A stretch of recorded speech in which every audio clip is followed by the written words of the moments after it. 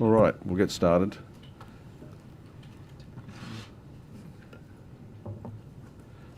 Welcome to the first hearing of the Committee's inquiry into anti-Semitism in New South Wales. I acknowledge the Gadigal people of the Eora Nation, the traditional custodians on the lands on which we are meeting today. I pay my respects to elders past and present and celebrate the diversity of Aboriginal peoples and their ongoing cultures and connections to the lands and waters of New South Wales. I also acknowledge and pay my respects to any Aboriginal and Torres Strait Islander people joining us today. My name is Robert Borsak and I am the Chair of the Committee. I ask everyone in the room to please turn their mobile phones to silent. Parliamentary privilege applies to witnesses in relation to evidence they give today. However, it does not apply to what witnesses may say outside of this hearing. I urge witnesses to be careful about making comments to the media or to others after completing their evidence.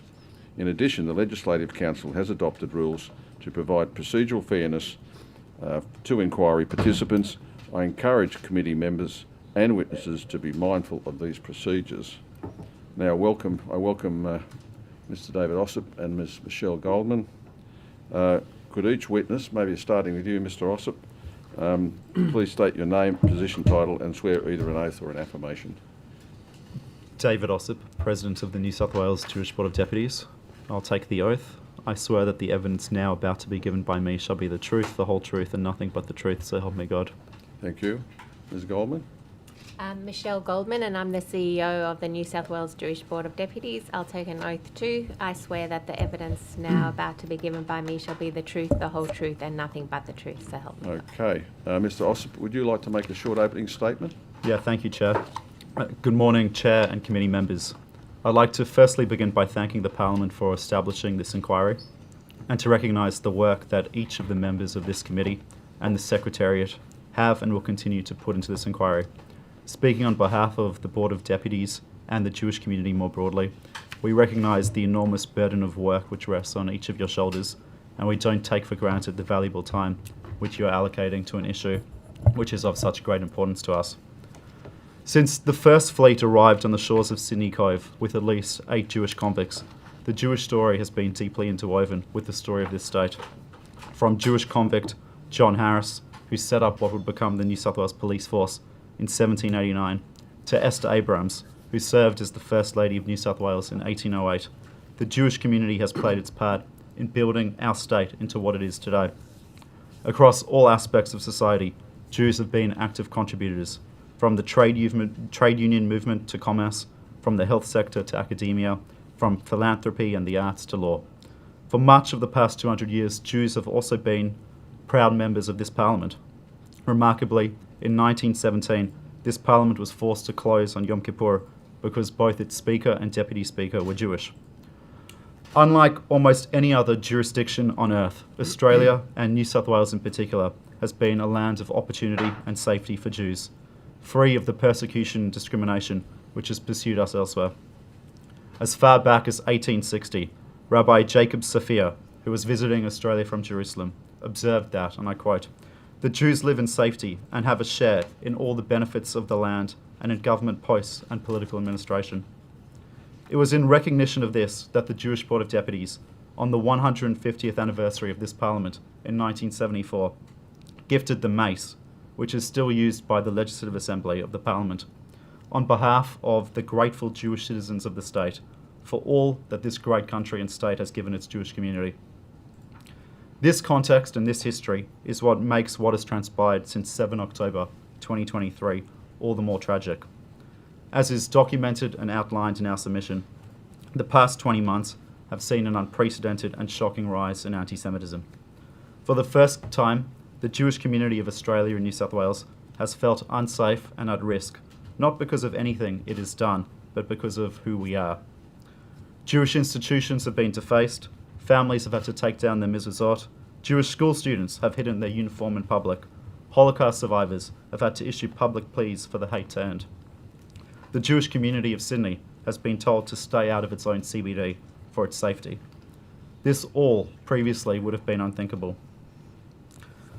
And yet, the hatred in our streets on 8 October 2023 and the hate rally which took place at the Opera House on 9 October 2023 took the genie out of the bottle of anti-Semitism, and we've been playing catch-up ever since. During this period, There have been moments where, despite the staff resources which are available to us as an organisation, there have been moments where we've been completely overwhelmed as an organisation by the sheer volume and seriousness of anti-Semitic incidents which have been reported to us. Schools, universities, sporting matches, arts and cultural festivals, online. No sphere of life has been immune to the virus of anti-Semitism. And committee members, it is a mistake to conceive of anti-Semitism as solely a Jewish community issue. Anti-Semitism poses a serious threat, not only to the safety and inclusion of Jewish Australians, but to the health of our state's democracy and social cohesion more broadly. The resurgence of anti-Semitism in mainstream discourse, whether through overt hatred, coded language, or veiled as political criticism, acts as a corrosive force within civil society. Left unchecked, such vilification creates an environment of fear and exclusion that limits the ability of individuals to participate freely and fully in public life. When anti-Semitic rhetoric becomes normalised, it desensitises the public to hate, diminishes social trust and cohesion, and sets a dangerous precedent for the marginalisation of other minority groups. As Rabbi Jonathan Sachs warned, the hate that begins with Jews never ends with Jews. Anti-Semitism is often a bellwether for, and harbinger of broader discrimination, and a warning bell for structural weaknesses in a society. Addressing anti-Semitism is therefore not only a matter of protecting one community, the Jewish community, it is essential to preserving the Australia and the New South Wales we all so love. And that's why this inquiry is so important and why we feel so grateful and privileged to be here today. And we welcome any questions you may have. Thank you very much. Who would like to go first? Would you like to? Yeah. Thank you. Thank you, Mr. Ossip and Ms. Goldsman as well for being here today and for your testimony and for, of course, the work that you do on behalf of all of the community in New South Wales.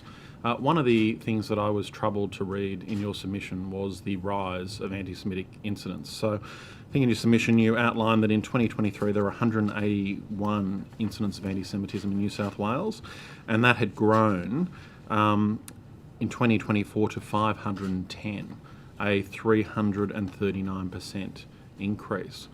Would you be able to tell us, in terms of those figures, what that has actually meant within the community and what sort of work you're undertaking at the moment with the government, Multicultural New South Wales and of course New South Wales Police to address this growing problem?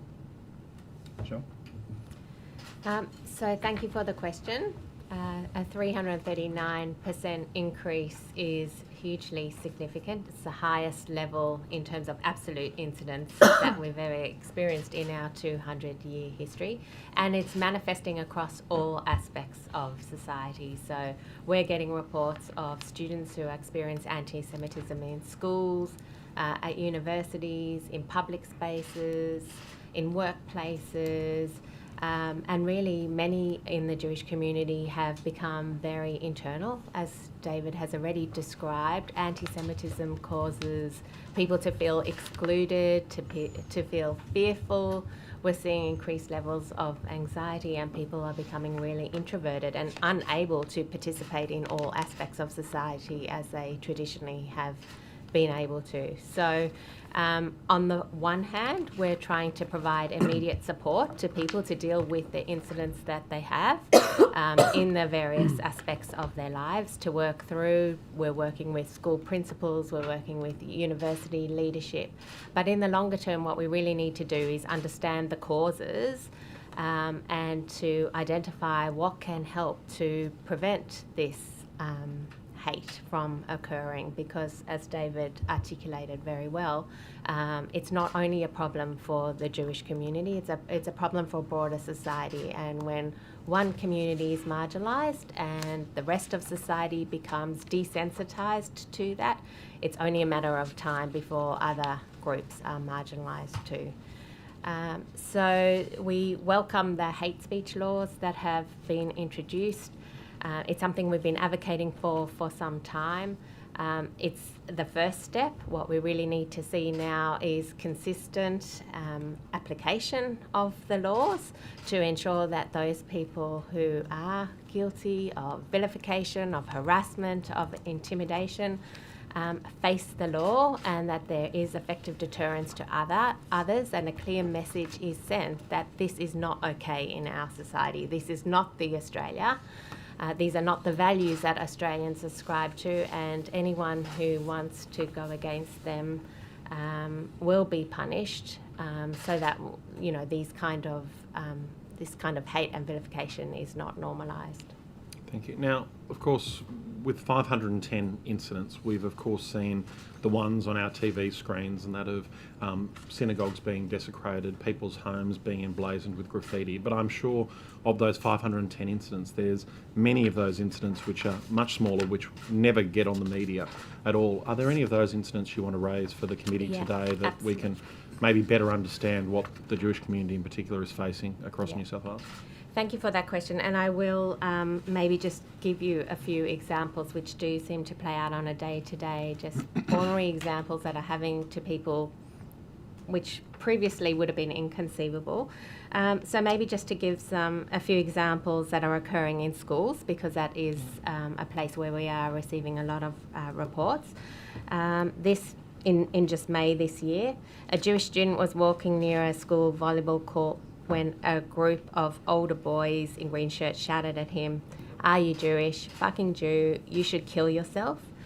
The student was so taken aback and so frightened that he did not report the incident, fearing retaliation from the boys if they saw him approach a teacher. And so he returned home visibly shaking, expressing fear about going back to school again, and his mother then reported that incident to us.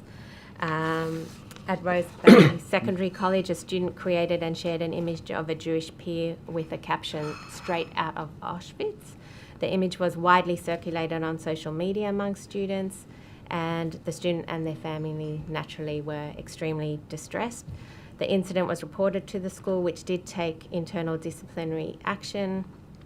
However, the parent felt that the school's response maybe failed to address the broader problem of normalised anti-Semitic humour among students. In March this year, a Jewish student was singled out during a class discussion after disclosing their Jewish background in a context unrelated to politics or religion, and this is often the case. Several students began mocking them, making comments linking them to Israel and suggesting that they supported violence. And this, again, is a classic issue playing out where people, regardless of their political or other beliefs, are accused of what's going on in the Middle East. The teacher reportedly failed to intervene or redirect the conversation. The student was isolated and humiliated. So those are some Ms. Goldman, examples from school. excuse me, can I ask that you just stop there, because we haven't got much time. Sure. I'd like to get a few other questions Sure. from maybe the government, or Ms. Cohn, would you like to ask a I'm happy question? for the government to go. Yeah, sure, I've got a few questions. Okay, go. Thanks so much for your evidence. It's really appreciated in coming along.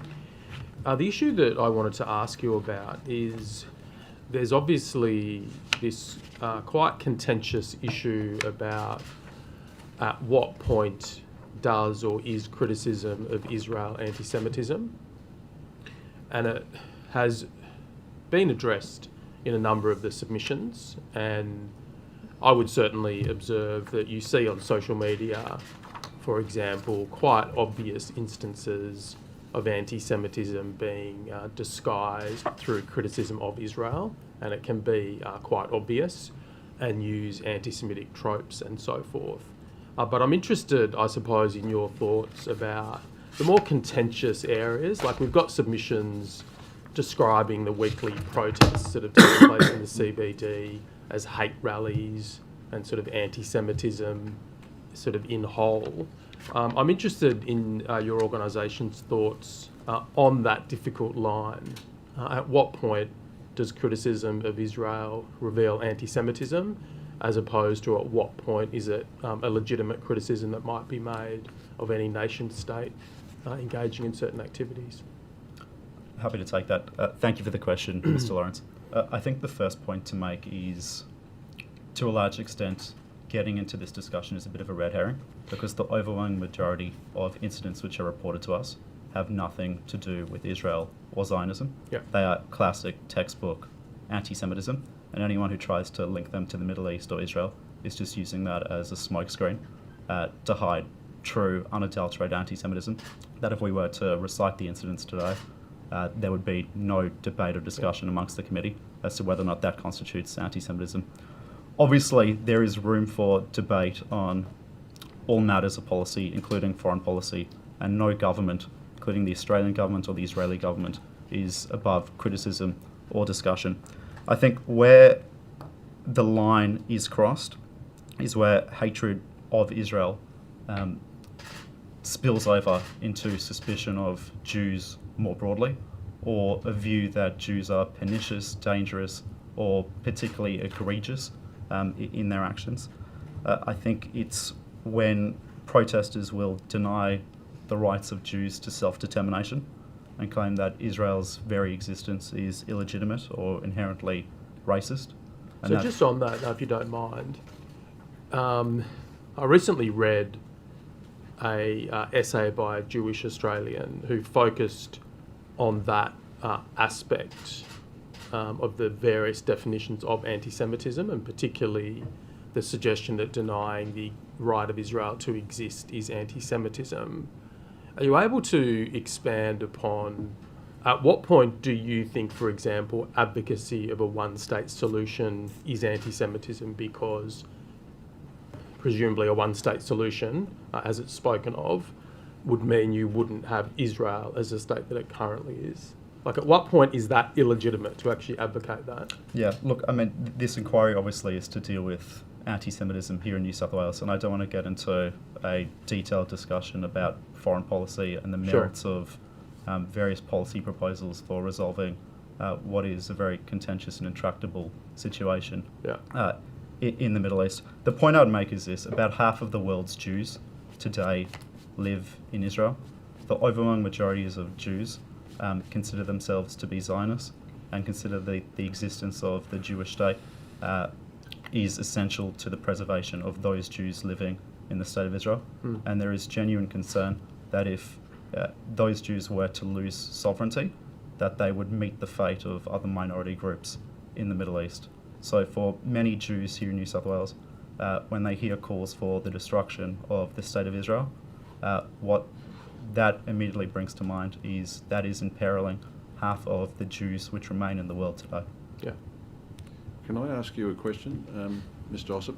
In your submissions, you're talking about, and certainly in your introduction, you talk about Australia being a very open and accepting country, and certainly New South Wales is very much that way, of Jewish community. Do you think, with what's occurred recently, that we've been caught napping in our policy response to this sort of stuff, this sort of anti-Semitism? I think even before October 7, and the evidence will back this up, anti-Semitism was on the rise. The further we get away from the Holocaust, unless the Holocaust is part of discourse and consciousness, the more anti-Semitism becomes normalised. The rise of social media and parts of the far right and far left have unleashed and emboldened anti-Semites to an extent we never thought would reoccur. I think what transpired on the steps of the Opera House on 9 October and some of the hate speech on 8 October, I think that really did catch the community at large by surprise. I think the fact that before Israel had even responded, you had individuals marching down to the Opera House and screaming racial epithets against the Jewish community. I think that shocked the community at large. And the fact that that wasn't an aberration and the situation then metastasized and got worse over time, yes, I think it caught all sectors of society by surprise, and we've been playing catch up ever since. And your recommendation number 2 talks about addressing anti-Semitism in schools and education and policy and practice, and you've got quite a developed and detailed number of recommendations there. From my reading of it, it seems like as if almost nothing is being taught about the Holocaust or anti-Semitism awareness in schools and certainly in the university system. Yeah, You got any comment to make about that? I'll let Michelle add to this in a moment. Look, there is Holocaust education to varying extents in the high school system at the moment. Holocaust education by itself isn't sufficient to combat anti-Semitism. The Holocaust was just the worst manifestation of anti-Semitism, but anti-Semitism didn't begin with the Holocaust and it didn't end with the Holocaust. And why we think that there needs to be anti-Semitism education in our school systems is because anti-Semitism is sui generis in so many ways. It often doesn't manifest in an overt or direct way. It manifests through tropes about Jews being manipulative, controlling the world, being wealthy, being poor, and it's often very subtle, pernicious and malignant. And unless you have the tool set available to you to actually identify what anti-Semitism actually is, and when it starts to creep into society, you can't snuff it out at the very beginning. Michelle, do you want to add to that? Yeah, I think David has expressed it really well. It's very complex and people don't understand it. And so whilst the Holocaust is very effective at teaching people what happens when hate goes unchecked and what happens if you're a bystander, what's clear, especially with the rising rates of anti-Semitism, is more is needed in order to teach people how to be able to identify what it is, what it looks like, and things that are happening which people think it's just a bit of humour. And all the tropes that are currently playing out. More is needed so that people understand that that is anti-Semitism, that they can identify it, and that they can respond to it if they are teachers or administrators and stop it. Ms. Cohen, do you want to make a question? Thank you. Good morning. I'd also like to pick up the line of questioning about what was happening in the community well before the 7th of October 2023, and I'm particularly interested in the rise of neo-Nazism, particularly in rural and regional New South Wales, and certainly in my own experience, my first report to New South Wales Police for organised neo-Nazism in my community in Albury-Wodonga was back in 2018. So I'm interested in understanding what work you might have already undertaken in that regard, and also what you think the government needs to be doing, particularly to address the rise of neo-Nazism. So thank you, Dr. Con, for the question. You are correct. Anti-Semitism makes strange bedfellows. It brings together fascists, far-right extremists, but also those on the extreme left, religious extremists, those who would not see eye to eye on any single issue, for some reason come together and they're united by their hatred or antipathy towards the Jewish community.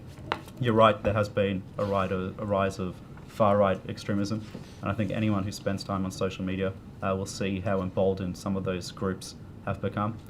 We as an organisation are closely working with police and law enforcement in relation to that.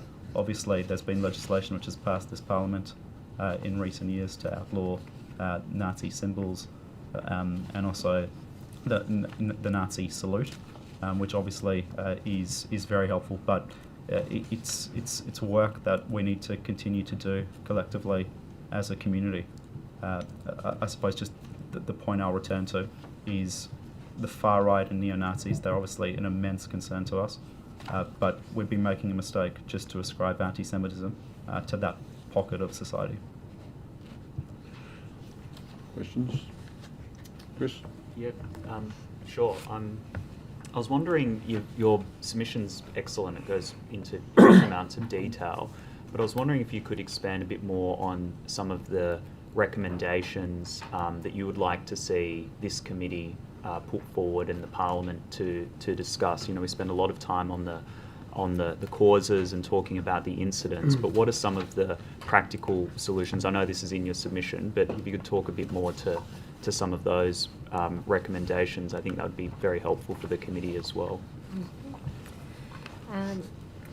I think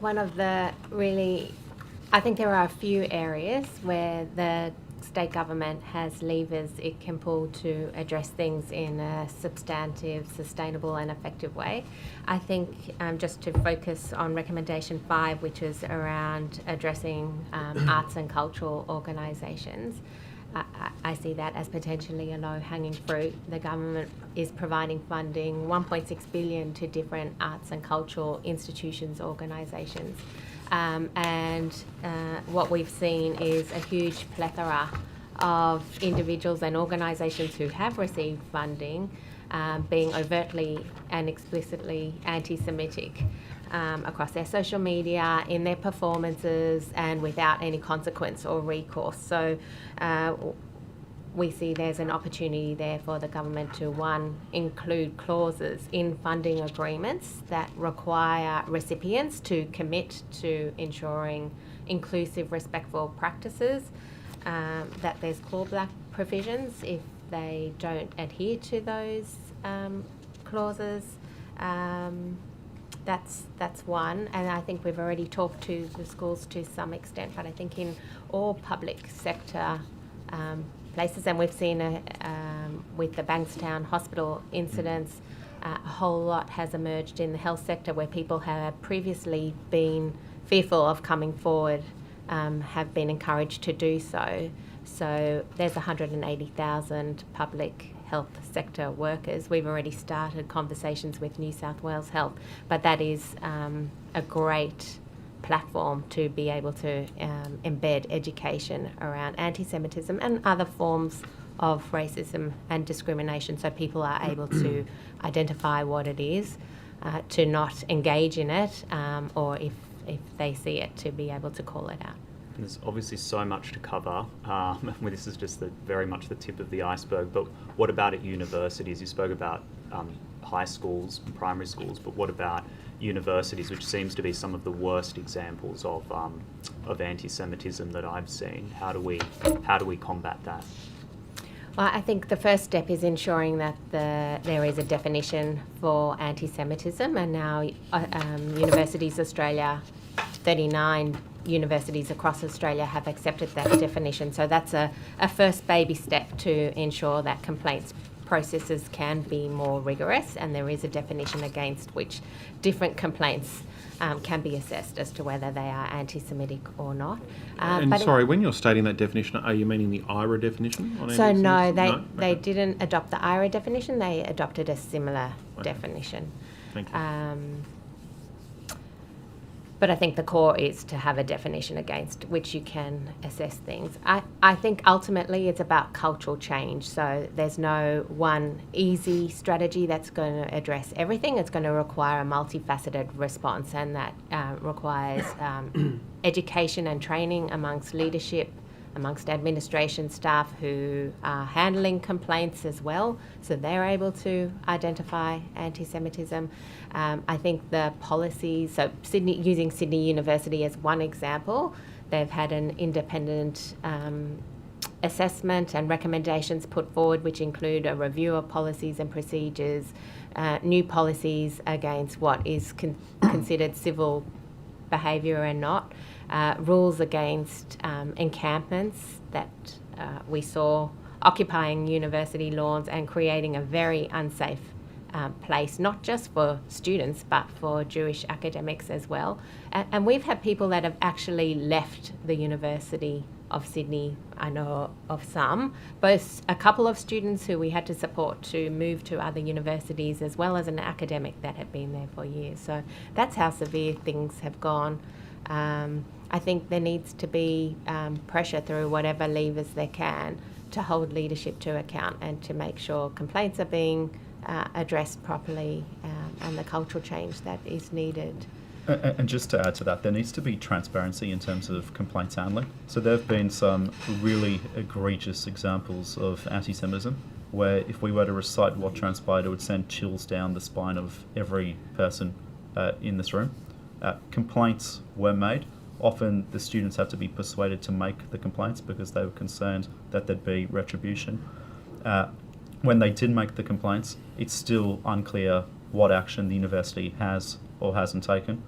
The academics, when the complaints have been levelled against them, they are still in place. Some of the students who have been allegedly guilty of some of these incidents, they too seem to have received no sanction.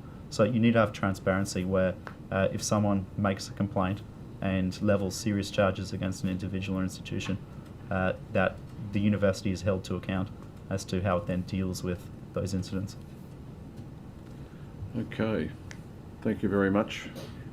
That's where we'll come to an end. Thank you for your evidence today, and no questions were taken on notice, so we'll now move to our next witnesses. Thanks Thank very you. much. Thank you so much again. Thank you.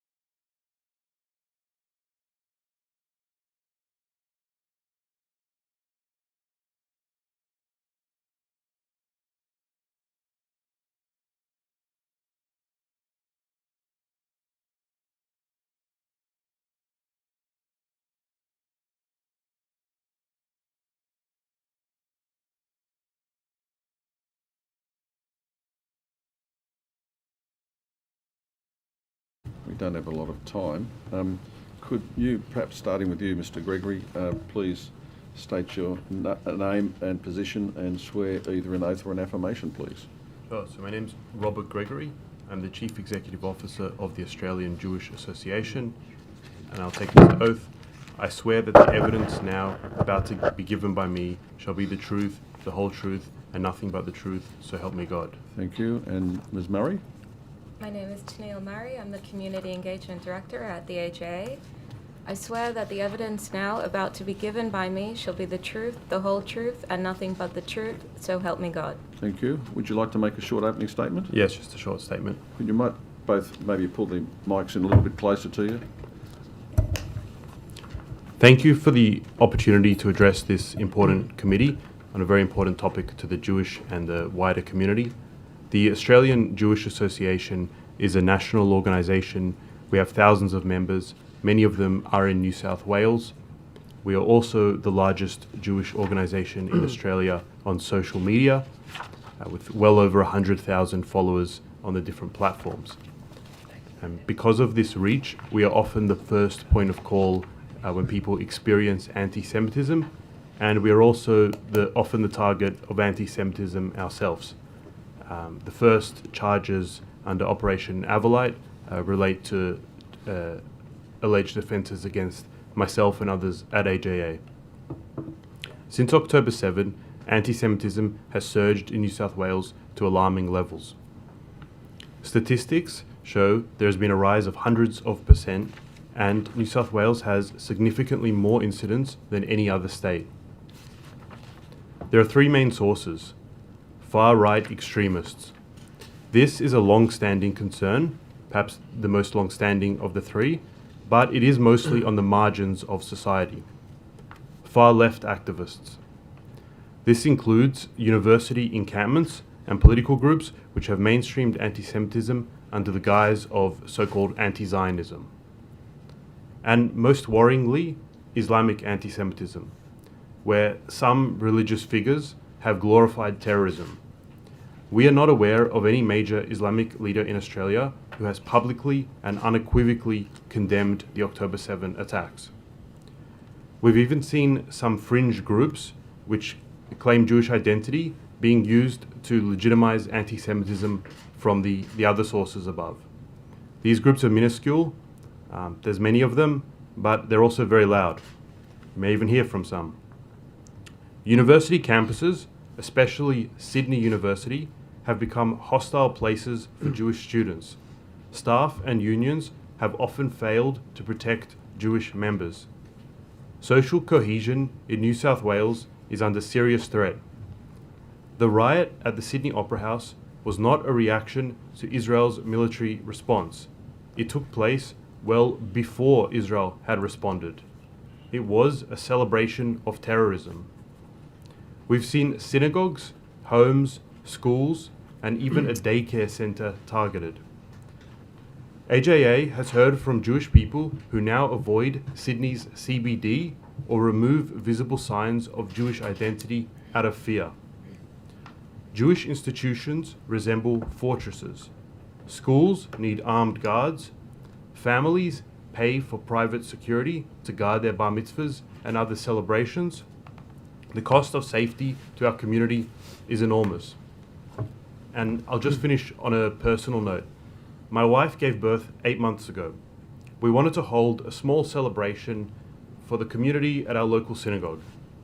We were required to hire armed guards as part of the policy of the synagogue. Now, the cost wasn't a major concern for us, but what it is a symptom of societal failure.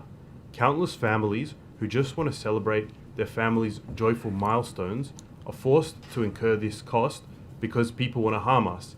And there's no other community that I know of in Australia that requires this sort of armed protection just to have a little gathering and celebrate. We make 5 key recommendations. Number 1, stop funding anti-Semitic individuals and organisations. New South Wales taxpayers should not be subsidising hate. Cutting funds to arts and religious organisations that spread hate will have the added benefit of saving New South Wales taxpayers a large amount of money. Number 2, implement the IRA anti-Semitism definition, particularly in schools and universities. In addition, the definition has been adopted at a federal and a state level on a bipartisan basis, but for it to be meaningful, it must be implemented. Number 3, rein in local councils. They are not foreign ministries. Anti-Semitic boycott motions only divide communities. Several councils, including Canterbury Bankstown and the City of Sydney, have engaged in these stunts which waste ratepayers' funds. The Minister for Local Government needs to intervene. Number 4, continue assistance with security costs. It is vital and greatly appreciated by the entire Jewish community. While the Jewish community will continue to shoulder the bulk of the financial burden, when the government assists, it shows us that we are not alone. Our friends in the New South Wales Jewish Board of Deputies and the CSG are the ones to liaise with on the specifics. Number 5, introduce anti-BDS legislation to ensure public funds don't support those promoting anti-Semitic and discriminatory boycotts. Anti-BDS legislation exists in the vast majority of the US states, and the laws pose no issue with the robust free speech protections in place in the US. Anti-Semitism is not just a Jewish problem. It is a social cohesion problem. New South Wales must act decisively. Thank you. Thank you. Questions? Would you like to go first? Thanks, Chair. Thanks to you both for coming along. It's much appreciated. In terms of your written submission, can I just take you to the last paragraph of the first page? You've got a copy of it there. I don't have it in front of me, but happy to do it. So it talks about, and I think, Mr. Gregory, it was sort of mentioned in your opening statement as well, it talks about recently the phenomenon of Jewish anti-Semitism has emerged, a tiny fringe group claiming Jewish heritage that is rejected by the broader Jewish community has emerged, amplifying division and defending anti-Semitism. And I think you said that we might be hearing from some of those groups. I was wondering if you could expand upon who those groups are. So I'm not sure whether I should make adverse opinions about other groups. Yeah, happy for that to happen. I mean, we didn't mention any specific groups because there are a lot of them. They're tiny. Often they each have a few people, and often the people overlap in these different groups. But the phenomenon I was speaking about of Jewish people who act against the Jewish community, while these groups may be new, the phenomenon is not. So we've seen in the Soviet Union there was Jewish groups that informed on the community. In Nazi Germany there was even a group of Jews, the National Association of German Jews. It actually goes back to biblical times. There's always been these very small groups that, for whatever reason, whether it's personal disagreements they've had, whether it's they just don't get on with the community. This phenomenon has been long-standing. But one thing we see is that it is often amplified by the other groups as mentioned. So you'll often see them rely on, by saying that these one or two Jewish people agree with what they said, so it legitimizes it. And I think in terms of anti-Semitism, it's important to look at the content, not necessarily who's saying it, and whether they do have some Jewish heritage or not. So do you agree that a common aspect of anti-Semitism over hundreds of years and millennia indeed has been the idea that Jewish people are a monolith, and that has fed into various of the conspiracy theories that have really underpinned anti-Semitism? There's been many different types of anti-Semitism, so that could connect to one, but anti-Semitism morphs, as Rabbi Jonathan Sachs has noted. So often it was religiously based. We saw that, for example, in Spain during the Spanish Inquisition, where Jews could convert out of Judaism, and at least theoretically they would be safe.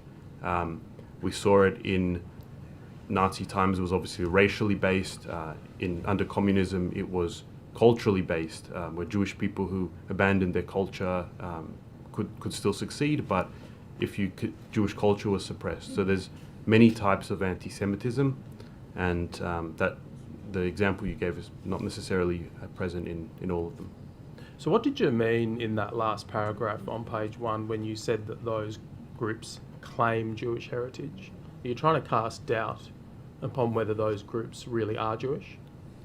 I wasn't trying to cast doubt, but there has been well-documented examples where various people who've presented themselves as Jewish anti-Israel activists were then exposed as not actually having Jewish background.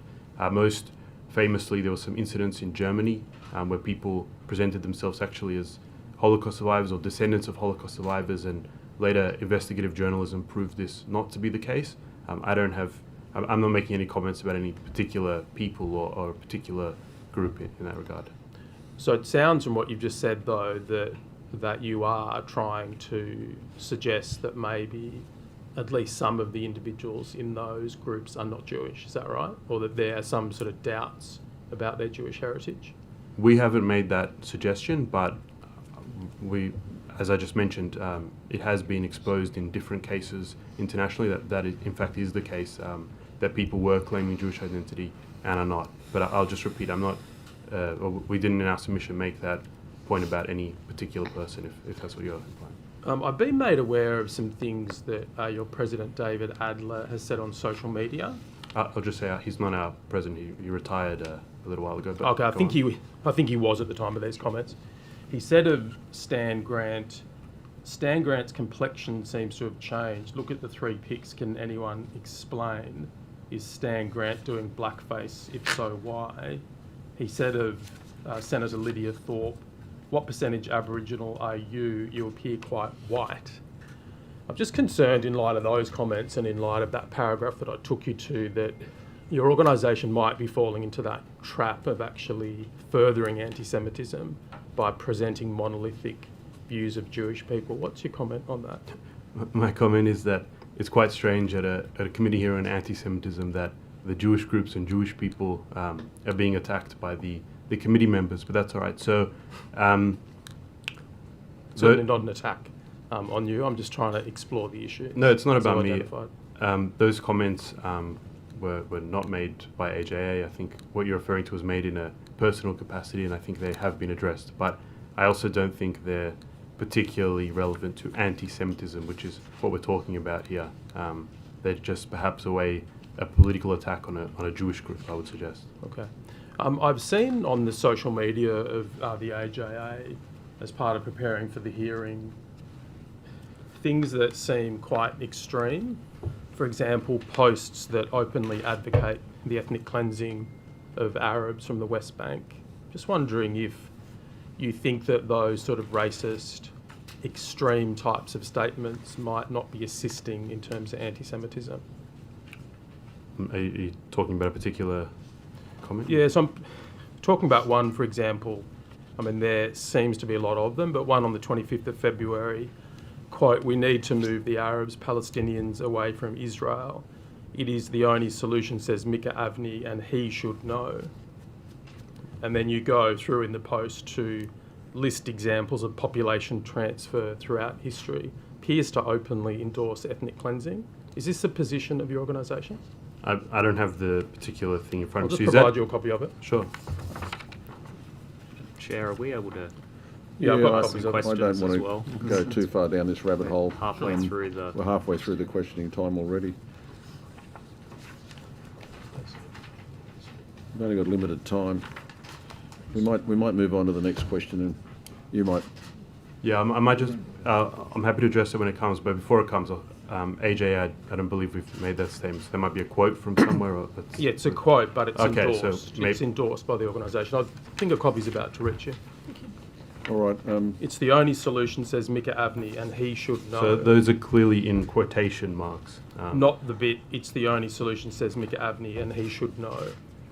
I'm not. Thank you for the question. I think we'll take this one on notice, and if we could get back to the topic at hand with the limited time, we'd really like to discuss our recommendations and take further questions on the anti-Semitism hearing today. Okay. Question Thank on you. notice. Yep. Thank you. One of the areas that I was quite interested in is when it comes to community safety. Now, you've pointed to additional funding for community safety. How much do you estimate community safety costs the Jewish community at present? So that we did say on that the best people to approach on that would be CSG and the New South Wales Jewish Border Deputies who do So, handle security. But Mr. Gregory, even if we were to turn to perhaps your personal Sure. example, how much did that cost you in terms of being able to provide security for that celebration of your child's birth? Sure. So for that little thing, I don't know off the top of my head, but it was something around $300, $350 for a few hours of having an armed guard. And as I said, personally, it's not the biggest issue, but this is happening to. And that all was a policy families. of the synagogue, was it?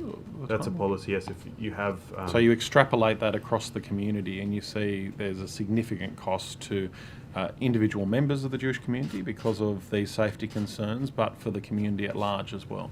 Exactly. So every preschool, these places have to have armed guards, and the parents of schools, of preschools, the fees are so expensive because instead of paying towards, or as well as paying towards education, money's going towards security. There's many types of places that need 24/7 armed guards at various places. So the cost is phenomenal, and that's why any assistance is greatly appreciated. But at the end of the day, the community, individual community members and organisations will still bear most of the burden. I used to live a street away from a Jewish school, and my wife, when we first moved to the area, was really surprised at why was there a school with an armed guard, 24/7. So I understand the challenges that the community faces in that regard and have seen it. And as you say, it's not just a challenge for the Jewish community, but the challenge for the broader community, and I think we've seen that in recent months as well. Just turning to one of the other areas you've highlighted, the IRA definition on anti-Semitism. Now you've called, I think we heard from the board previously that universities have adopted a definition on anti-Semitism, but not the IRA definition. Could you outline to us why the IRA definition is important and why that should be adopted across government, but also by other institutions? So, thank you for the question. So, I mean, to treat any illness, the first step is to diagnose it, which is why IRA is so important, and that's why Holocaust educators, Jewish organizations, experts around the world got together several years ago after extensive discussion and came up with the IRA definition. The definition has been widely adopted both by countries, by states in the United States, by organizations, intergovernmental organizations, other media organizations, and it's so useful because it provides examples of anti-Semitism. Often the hardest part, unlike some other types of racism which might be more clear or more easier to define, often with anti-Semitism, because it takes so many forms, because it can be racial, because it can be religious, because it can be cultural, it's harder to define. And the real usefulness of the IRA definition is in the examples it provides. Do you want to add anything? And yeah, we're very grateful that both at a federal level and in New South Wales, it has bipartisan support. It has been adopted. The issue is, as we mentioned in our submission, is that it hasn't really been implemented in the next step. And as you mentioned, universities are ground zero for anti-Semitism. That's one of the places where the most reports and most incidents are coming out of. Many universities, the universities have now adopted a definition which is a bit of a watered down IRA definition, but it's still much preferable to not doing so. Thank you. Can I just ask one? Yep. Sorry. In terms of, since we're on definitions, and one thing that this Parliament's grappled with has always been the freedom of speech at one end and combating anti-Semitism at the other. I was wondering, in your opinion, is there where should that line be drawn, and when does anti-Zionism become anti-Semitism? Obviously, we've seen things like flags being flown of Hezbollah and Hamas, Taliban flags. We've seen chants like "From the river to the sea" and things like that. Is that anti-Zionism gone too far to the point that it has become anti-Semitism? Thank you. So you mentioned free speech. On free speech, we take a different line than some other Jewish organizations. We weren't necessarily big supporters of the hate speech laws, but where we draw the line is when it comes to, people have the right to have whatever views and opinions they want. When it comes to government funding, the government does not or should not be required to fund, for example, arts organizations that spread hate or religious organizations that spread hate. While the people themselves legally can hold whatever views they want, the taxpayer shouldn't have to fund it. In terms of when anti-Zionism becomes anti-Semitism, the IRA is also quite clear on this, but criticism of the Israeli government, just like criticism of the Australian government and any other government, is acceptable. That's fine, that's normal. We criticize different governments, including Israel and Australia. Where it crosses the line is when the demonization of the Jewish state becomes the demonization of the Jewish people.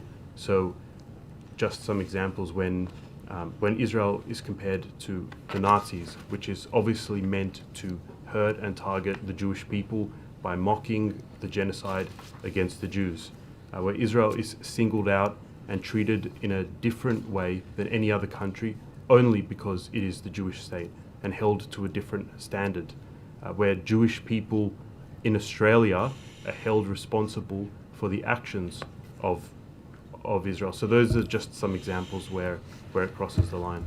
I'd like to add that since October 7, as leadership in the Jewish community, our names are publicly online on multiple websites. We've received multiple threats across Twitter, social media, to our families, our homes, which should not be acceptable and is not protected.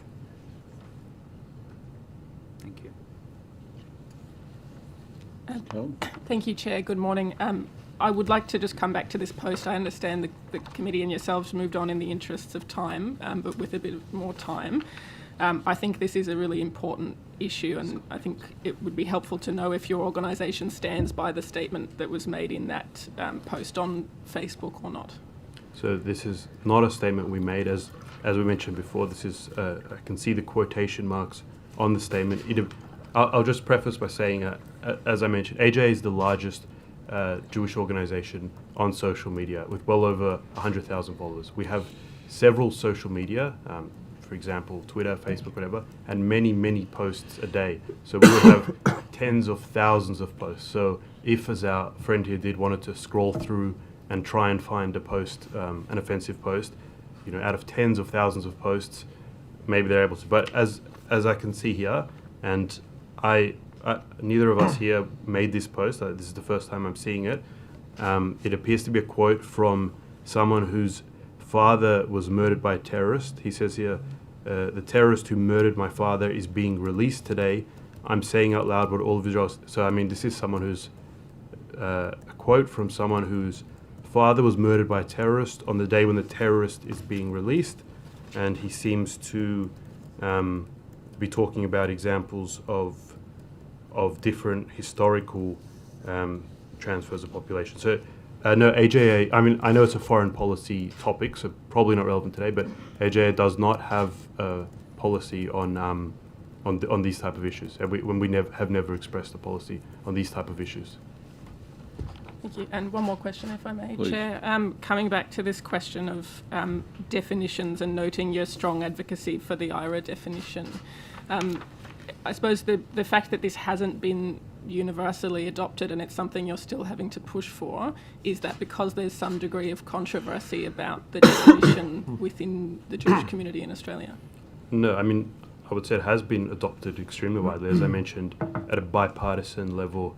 I think there may only be one political party in the country that doesn't support it. But in this state, in other states, in Victoria and South Australia, so I don't think the issue is with support for it and its adoption. It's the next step of actually doing meaningful action, and I think there needs to be discussion of how it can be implemented. But I mean, there's very few issues that are as consensus as that get such bipartisan support. It was done on a federal level under the Morrison government, but with the Labor opposition at the time in support of it. So I don't think it's particularly controversial.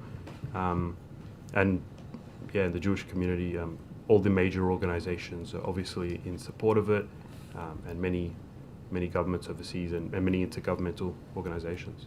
Can I have a very brief follow-up, please, Chair? Okay. Thank you, Chair. Just to very briefly follow up, because you answered my question about consensus between major political parties, but I'm specifically interested in your view of the Australian Jewish community and the level of, I think you used the word consensus about the definition of anti-Semitism. Yeah, any large Jewish organisation in Australia supports IRA and has for many years. It's very widely accepted. There may be some newer or more fringe, very small groups that don't, but yeah, it's quite widely held, I believe. Thank you, Chair.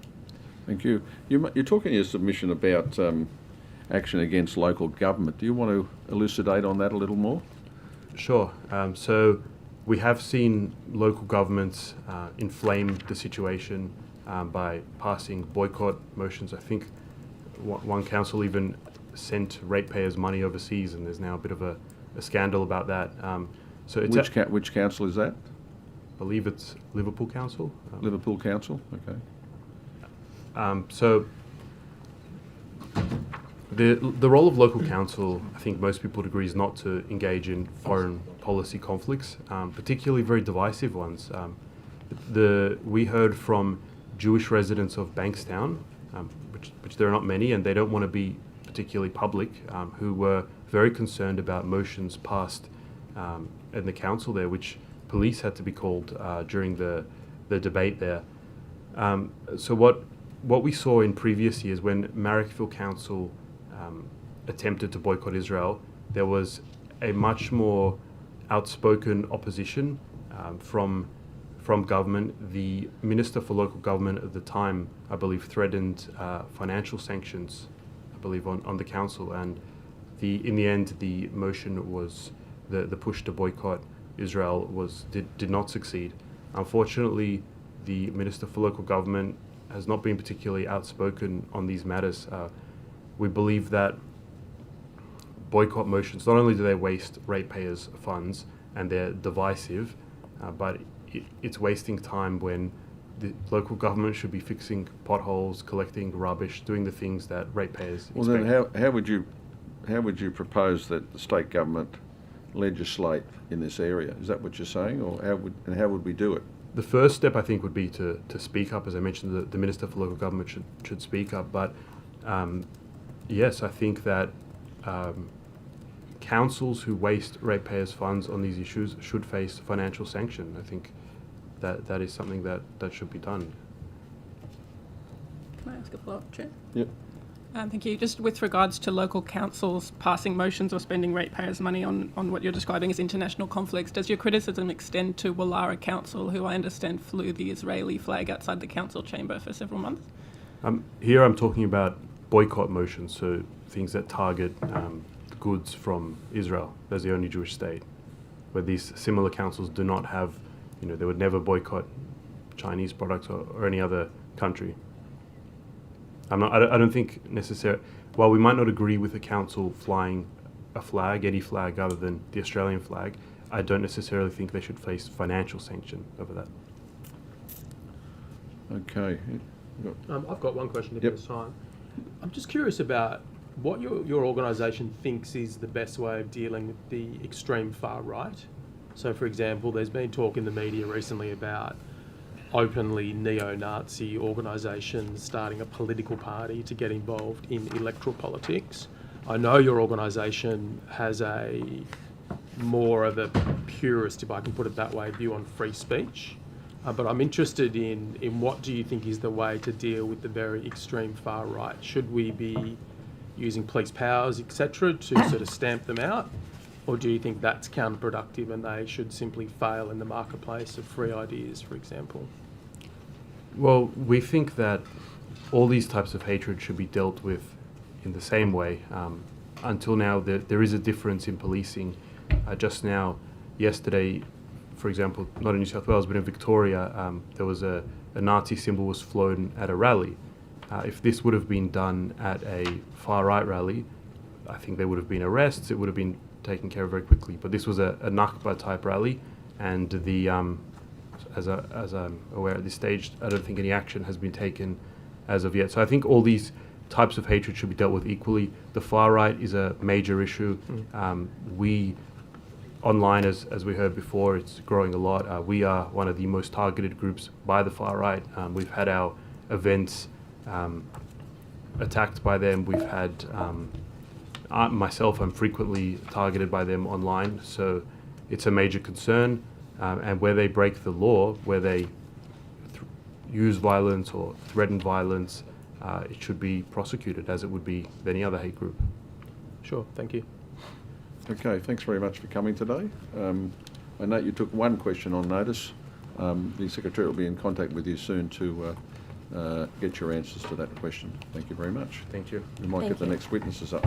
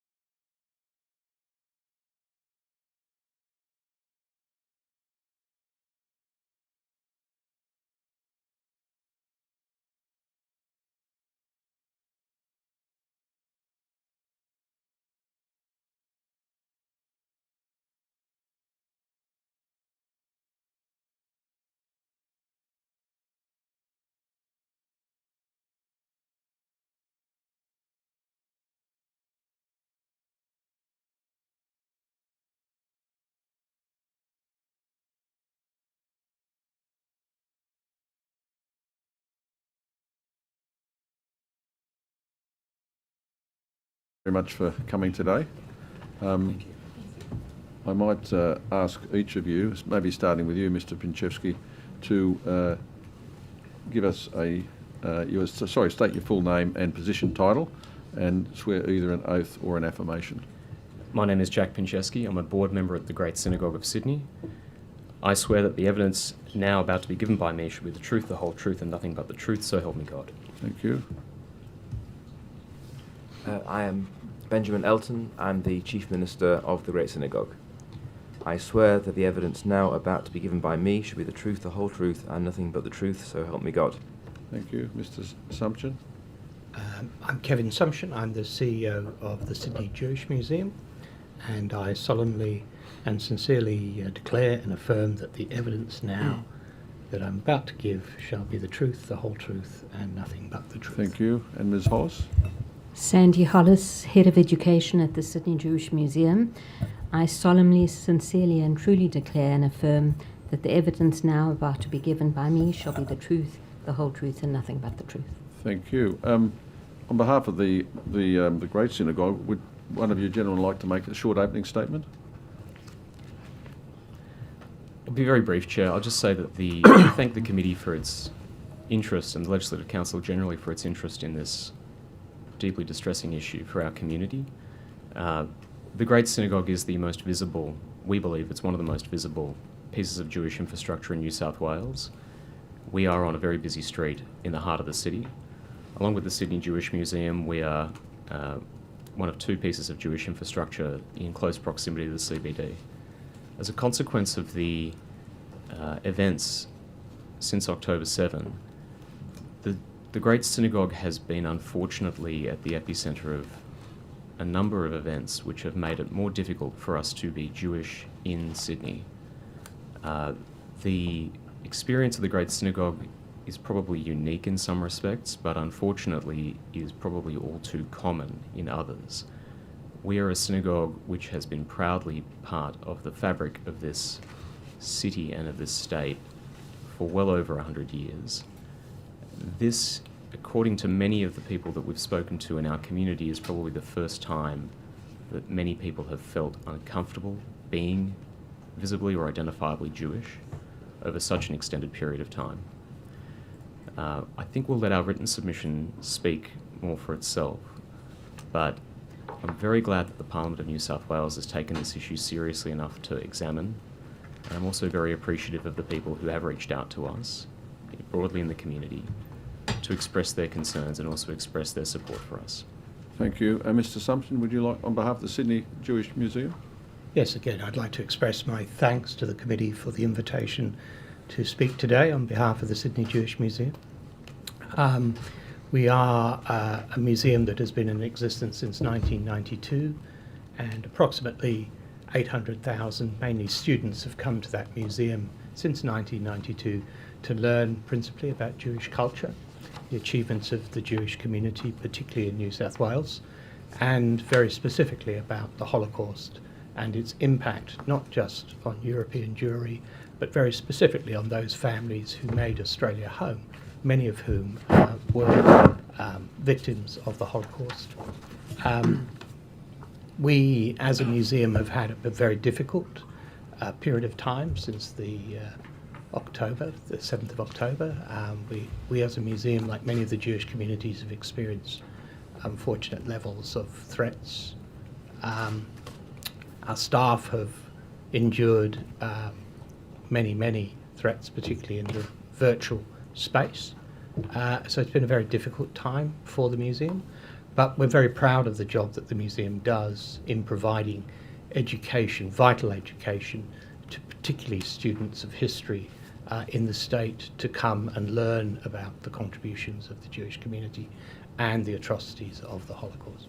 Thank you, Chair. Thank you. Questions? Who would like to start? I can start if that's convenient. Thanks so much for coming along and for your written submissions. It's extremely helpful.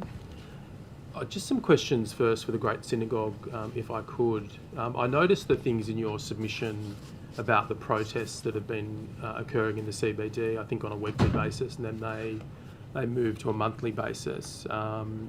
There's obviously a tension here between free speech and association and then issues of concern to the Jewish community, but just wondering if you could talk to us about the weekly protests and maybe expand on in what sense you perceive them to be anti-Semitic and how they've directly impacted on the synagogue.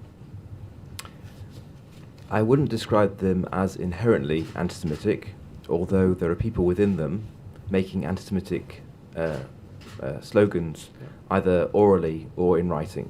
So they do contain anti-Semitic elements. We support the right to protest and free speech, including in the centre of our city. Our initial concern was that we were being advised to close down our services early in order that the congregants could leave before the protests went past.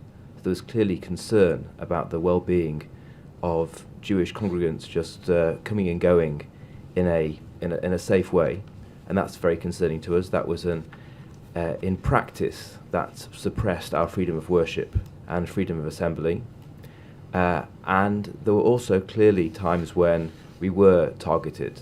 So a Sanction Israel banner was unfurled outside the synagogue, although we're not the Israeli embassy or a representative of the government of Israel. There was a video that was posted online from one of these protests which showed the front of the synagogue and the back of the synagogue with some caricatured Jewish music being played in the background in what was rather a threatening and a sinister way. So we support protest and free speech, but the way they were carried out was, in effect, a way that suppressed our freedom to worship and assemble, and there were definitely anti-Semitic elements within the protests, even if that wasn't the official policy of the protest as a whole. I should also add that there have been a number of things which I know make the Jewish community uncomfortable. It's not necessarily that they are anti-Semitic.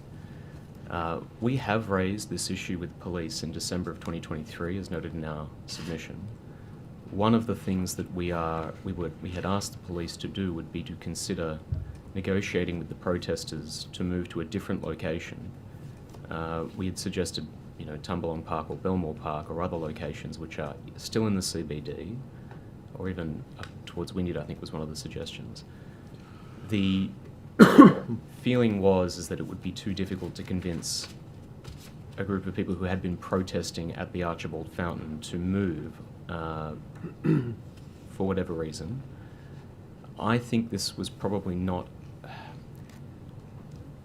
It probably wasn't... I don't think it was the right thing to have done. I think there should have been more of an effort made to encourage deconfliction, and the risk has become one, even when there are protests on a Sunday, which is not the traditional Jewish day of worship, the risk is that we will have an event that might be on a Sunday. So there might be a non-service related event, or non-Sabbath related event. So a bat mitzvah, for instance. And I do believe there was an instance where a bat mitzvah had to be moved from the Great Synagogue to a different synagogue because of the perceived potential impact of these protests. Now, I don't want to preempt your next question, but I assume it's going to be asked about the places of worship bill. Did you have any questions particularly about that? Because it probably does affect us more than other synagogues. No, I didn't have a question on that. I did note in your submission the idea of a 500-metre exclusion zone, I think that's in your submission. Look, I think part of the problem is that we don't have a clear idea of what is proximate to a synagogue. Yeah. I'm sure, you guys write laws. I think you're probably aware that that's a fairly... it's an interesting question, and it's probably a question about if, a specific...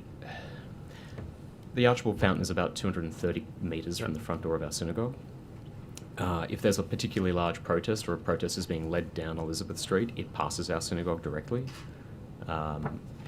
We would say, again, we don't want to we don't want to cavil with the idea that protest is a legitimate form of expression. In fact, we would want it to facilitate it, but not near our synagogue for the reasons that we had outlined. Because we noticed in December of 2023 that events were escalating and things, had the potential to get worse. So our advice was to try to move these protests to a place where there wouldn't be the potential for people to walk past with banners calling for the sanctioning of Israel, that our congregants could feel safer coming to synagogue on days that even didn't contain services. My next question is about social cohesion, and it's obviously something that's talked about a lot, and I think might mean different things to different people. But in light of these almost inherent tensions in the community and strongly held views in the Arab community about what's happening in Palestine, strongly held views in the Jewish community, and we've heard evidence that most Jewish Australians are Zionist in terms of their orientation about Israel, how do we inculcate, particularly in young people, some understanding of the distinctions here and the fact that you shouldn't be visiting all your adverse views about Israel upon the Jewish community, and that Jewish people are individuals who are to be attributed to all of the actions of Israel? How do we do that in a political context where there is a lot of support for Israel in the Jewish community and a lot of support, if I can put it that way, for Palestine in the Arab Australian community? How do we practically build social cohesion, do you think? Education is obviously the beginning of that, and at all levels. We have a very strong school tours programme at the Great Synagogue, in which we have students of Christian and Muslim and all of the religious backgrounds who come into the synagogue, and they achieve through that a much more multi-dimensional understanding of the Jewish community. that we're not just a Zionist community, although most Jews are Zionist, but we are a faith community and have a cultural and communal aspect as well. And so when they leave the synagogue, maybe after meeting a Jew for the first time or meeting a rabbi for the first time, they understand that we are multidimensional human beings, and they might disagree with us about events in the Middle East, but that doesn't mean we don't have other things in common, common humanity, common Australian citizenship, and actually common commitment to faith. And that makes our political or foreign policy views just one aspect, and not the commanding aspect of our identity vis-a-vis each other. And do you think that there's any way in which that needs to be a two-way street as well in terms of the engagement with the Arab community? Of course.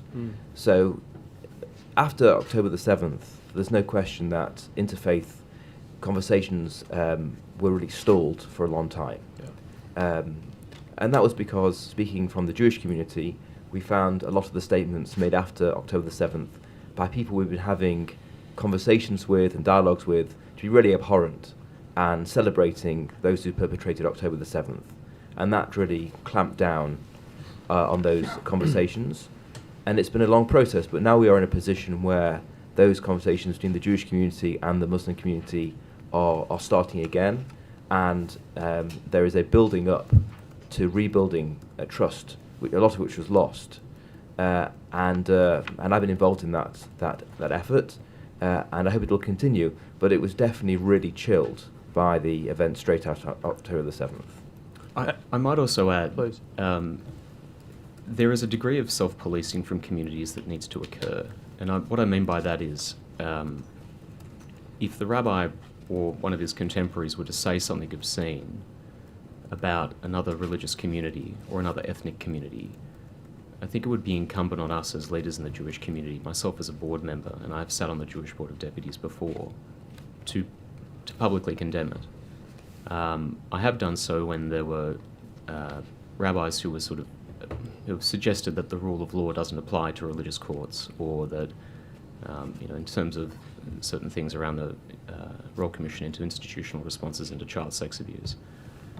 I would encourage, if you wanted to see more social cohesion, there is a requirement for leaders in communities of faith to ensure that the temperature is brought down, and that statements like things such as Jews are the descendants of pigs and monkeys, which is something that has been said, are condemned. And they are condemned visibly, publicly, to the point where those who are saying them do not find any succor or safety inside their faith for those statements. I'm very gratified to know that there are a lot of rabbis out there of good faith who are engaged in a lot of cross-cultural understanding and interfaith learning. The rabbi here, of course, is a great example. Rabbi Zalman Castell, who runs the Together for Humanity Foundation also. But there needs to be an element of self-policing in order for social cohesion to occur, and also the role that you have as legislators. When people say things like that, which vilify Jews, that you have laws appropriately adapted to ensure that those who say those things are prosecuted. So just lastly on that from me, a bit of the theme of some of the evidence that we've received in submissions is people noting that Muslim community leaders didn't condemn October 7. And on the other side of the equation, I've heard it said by different people that representative Jewish groups, in the view of some people, haven't been sufficiently strong in condemning what's occurring at the moment in terms of the events in Gaza. And I just want to pose this question to you. Do you think that there's a way that we can somehow call a bit of a ceasefire on that issue, in the sense of how can we have greater understanding on both sides of this debate that there's just such inherently different views about the history and about what's occurring, that perhaps we're incapable of meeting each other's demands in terms of condemning all the things that each community feels particularly strongly about? I'd answer that in two ways. Firstly, and of course everyone has to be aware of their own bias and their own perspective, I think that there is a difference between what happened on October the 7th and the military action taken since, especially in the early stages of the war. The attacks of October the 7th, which were deliberately targeting civilians, finding civilians and killing them individually, knowing perfectly well they were civilians, as opposed to civilians being killed as a result of military operations. I think there is a difference there between an attack targeting civilians and an attack in which civilians die. So that's the first thing. Second, I don't think it was a lack of condemnation which I at least found most problematic. It was the endorsement. It was the celebration. And there's a difference there. There's one thing to tolerate a certain silence, and we understand people can be silent for all sorts of reasons, but to celebrate it is much more egregious. And I said two things. This is the third thing. I think you will find that Jewish spokespeople, including myself, in everything I've said on this topic, I've always expressed regret at the loss of all civilian life on all sides, and expressed sympathy to those who've died in Gaza, who are in no way responsible for any atrocities, any crimes, and were caught up in it. So I'm not sure there is a parallel. Maybe there has been a condemnation in terms of Israelis who've died, civilians who've died, but certainly I've made a big effort, and I think others have too, to recognise the suffering of innocent Palestinians and to mourn and regret that. Yeah, just to be clear, I wasn't suggesting that there's one monolithic approach on one side and one monolithic approach on the other.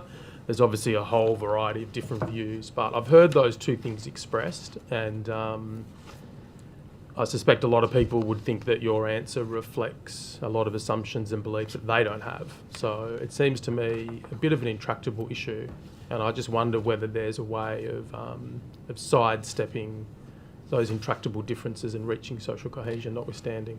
I think that if there hadn't been celebration, as we saw through the streets of some parts of Sydney, October 7th, 8th and 9th, we saw at the Opera House, if there hadn't been celebration, we'd be a lot further along. I think if there was just silence, that'd be much more easy to cope with and deal with. But I agree with you, as it happens, that I think it doesn't do either side, and I hope there aren't sides, but either community any good to start demanding particular statements. I think silence on both sides on certain very difficult matters is a way we could all get through this. I've got a lot of questions, but I'll hand over. Thank you. I'll ask a question.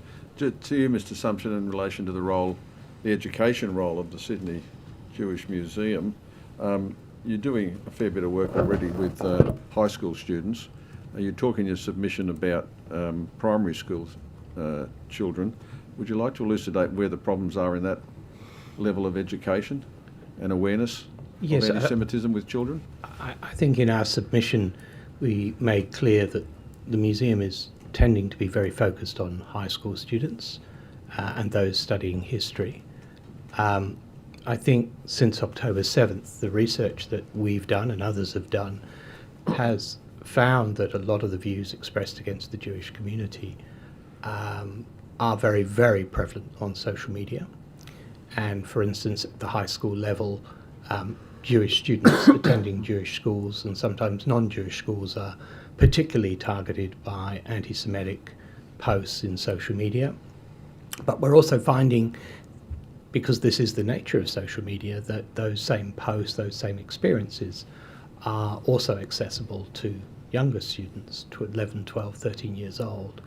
And there's increasing educational research strongly suggesting that leaving it to have a discussion about these issues until you're 15, 16, 17 years old is too late, that some of these difficult conversations in an age-appropriate way need to take place with younger members of schools, is something that the museum is particularly focused on and developing new programs. Maybe you want to talk about that. If I might add, research shows that in order to determine somebody's values and opinions, there have to be a number of touch points throughout the education. We're not only talking about this in terms of the Jewish community. We would say that there is an avenue, a really exciting process can take place where different groups, different immigrant groups or different culture groups, religious groups, can together create a program whereby students come into contact, younger students come into contact with the different groups that make up our community, building a stronger fabric of society. Chris? Yep. Thank you for all your evidence so far. I was wondering, maybe to the Great Synagogue first and then to the museum as well, obviously a lot of the anti-Semitism that we hear about is in the media and through police reports and things like that. But there's obviously a huge amount that just isn't reported in the media or to the police. How has life changed, if you could expand a bit more for your congregants, post October 7? What's it like living as part of the Jewish community in Sydney at the moment? And I suppose if there's anything that the museum wants to add as well in terms of your staff, your volunteers, how has life changed in the last 2.5 years? Speaking personally, I've been abused on the street. I've had slurs yelled at me by people walking down the street past me from moving vehicles. I had a gathering in my home on a Saturday afternoon for congregants. We had the front door open and the anti-Semitic obscenity was screamed through my front door with my small children in the house. Congregants have woken up to find on their apartment buildings anti-Semitic graffiti, and of course we all know about the car set alight. During the worst days of that summer, they weren't sure what they were waking up to each morning. So life has become much more unpleasant and much more fear-ridden than it was before October the 7th.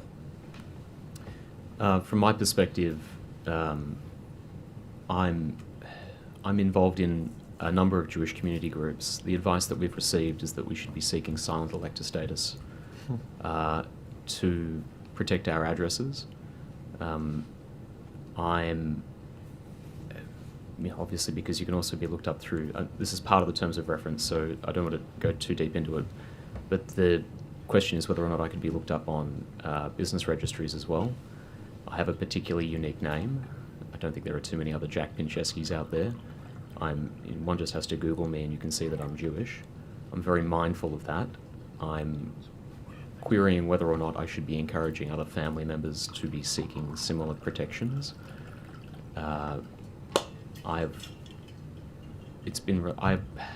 Normally, if you'd said to me, would I wear a yarmulke in the city? I don't. I'm not that religious.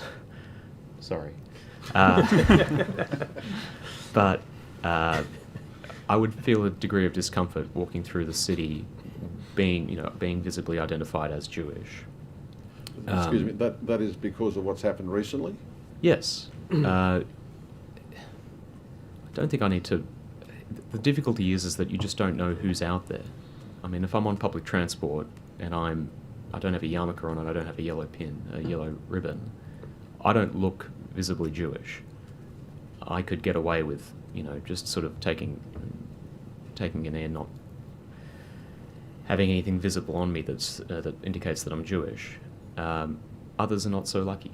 Others have an article of faith that they'll wear a yarmulke at all times. Others, will be, in many Jewish areas. I happen to come into the city an awful lot. This is where my synagogue is. This is where I work. I don't know if it's a safe thing for me to be visibly Jewish in this city.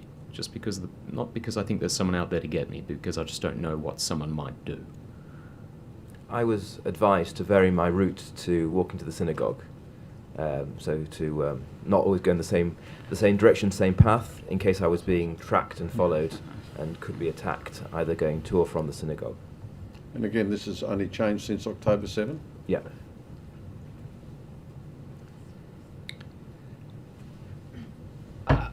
It's been my great pleasure to work in many cultural institutions, not only in Australia but in Europe. This is the first cultural institution that I've worked with the faith community, the Jewish community, and it has been a shock to work in a place where I have to employ 3 armed guards. and have children come to that place and encounter those armed guards, Australian children. This is something that, as an Australian, I found deeply disturbing, that I have to live in a place where I put armed guards on the front of my museum. I have 22 CCTV cameras facing the street. The level of security that my staff have to, on a daily basis, go through. The briefings we have to get from community security groups, Task Force Pearl coming to my museum to brief us regularly on what's going on. These are shocking situations that I think I have no point of reference for any cultural institution I've ever worked in. That these are the daily security, the daily living conditions that Jewish people in Australia have to endure. It should be something that we should not be proud of, and it should not be something that any of our Jewish community should experience.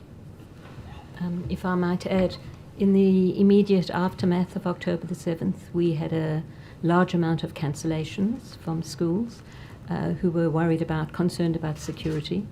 Depending on what happens in the Middle East, that fear becomes more elevated. Of particular concern for the museum is that our volunteers are either Holocaust survivors or second or third generation Holocaust survivors, and they are very, very fearful and are re-traumatized by what they're seeing around them. Mr. Donnelly. Thank you, Chair, and through you, Chair. To the panel, and to the extent you're aware of this, if we go from Sydney to other parts of New South Wales, so Newcastle, Wollongong, which are the three of them are the metropolitan cities. So those two, north and south, and then we head west, so and south and north. So in regional and rural New South Wales. I'm wondering, to the extent that you know, and you have some that's been reported to you or you've been made aware of, the impact on Jewish or Jewish citizens of the state, but also their facilities, clubs, related associations. Can you provide any perspective on that, any insights into that for the committee? The only synagogue outside the Sydney area is in Newcastle. I'm not sure how they've been impacted, but it might be worth writing to the president and the rabbi of the Newcastle community and seeing how they've been impacted. Other than that, there are Jews and sort of small communities of Jews in places like Byron Bay, but the only organised community is Newcastle.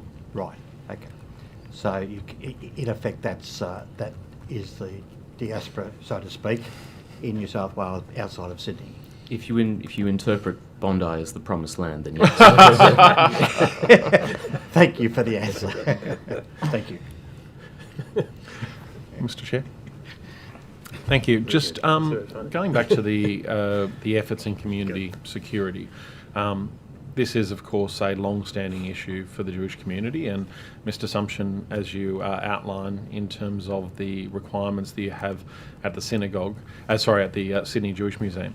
Of course, that is something that's been a long-standing arrangement. I've got to say, before October 7, I took my children to the synagogue one school holiday, and they remarked, going like, "What on earth is so valuable in the Sydney Jewish Museum because of the amount of security that they had to go through?" Just interested, post-October 7, how much more have you had to add in terms of security requirements? What sort of cost has there been for that, both at the Sydney Jewish Museum and also at the Central Synagogue, or the Great Synagogue, I should say? Our normal security arrangements would require 3 security guards at the museum. One would always be armed. Since October 7th, we have fluctuated in the threat level that the museum has received, so we've moved to a standard 2 armed guards, and then at certain situations we've moved to 3 armed guards at the museum. And we're also a building site at the moment. So we have a level of security in terms of trades coming onto the museum premises as we go through a 2-year building program, which has required additional security support, particularly for our builders, and working closely with community security groups, CSG, we have to test the credentials of all of those coming onto our premises, onto our building site, to make sure that they don't represent any form of threat to the museum. So the level of not just financial investment by the community, but the care and attention to detail in ensuring that we are running a very secure, not only museum, but now building site is just phenomenal. I mean, I would say, just in terms of my role as the CEO, it's something I would spend 1 hour to 2 hours most days considering, testing, understanding. Wow. How we are making sure that we're protecting not only the people coming to the museum, the general public, but our staff. And yeah, it's been a very significant challenge for everyone at the museum. Thank you. And Rabbi Alton. At moments of heightened risk, we've had to have not just guards at every service and every event and every tour, but also just every time the office is open, which of course is a great expense, an additional expense for the congregation. We've also been very grateful because the police for a while had officers front and back of the synagogue, sometimes for a 24-hour period, certainly when our congregation were arriving and leaving, and when a demonstration was going past. There've been roving cars from the police going past my home and going past the synagogue, keeping an eye on things overnight, for example. And also I was accompanied to the synagogue on a couple of occasions when the thought was considered to be particularly high, and my car was followed by a security car to make sure I was safe. It's really shocking that this is the state of affairs in New South Wales, and I know it's something that the community's had to live with for a very long time, but it's dreadful that things have gotten to this level. Now, in terms of some of the, and I guess in a point that everybody makes is that education is one of those keys, and I think both of you have made that point as well in terms of understanding, and when people meet with you, Rabbi Elton, and you may be able to have some differences of opinion on certain things, but there is a shared humanity. And of course, the Sydney Jewish Museum plays such an important part in that, and being able to educate future generations on what have been some of the horrors so that they're not repeated. You mentioned as part of your opening statement at looking at younger age groups and working with younger age groups. What sort of younger age groups are you looking at, and what are some of those touch points potentially for the Sydney Jewish Museum? We're talking about year 5 and 6, so bringing it just into primary school, where the focus of the program is not Holocaust. The focus of the program is immigration, which is a large part of their social studies syllabus. There are also elements of the PDHPE syllabus that deals with leadership and empathy, so we would zone in on those two. Okay, and how would you be doing that as part of with the Sydney Jewish Museum and the programs you'd be operating? What we do at the moment on a much smaller scale is we focus on a few of our survivors who came to Australia. We focus on why they left their countries. Again, not touching very deeply on the Holocaust, but talking about discrimination and racism, and then coming to Australia and how Australia welcomed them. Okay. So trying to promote a social cohesion kind of argument at that stage, and I imagine some of the resources you'd be using with that, like we've got the great legacy of Eddie Jaku and the happiest man on earth, and I imagine, and even some of the great survivors as well. And I've got to say, every time I've ever met with a Holocaust survivor, the story is one of optimism and a shared humanity rather than one of resentment and anger, and I imagine they may form part of those stories as well. So we have about 32 survivors who are still able to come and work with us at the museum. Without exception, every one of them talks about tolerance, the importance of democracy, talks about the importance of understanding and show remarkable resilience and empathy, and that is what we focus on. Thank you. And Mr. Pincheski, just turning back to the requests that were made to the New South Wales Police when it came to the demonstrations and those occurring at Hyde Park.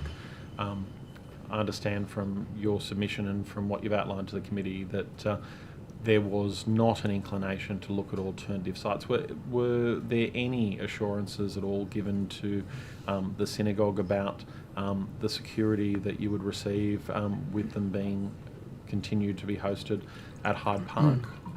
Look, I should probably start this by saying that the work of the New South Wales Police has been very, rank and file and command has been very good in providing us support. The event, in terms of like a banner being paraded past the synagogue, took place on the first week that the police were no longer present. Yeah, so that was the reason why the synagogue was, we believe, targeted was because it was the first week that there was no physical police presence.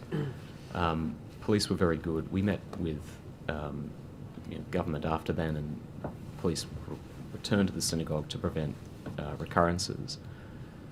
In terms of what we understand that police are in a bit of a situation here, and we don't cavil with this necessarily. There are, you're able to protest in a park.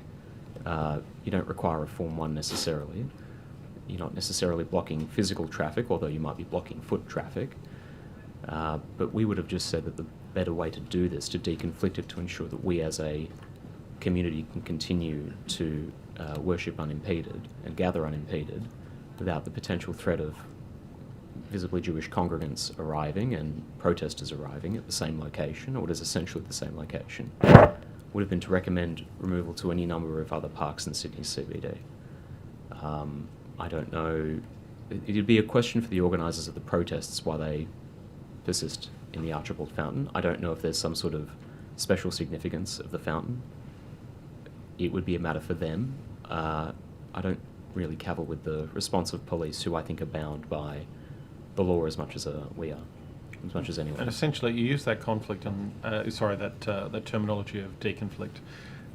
Essentially, what has occurred is that you have vacated the space in certain times when protests are occurring to ensure that deconflicting. Is that the case? That's right. And Rabbi Alton? That's right. So the Bat Mitzvah, which was relocated, and closing down our services early, or closing down the post-service refreshments early, so everyone was out of the building before any protesters came past. In order to prevent conflict, we were the ones who had to leave and get out of the way. Thank you. I've got one question. Yep.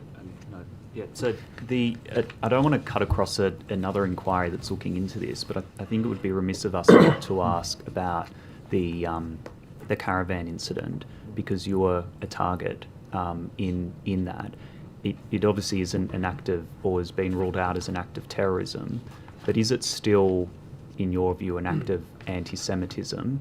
And I was wondering if you could expand on what that was like for you and your congregants at the Great Synagogue.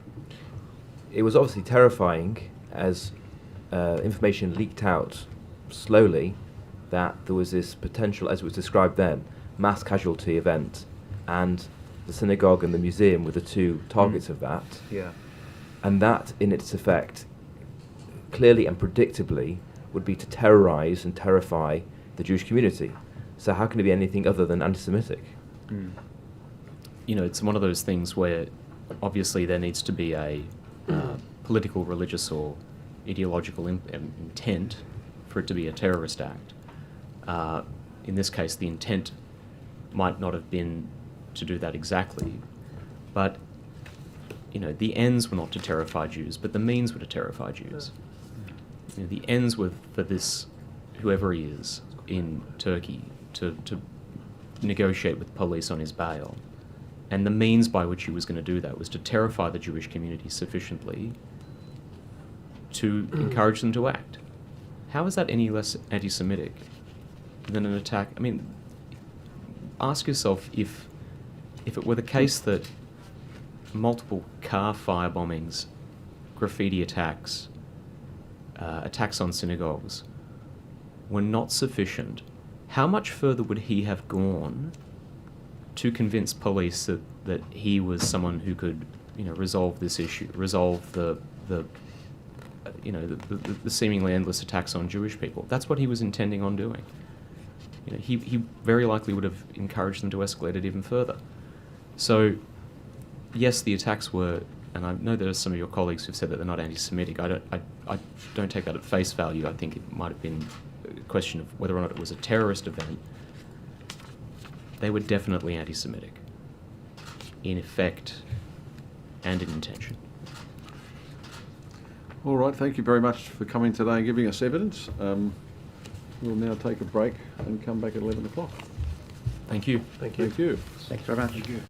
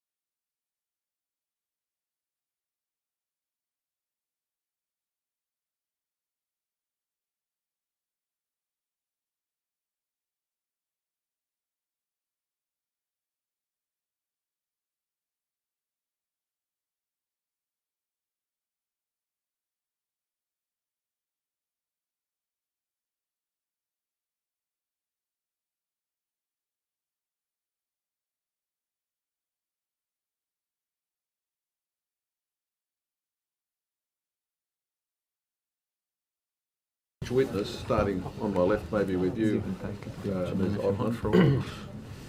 Please state your name, position, title, and whether you're going to swear either an oath or an affirmation. Dr. Bush-Rothman, General Surgeon. I will take a religious oath. Oath or affirmation? Oath. Sorry? Oath. Oath? Yeah. Please. I swear that the evidence now about to be given by me shall be the truth, the whole truth, and nothing but the truth, so help me God. Thank you. Ms. Caulfield? Yes, I'm Dr. You Janice might Caulfield. just bring the mic over towards you, the microphone towards you so we can hear you. Dr. Janice Caulfield, retired academic, former consultant to government aid agencies. My field of research has been government studies, so I feel quite well qualified to be here. Right, oath, yeah? I swear that the evidence now about to be given by me shall be the truth, the whole truth, and nothing but the truth, so help me God. Thank you. And Ms. Cuneo? Hello, Steph Cuneo, founder of Jewish Women for Peace and the Action Ready group. I will take an affirmation. I solemnly, sincerely and truly declare and affirm that the evidence now about to be given by me shall be the truth, the whole truth and nothing but the truth. Thank you. And Ms. Fagore?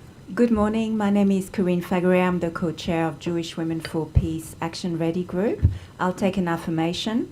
I solemnly, sincerely and truly declare and affirm that the evidence now about to be given by me shall be the truth, the whole truth, and nothing but the truth.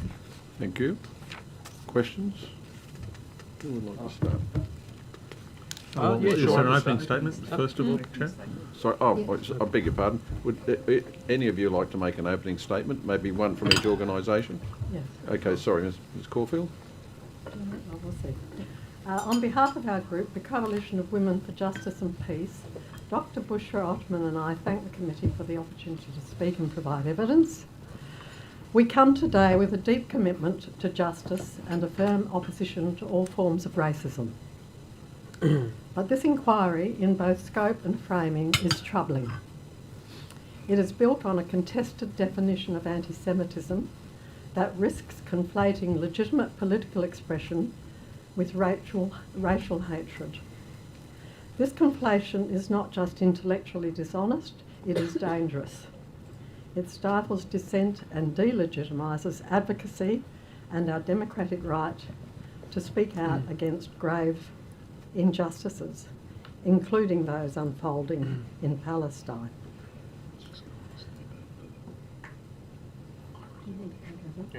That's fine. Sorry, I might just complete the rest of the opening statement. Ensuring a society that exhibits values of shared dignity and respect cannot be achieved through censorship or repression. It must be built on equal justice. Anti-Semitism is real, but it is one symptom of a broader disease, a system that normalises racism, dehumanisation and selective outrage. We ask, why is this Parliament exceptionalising one form of racism while others, like Islamophobia, anti-Palestinian bigotry, anti-black racism and the ongoing vilification of First Nations people, go unexamined? The truth is, the tension we see in our society is not born from hatred between communities. It is born from a growing public consciousness of injustice. People are seeing with clarity the double standards, including our government's failure to uphold its obligations under international law and selective commitment to justice.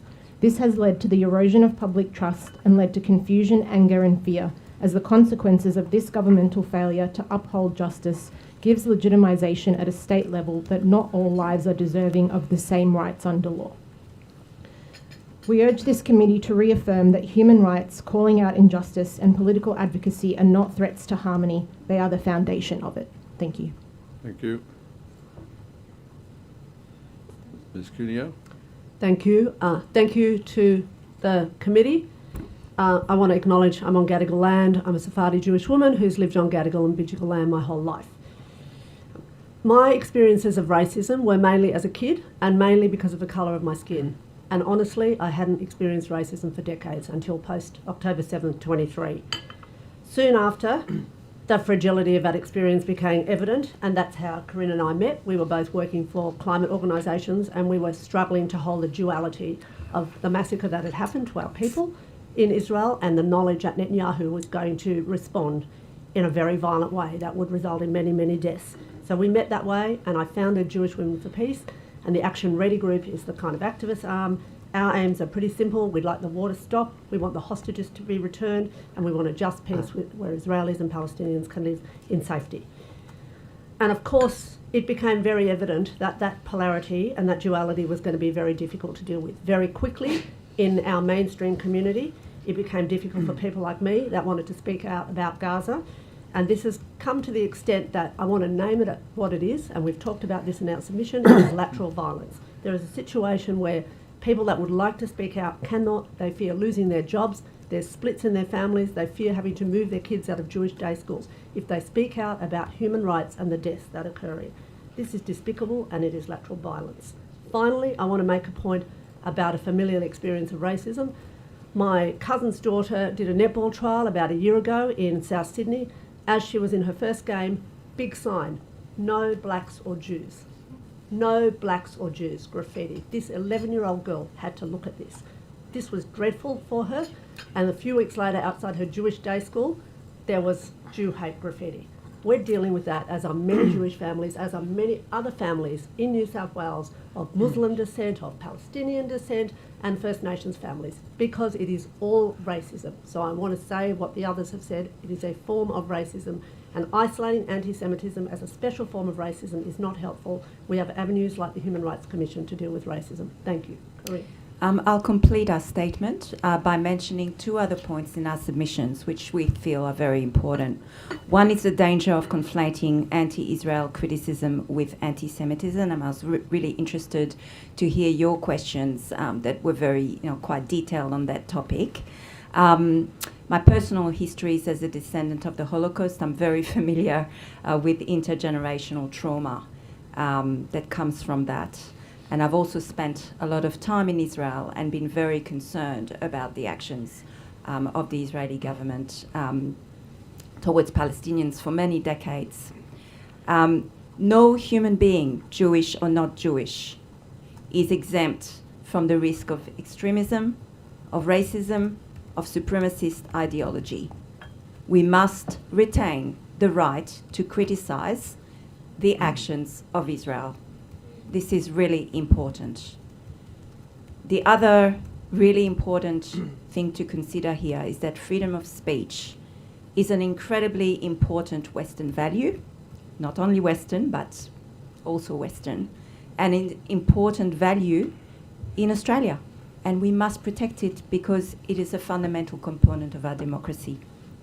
My last point will relate to my personal experience. Since the 7th of October, I have made a big effort to reach out to Palestinian people, Muslims and Christians, and through that I have made a big effort to listen to somebody else's perspective. And I think this is absolutely, and our group thinks this is absolutely fundamental component of social cohesion. Thank you. Thank you. Questions now? Thanks, Chair. Lawrence? I was wondering if any of you have been participants in the weekly protest movement that's been occurring, and if you have been, and even if you haven't been, because I'm sure you're aware of it, are you able to talk to us about whether you think that protest movement has been anti-Semitic, either in whole or in part, and what would be your response to suggestions that it's a hate movement or inherently anti-Semitic? Maybe starting with you, Corinne. Okay. I haven't been to those protests, mainly because they clash with, other things I'm doing and I'm contributing in other ways. At the beginning, I have to say that as a Jewish person, I would have felt uncomfortable going, and that is because some of the messages, and the language used is very, very confronting, to Jewish people. I know many people, Palestinian and Jewish, who attend these protests, and all of them have told me that there is a concerted effort at those protests to ban any sort of anti-Semitic rhetoric. Now I would comfortably go. Thank you. Can I speak? Ms. Curio, sure. So I haven't been to the weekly ones, but I spent quite a bit of time at the Sydney Uni encampment, and I made myself go there knowing it would be uncomfortable to do so as a Jewish person, but I wanted to understand. And I was invited spontaneously to speak at an action rally there. And I spoke about the same kind of things I'm going to speak about today. I was welcomed by them. And yes, you know, I found it uncomfortable because I'm a Jewish person and it's uncomfortable to feel complicit. And that's what you feel like when you're a Jewish person that lives in Australia. You feel complicit in the actions of a Netanyahu government. And you feel like you're doing everything you can, right, by the work we're doing. So it was uncomfortable. Being uncomfortable is not experiencing anti-Semitism or racism. They are distinct things. So I just want to make that point. Thank you. Sure, thank you. Yes, I do go. Yep. And they are very peaceful marches. We call them peace marches. And it's wonderful to hear the responses from the Jewish women sitting on to the left of me, because we know that a lot of Jewish people of the Jewish faith, do attend these marches, and they have become our friends. And I have Jewish friends. I've had lifetime Jewish friends. But we know it's a double burden for them, those ones that speak out against the Israeli government. And the idea that the suggestion that speaking out against the Israeli government and its genocidal policies is in any way anti-Semitic is wrong-headed, I think. Thank you. Dr. Hoffman? Yeah, my final point would be to say, yes, I have attended some of the protests. I'm originally from Melbourne, so I've been to some there, and I also have been to some of the ones in Sydney. I think part of your question really should be to understand why people feel the need to actually protest and get out onto the streets. And so it's an expression about the systemic torture and killing and genocidal policies, as Janice mentioned, about what's happening in Gaza. But more than that, it has nothing to do about any specific faith or religious orientation. So in fact, the people who attend the weekly protests reflect all forms of Australian society, whether that, and you know, our coalition is representative of women across all walks of life from all different backgrounds, and many of them attend the weekly protests. Again, it's that conflation of saying that criticising the Israeli state and what it's doing currently in Gaza is anti-Semitic is inherently wrong. Sure. So my last question, just in the interest of time, is for you, Dr. Othman, and it's this. We live in a world of nation states, and chauvinism exists between states. And I'm sure if you went to Ukraine at the moment, you'd meet a lot of people who don't like Russia and are probably saying things about Russia. We also live in a world where there is virulent anti-Semitism, and obviously the Holocaust is the example par excellence of that. I'm wondering, can you talk about how do we, as a committee, understand the difference between, for example, some chauvinism that maybe some Arab people might feel towards Israel, maybe particularly Arab youth who might express it? How do we understand the difference between mere chauvinism, if I can put it that way, not to downplay it, but between those forms of expression and actual harmful anti-Semitism when we're thinking about this issue of Israel and events in the Middle East? Yeah. Just for clarification, could you give me an example of what you mean by chauvinism that could be represented by Arab youth? So, for example, you might have a view in certain parts of the Arab community that's very hostile towards Israel. And you might, for example, at a protest hear people yelling out, F Israel, F Israel. And I want to understand what your view is about the line between perhaps chauvinism and anti-Semitism. At what point is it anti-Semitism? At what point is it something else that might be something ranging from legitimate political expression through to chauvinism against Israelis or Israel? Sure. I mean, for me, anti-Semitism falls under the umbrella term of racism, as we've tried to, as each of us have sort of elaborated on already. And so it doesn't equate for me to actually put chauvinism and anti-Semitism in the same bracket. I think part of what you might be referring to is certain people using certain language that might criticise the state of Israel, which is completely separate to criticism of religious faith in terms of Judaism and people who are of that faith. So again, this is about a government and what it's doing currently in Gaza and the West Bank across Palestine, and people feeling, you know, it's our democratic right to criticise a state based on its actions, and that in no way has any relationship to chauvinism, and it needs to be separated for that. I mean, I'm a general surgeon. I've been a doctor for 15 years. I've spent 9 weeks now in total on medical missions to Gaza throughout 2024 and the early part of this year. So I have first-hand experience about what I've witnessed on the ground there in terms of the crimes against humanity, the grave injustices, the systemic oppression, the torture of healthcare workers, and the bombing of every single hospital on the ground. Now, for me, it's relevant that anyone, particularly in the healthcare field, would feel the right to be able to speak up and criticise Israel against its actions. And I don't see a relationship between that chauvinism and anti-Semitism. Sure, but do you accept, for example, that it's sometimes part of human nature to generalise and stereotype, and that there's people out there who might have an entirely understandable adverse view of Israel, and that might on occasion spill into maybe judging Israelis as a whole as being responsible for that. Now that would be, I think, not acceptable because it's judging an individual according to the actions of a state.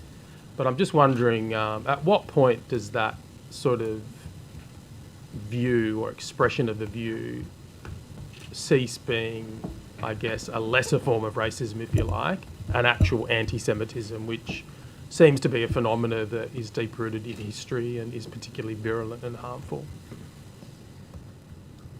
Again, I'm sort of approaching the question differently to what you're trying to understand. For me, I don't see the equation. So I think that criticising the state is separate to actual anti-Semitism. I don't see a relationship between those two things. You know, it would be like picking an example of one particular Australian politician and saying that that's a representation of every single view that every Australian would have, and that's incorrect. So again, it's not one individual is not a representation of the whole, and so critique needs to be directed at the state or in order to for accountability and justice to occur. I can't take responsibility or explain the actions of a few who might be able to equate or say things that could be anti-Semitic, but again, we would be against all forms of racism, no matter to whom and said by whom. Yeah, I suppose what I'm saying is there a difference between anti-Israel racism and anti-Semitism? Might go to the other side. Would I be able to give a quick example? People might recall the day that the motorcade came from Lakemba to Coogee, and I live in Coogee, and I could not resist walking down with my German Shepherd by my side, as one does, and I walked past these two young guys, and one of them said, "Fuck the Jews," and I'm sorry to use that word. That is anti-Semitism. That is racial hatred, 100%. Right? So that is racial hatred. But if they had said, what the state of Israel is doing, that is not racial hatred. Thank you. Sure, thank you. I might just add to that to say, for me, and I think for many Jews, I can distinguish between fuck Israel and fuck the Jews. But I won't say that fuck Israel doesn't create discomfort. Okay? Yeah. It does. But rationally, I understand the difference. And I would not call it anti-Semitic. Yeah. I would probe, if I can. Yeah. And is that even though it might be imputing to individuals some sort of wholesale responsibility for the acts of Israel? So you would draw a distinction between that and anti-Semitism? Absolutely. Yeah. Sure. Thank you very much for those answers. Appreciate it. Just a quick follow-up question. I just wondered if you could expand on, in your submissions, you're quite critical of the IHRA definition because it conflates those issues. It says that in some circumstances, criticism of the state of Israel can be anti-Semitic. I just wondered if you could quickly expand on that and say what your issue is with that definition. Is that addressed to a particular group or? Any of you. Okay.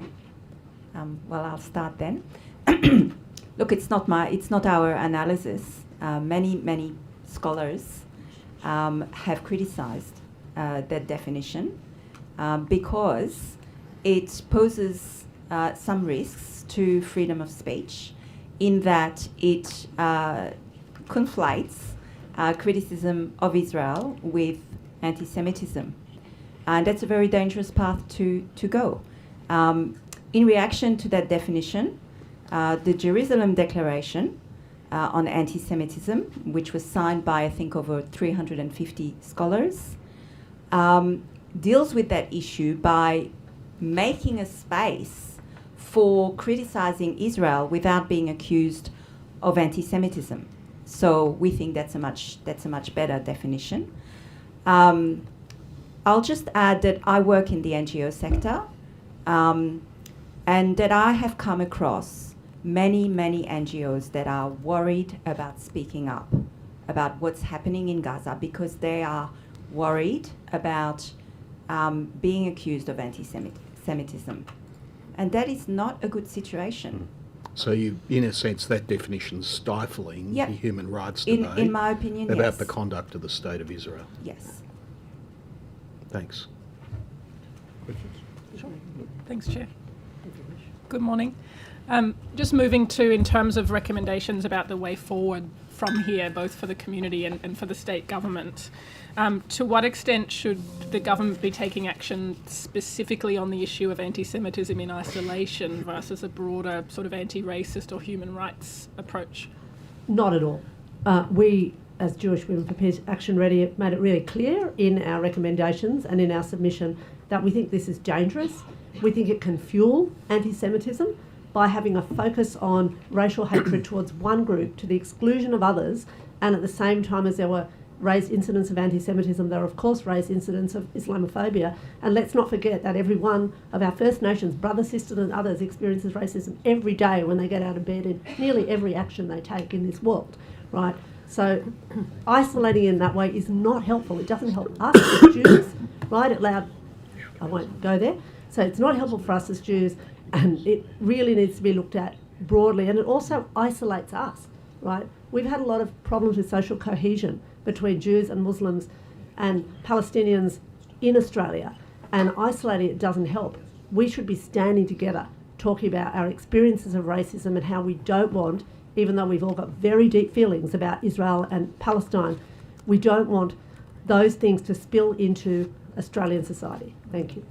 And may I add to that as well, that people who are anti-Semitic are also often, anti-black and anti-this. And if you look at the Holocaust, it wasn't just the Jews that were targeted, okay? So there's a commonality there. Can I just say something that we actually wrote in our notes but we didn't mention? Because we wanted to ask the committee, why is this Parliament exceptionalising one form of racism while others, like Islamophobia, anti-Palestinian bigotry, anti-black racism and ongoing vilification of First Nations people go unexamined?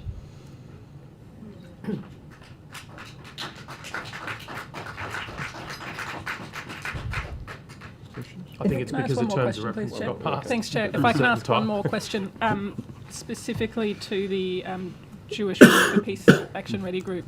I just wanted to give you the opportunity to respond. We had some evidence this morning from the Australian Jewish Association that we would be hearing later today from Jewish organisations that are newer or fringe. That was their words, not mine. You are a newer organisation, and I wanted to give you the opportunity to speak to why you felt the need to form a group more recently and I suppose respond to those allegations. Thank you, and I will take that. Well, I think it's in our submission. It was in my opening. I founded Jewish Women for Peace because I knew that there would be a whole bunch of women like me that would feel isolated. And so our group has everything from rabbis' wives to far left people, far to the left of me, our wide Jewish Women for Peace group. Those people are not in the Action Ready group because of the lateral violence in our community. They look at the chat, they reach out to me one-on-one, and I would never name those people here or anywhere because I understand why. So to be called a fringe is despicable to me when there are people like rabbis' wives that, will speak out quietly, because nobody likes killing and murder. and everybody in our group values every life the same. So when you have, whether it's disputed, 30, 50,000 Palestinians, I mean, it matters, but it's so many people that have died, right? And when we still have hostages that have not been returned, right? All of those lives matter. Every single life matters. So we are not fringe. Our Jewish values are not fringe. I go to synagogue once a month, to the Emmanuel Synagogue. There are other people here that are members. My son bar mitzvah 2 years ago. My 100-year-old uncle was the chair of the Sephardi synagogue, one of the founders. We just celebrated his 100th birthday there. So I dispute being called fringe. I call that anti-Semitism, and I call that lateral violence. Thank you. So I've got a couple more, if the opposition doesn't. Well, I suppose on that line of questioning, how many members does your organisation have? So we have 80 members in the chat group, and in the Action Ready group we have about 18 to 20. Thanks. And I suppose the, not to, to answer the question that you asked us before, but I suppose to counter with a question to both groups is that from what we've seen in the media and the impetus for this inquiry is that the level of anti-Semitism in New South Wales has reached a crisis point when you look at the vandalism, the torching of cars, the torching of a childcare centre. It is at a level that is absolutely reprehensible. I mean, do you think that, that of course, whilst there is huge problems out there when it comes to Islamophobia and racism, don't you agree that anti-Semitism now is at this crisis point that needs special attention? Yes, I'd like to answer that. This alleged wave of Jew hatred, we now know, thanks to police investigations, has been created by criminals for hire. The cars that have been burnt outside Jewish homes are stolen cars. These criminals for hire are being, according to the federal police, paid in cryptocurrency by overseas actors. And this is very worrying, very troubling indeed. And it really does undermine trust in procedures like this that seem, and in fact the sort of knee-jerk reaction. I mean, we know, for example, the Dural caravan incident. I mean, the police knew, the Deputy Commissioner admits that he knew. He smelt a rat early on, but he couldn't say anything until they had the evidence that it was indeed a hox. And yet, Ms. there was a Caulfield, knee-jerk reaction and the introduction of legislation Ms. Caulfield, who would you that was posit? all about, Who would you- criminalising hate speech. Ms. Caulfield, who would you posit the overseas actors to be? I don't know. I wish the police could find out.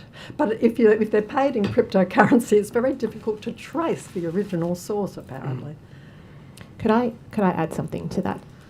So, again, what you've described in terms of those examples of incidences are horrible and horrendous. We would never want anyone within our communities or society to feel like they were being unilaterally targeted because of their faith or religious observation or anything like that. I mean, it's interesting that you mentioned that we've reached a crisis point, so I don't really know what the threshold for that has been determined to be. The Islamophobia Register has had over 900 submissions of attacks against people who have reported it from the Muslim faith.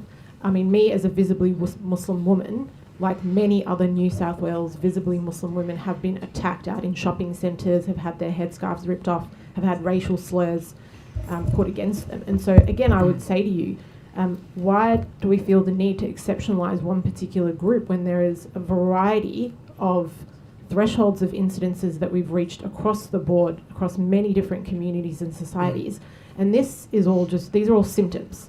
The disease here is actually the overlying system that doesn't address racism. So I think that that's a government responsibility, like seeing individuals act in certain ways that it's reprehensible or horrendous is just a symptom of what is the overlying disease that we're not addressing. Ms. Ottman, what amendments to the anti-racism laws would you posit to fix that?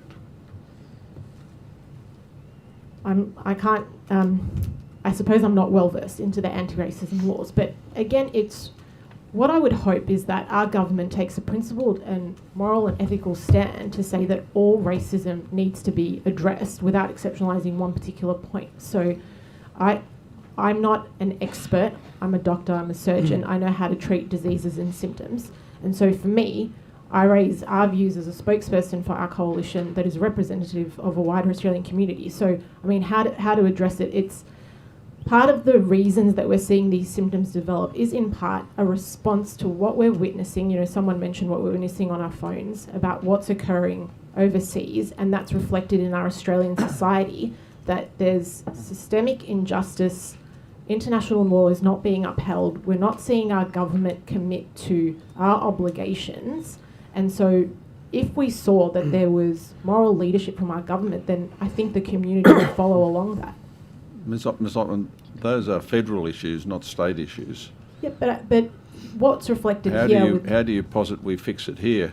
For example, are you saying there's an equivalence between the anti-Semitism displayed on the 9th of October 23 and someone saying bad things about Islamic people?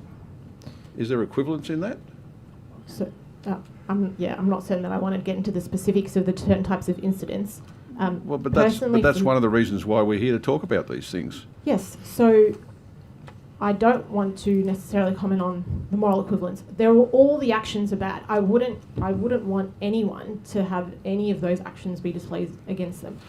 From a state level, what this inquiry is suggesting is that there's a conflation between what's true anti-Semitic incidences and the reasons for why those occur. Look, I'm sorry, I need to correct you there. We're not saying anything. We're inquiring. Yep. We have terms of reference and we're asking for evidence so that we can try to work out what our recommendations might be. We don't have a position in relation to any of this. Yes, I apologise.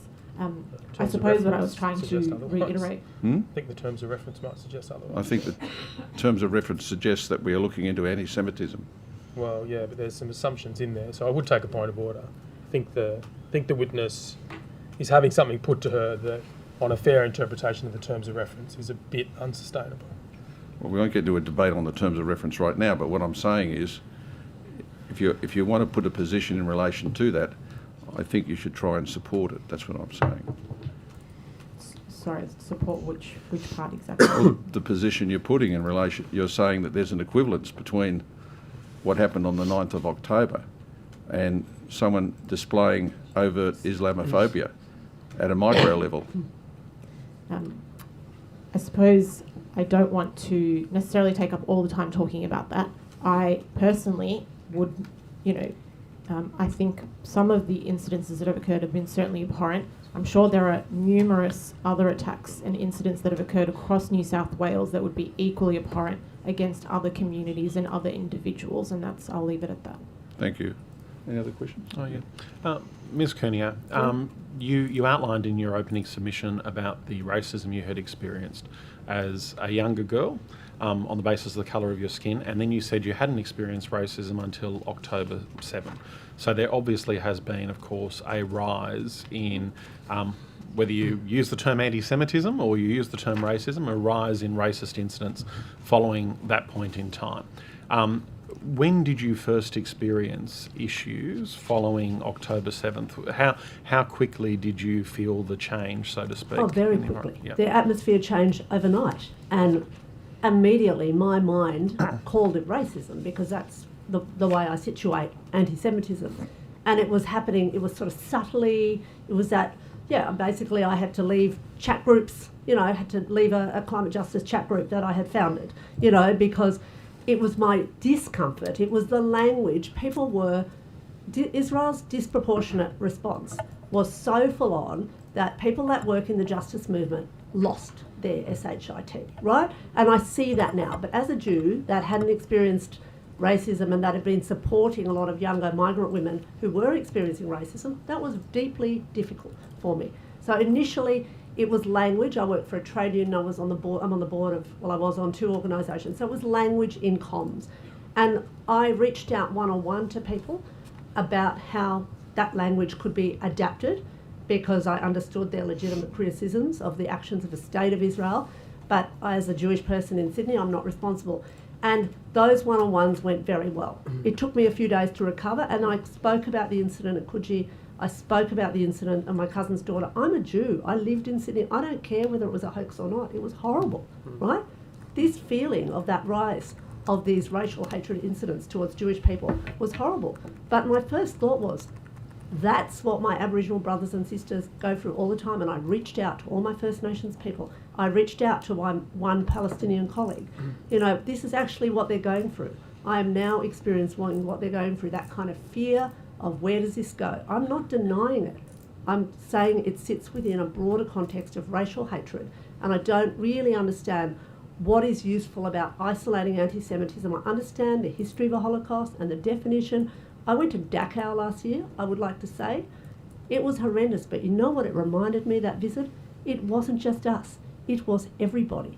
If you were homosexual, forget it. If you had a disability, you were culled. If you couldn't hear properly and you were a child and you were white, you were culled in a hospital. And if It you were happened. gypsy as well. That's right. And my daughter, 3 just a million short gypsies. story, my daughter is a young bisexual woman of gypsy and Jewish descent. And do you know what she said to me? Mum, I would have been a goner. I'm bisexual. I have gypsy on one side and Jewish descent on the other. I said, it's okay, only men went to Dachau.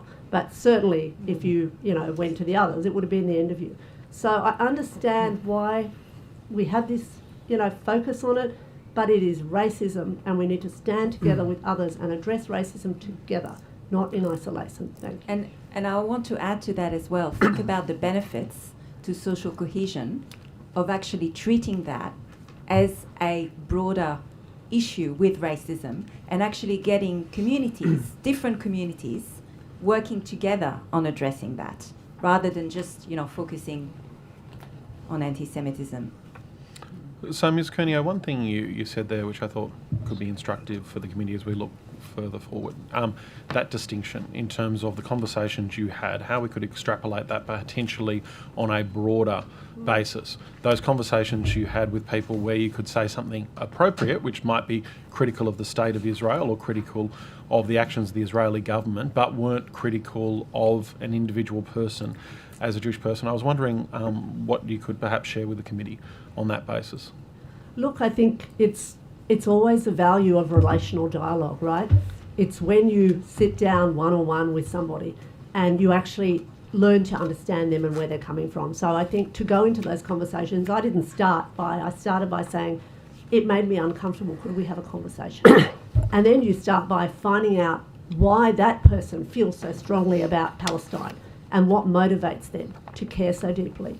And then they can find out what motivates me to care so deeply, right, about racism, full stop. And then we can find common ground. If we're defensive, right, and we are defensive towards each other, we don't learn. You all know that. You're parliamentarians. So what we say in our submission, I'm sure other groups have said the same, I haven't read them all, is that we believe the way forward is for the government to fund and to create the conditions for that kind of relational dialogue, both internal within our community, within other communities. I know that it's really hard for some Palestinian people to speak out about peace as well. So we need to have relational conversations. We need to meet one-on-one. We need to form those bonds with each other, human to human. And that is the way we move forward, not in a defensive way. Thank you. So I've got another question, Chair. if that's Yeah, please. okay. Just to return to the topic of the IHRA definition of anti-Semitism, in summary, a part of that guide or standard talks about criticism of Israel is not anti-Semitism, except if it crosses into, I guess, certain ideas, and one of them that's singled out is the, quote, elimination of Israel. And that's one of the ambiguities that has been, I think, an issue of controversy, because some people might say that advocating for a one-state solution is to advocate for the elimination of Israel. So I'm just interested in your thoughts on that ambiguity, and I guess your thoughts on whether advocating for a one-state solution to this vexed issue is by definition some form of anti-Semitism. Maybe starting on my right. I have a very clear-cut answer. I don't consider advocacy for a one-state solution as anti-Semitic. Yep. And in terms of the IHRA definition, would you interpret the words elimination of Israel to include advocacy for a one-state solution?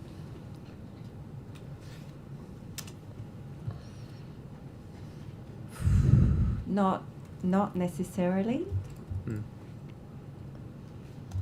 But with regard to the one-state solution, which obviously would make it impossible for Israel to be a Jewish state as such. Yeah. I don't think that's anti-Semitic. I think it's got nothing to do with anti-Semitism. Yep. Whether you agree with it or not is a different issue. Sure. But if you're asking me as a Jewish person whether I think, someone who proposes a one-state solution is being anti-Semitic, my answer is very clear-cut, no. Sure. Another boundary line, if I can put it that way, that's talked about is you can criticise Israel, but you can't oppose the self-determination of the Jewish people. And I take that to mean the existence of Israel as well, but it's perhaps a bit ambiguous what that means. Have you got any light, maybe you, Ms. Curo, can you shed any light on what this concept of the self-determination of the Jewish people means to you in terms of the continued existence of Israel? Yes, here we come to the crux of it. So, the language elimination of Israel makes me uncomfortable, right? But a one-state solution doesn't make me uncomfortable. So as a Jewish person, we know why the state of modern Israel was created. We also, all of our history tells us about the Holy Land and, our relationship with the land, right? So I understand all that. Other people also have a relationship to the land. So as a Jewish person, I don't feel threatened by that idea. First of all, I don't live in Israel and I don't live in Palestine. I want to acknowledge that. But I don't feel threatened by that in any way. I, would feel that I could go to Israel or Palestine or whatever it was called and be there and hopefully would have citizenship if I wanted to, regardless. But those are not questions we can answer here because we're not down the track with that. But I do want to say one thing about the language, the river to the sea. This has been big language in the weekly protest movement. It was big language when I was at the encampment. That language can make you feel uncomfortable because it can make you feel like, and I'm not suggesting for a minute that the people that are chanting that are meaning let's kill every Israeli or every migrant to Israel. But it can feel like it means that. And I know there are many in my community that are deeply uncomfortable with the chant from the river to the sea. But I want to just say that I don't believe that most people chanting it are actually saying that.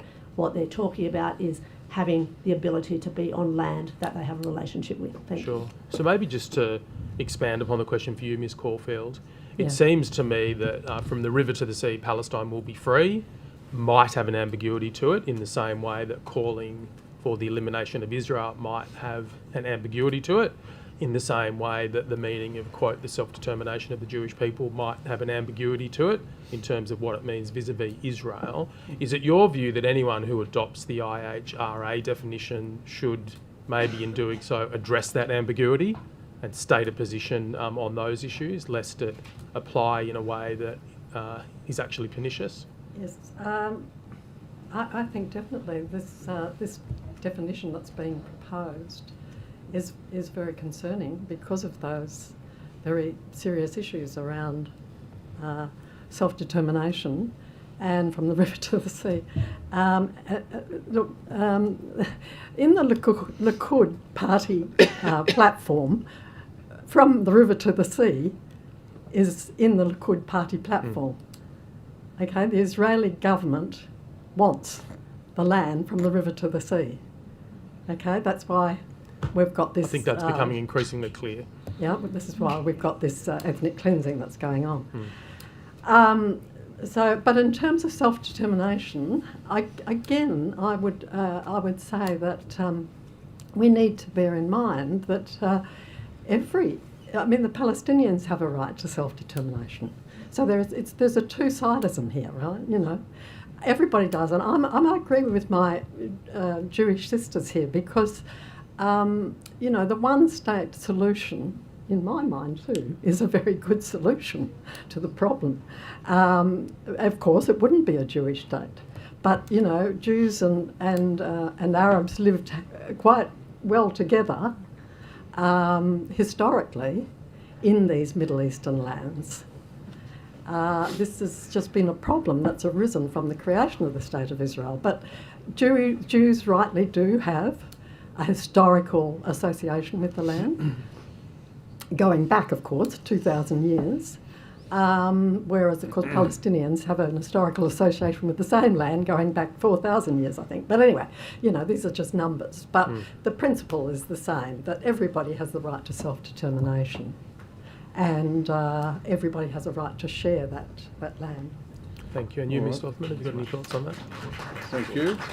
I'd echo what's been said before. So there is definite ambiguity between members of society and community about what those slogans and those phrases mean, that what you said.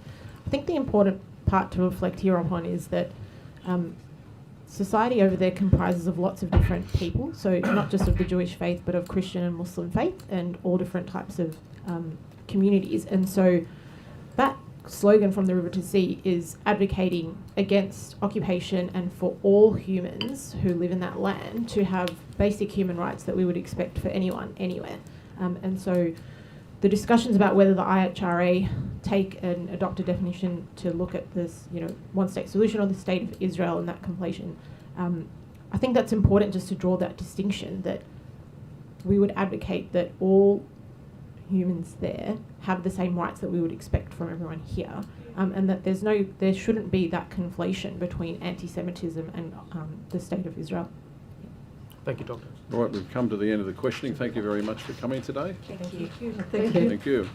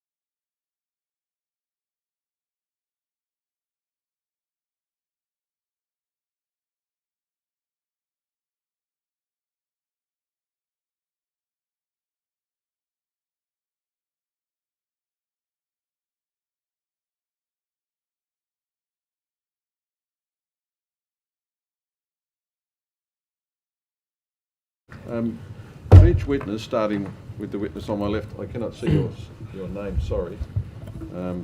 Ms. Katz, please state their name and position title and swear either an oath or an affirmation. Hello, my name is Lyndall Katz. I'm a member of Sydney Friends of Standing Together, and I'd like to do an affirmation. I solemnly, sincerely and truly declare and affirm that the evidence now about to be given by me shall be the truth, the whole truth and nothing but the truth. Thank you. Hello, my name is Anita Schwartz. I'm a member of Sydney Friends of Standing Together. And my affirmation is I solemnly, sincerely and truly declare and affirm that the evidence now about to be given by me shall be the truth, the whole truth and nothing but the truth. Thank you. Ms. Peters. Hello, my name is Kathy Peters. I'm a member of the Jewish Voices of the Inner West in Sydney. My affirmation is I solemnly and sincerely truly declare and affirm that the evidence now about to be given by me shall be the truth, the whole truth and nothing but the truth. Thank you. Mr. Steinman. My name is Bart Steinman. I'm a member of Jewish Voices of Inner Sydney, and I solemnly, sincerely and truthfully declare and affirm that the evidence now about to be given by me shall be the truth, the whole truth and nothing but the truth. Mr. Sinanian. My name is Tavit Sinanian from the Tzedek Collective. I solemnly, sincerely and truly declare and affirm that the evidence now about to be given by me shall be the truth, the whole truth and nothing but the truth. Thank you. And Ms. Kirovsky. Hi, I'm Shulamit Kirovsky. I swear the evidence now about to be given by me shall be the truth, the whole truth, and nothing but the truth. So help me God. Thank you. We've got three separate organisations here. We might just have individually, if you would like to make a short, no more than 2-minute statement, that would be good. Maybe starting with you first, Ms. Katz or Schwartz. First, I'd like to appreciate the inquiry. It's important, and particularly within the overall picture of how discrimination works in our society. And Sydney Friends of Standing Together is a diverse group of Jewish, Palestinian and other Australians, along with a lot of other Friends of Standing Together, which support the Standing Together in Israel, which is Palestinian and Jewish activists who want to see something different, and what we do is support that here. I think I'll ask Anita to do a more detailed introduction to the organisation that we are both here for, and I may say something at the end after she's finished. Thank you. Thank you for asking us to speak at this inquiry. Standing Together is a progressive grassroots movement organising Jewish and Palestinian citizens of Israel for a shared future of peace, full equality and social justice, and against the occupation. Sydney Friends of Standing Together is a group in solidarity with Standing Together. We are Jews, Muslims, Palestinians and other Australians with diverse perspectives and beliefs committed to fostering dialogue even in the face of disagreement. Anti-Semitism has a long, complex history spanning thousands of years. According to the Jerusalem Declaration on Anti-Semitism, anti-Semitism has distinctive features such as conspiracy theories, but fighting it is inseparable from fighting all forms of discrimination. It also says evidence-based criticism of Israel may be contentious, but it is not anti-Semitic. In New South Wales, since the Hamas terrorist attack on Israel, Israel's response and current campaign of annihilation in Gaza, reported anti-Semitism has risen dramatically. Public discourse on Israeli policies has become violent, hateful, dehumanising and polarising. People don't listen to each other. They fall back on rigid ideologies and conflicting historical narratives perpetrated in echo chambers. Anti-Semitism is now conflated with criticism of Israel. Jews are conflated with Israelis or Zionists. Palestinians are conflated with Hamas. The anguish of Jewish and Palestinian communities is politicised from all sides. Who even knows what Zionist means? Does the river to the sea mean mass murder of Jews or one democratic state? When Jews call other Jews Nazi collaborators, is that anti-Semitism, hate speech or free speech? While we must clarify what is or isn't anti-Semitic, claims of anti-Semitism should not be dismissed lightly. The lived experience of anti-Semitism and all racism must be respected and taken seriously.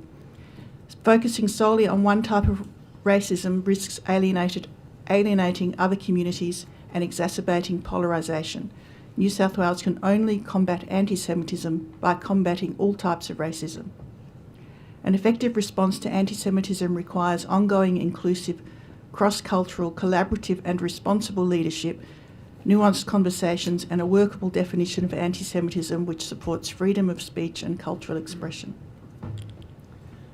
May I just add one piece? You've had your 2 minutes. Otherwise, okay. we chop into everyone else's time. No, Sorry. fair enough. Sorry, Ms. Peters. Hello, thank you for the opportunity to speak to the committee. I'd like to acknowledge that we meet here on Gadigal land never ceded by First Nations people who have survived despite the ongoing and brutal colonisation of their lands, which is what Palestinians are experiencing to this day. I'm a secular Jewish pro-Palestine advocate. I'm an anti-Zionist. I'm the daughter of a Holocaust survivor who was arrested and put in a camp, the German concentration camp Buchenwald, on Kristallnacht. He was a non-Zionist. He was not a supporter of Israel. His parents were not a supporter of Israel, and they worked hard to get him out of Germany to a Commonwealth country. They chose not to go to Palestine. So that's a little bit of background about me. I have a long experience in advocating for Palestinian rights. I think the thing that's come up a lot in this proceedings today is the definition of anti-Semitism, and yet it is absolutely crucial to this inquiry. We've talked about the IHRA and the criticisms of the IHRA, and I'd like to draw your attention to Jeffrey Robertson's QC's definition, who in 2018 described the IHRA as not fit for purpose. He criticised that its definition would be used mistakenly to defame criticisms of Israel by branding them as anti-Semitic. The recently advanced Australian University's definition of anti-Semitism has also been roundly criticised for the same sorts of things, for the chilling effect on free speech and legitimate criticism of a state which is in grave breach of international law. International law has not been discussed here much, but in fact that is the issue with Israel. That is why there is such a huge outrage in this country, because international law has been absolutely trashed by the State of Israel. Amnesty International has said that the Australian University's definition dangerously conflates legitimate criticism of Israel and Zionism with anti-Semitism. And it represses student rights, freedom of expression rights that are protected under Articles 19 and 20 of the International Convention on Civil and Political Rights. Now, just not to take too much time from Bart, who will actually give more indication about this group that I'm a member of, we have talked about Islamophobia. We haven't talked about the fact that there's been a 250% increase in Islamophobic attacks in the last 12 months. And yes, I agree anti-Semitism is real, but I am very concerned that we cannot address all the racism in this country, and as someone has already said, the racism against First Nations people, by doing it in isolation. Anti-Semitism is not exceptional. It exists, but other forms of racism in this country are equally important and must be addressed in the same context. Thank you. Thank you, Cathy. I'd also like to acknowledge the Gadigal people of the Eora Nation, traditional custodians of the land upon which we meet. My name is Bart Steinman. I'm here together with Cathy, representing our community group, Jewish Voices of Inner Sydney. Our group came together last year because we felt that the established Jewish representative bodies in New South Wales were failing to reflect the full diversity of opinion in the Jewish community, particularly with respect to Israel's policies towards the Palestinian people, but also how Australia should respond. And over the past 6 months, we've met with representatives of every level of government and across partisan lines to discuss how best to combat anti-Semitism. Speaking just for myself, I grew up in the heart of Sydney's Jewish community. I spent 12 years in Jewish schools. I attended the University of Sydney, which in my experience was a wonderful institution to attend as a Jewish student, and in part that was because it challenged me to question my ideas, learn from those with different lived experiences. In that time I helped run interfaith programs that brought together Jewish, Christian and Muslim school students to learn about each other's religions and culture. For me, these experiences of education, dialogue and solidarity are the ingredients of a successful multicultural society. They are what makes Australia, for all its flaws, a truly great country to be a Jew, just like I hope it would for any minority group. And you cannot create those things through cracking down on protests, sacking academics, or hounding those whose political speech you disagree with. In fact, they will do the opposite. The weaponisation of anti-Semitism in service of defending the Israeli government, or the political ideology of Zionism, does not protect Jewish Australians. It does the opposite. It conflates Jewish Australians with a foreign government we have no say in, and whose policies most Australians oppose. It distracts us from the real threats our community faces from racists and neo-Nazis, for which Jews are by no means the only target. Perversely, it creates cynicism in the broader community about the reality of anti-Semitism because it polarises views along political and religious lines and erodes the unity we need against all forms of racism. The costs are personal as well as political. Many of our members are descendants of Holocaust survivors. Alarmist rhetoric and false panics, like the reaction to the Dural caravan hoax and associated vandalism, including at my local synagogue in Newtown, triggers our intergenerational trauma. Our political leaders need to adopt far more measured language that seeks to calm and reassure our community and minimise division instead of fomenting fear and suspicion. If I still have a brief moment, I would just like to make one final point, which is that conflating criticism of Israel with anti-Semitism tears at the fabric of Jewish community life. When Jews are told that their friends, their brothers and sisters, even their own children, become a danger to Jewish safety the moment they condemn the Israeli government, how can our community remain whole? We ask the committee to consider in the recommendations the diversity of views in the Jewish community, the need for political leadership that unites rather than divides, and the dangers that come from curtailing our civil and political rights under the pretense of maintaining community safety. Thank you. Thank you, Mr. Sinian. Thank you. My name's Tavit Sinanian. I'm from the Tzedek Collective. I will let my colleague Shula explain more of who we are, but in short, we are an anti-colonial progressive Jewish group based in the unceded lands of the Gadigal people and other Indigenous Australian groups that previously inhabited the land now known as Sydney. I'm an Armenian Jewish person, descended from immigrants. My father's family were refugees from the Armenian genocide, and my mother's family survived the Holocaust in the Netherlands. Like every child of ethnic minority parents, I've been the target of racial discrimination and racism. I have experienced anti-Armenian bigotry, as well as misplaced anti-Arab and Islamophobic bigotry. And of course, I have encountered my fair share of anti-Semitism. The bigotry that I have experienced has largely, with only a few exceptions, come from two groups. The first one being, of course, the far right, including white nationalists, neo-Nazis, and conspiracy theorists, who use things such as physical threats, Holocaust denial, conspiracy theories, and coded dog whistles, which is language that is secretly anti-Semitic but only to people who understand the code, such as, quote, cultural Marxists, or globalists, or mentions of funding by George Soros. The second and more surprising group that I have experienced anti-Semitism from, as well as other forms of bigotry based on my identity, have been right-wing Zionist supporters of the State of Israel. My Jewish heritage is frequently brought into question and denied.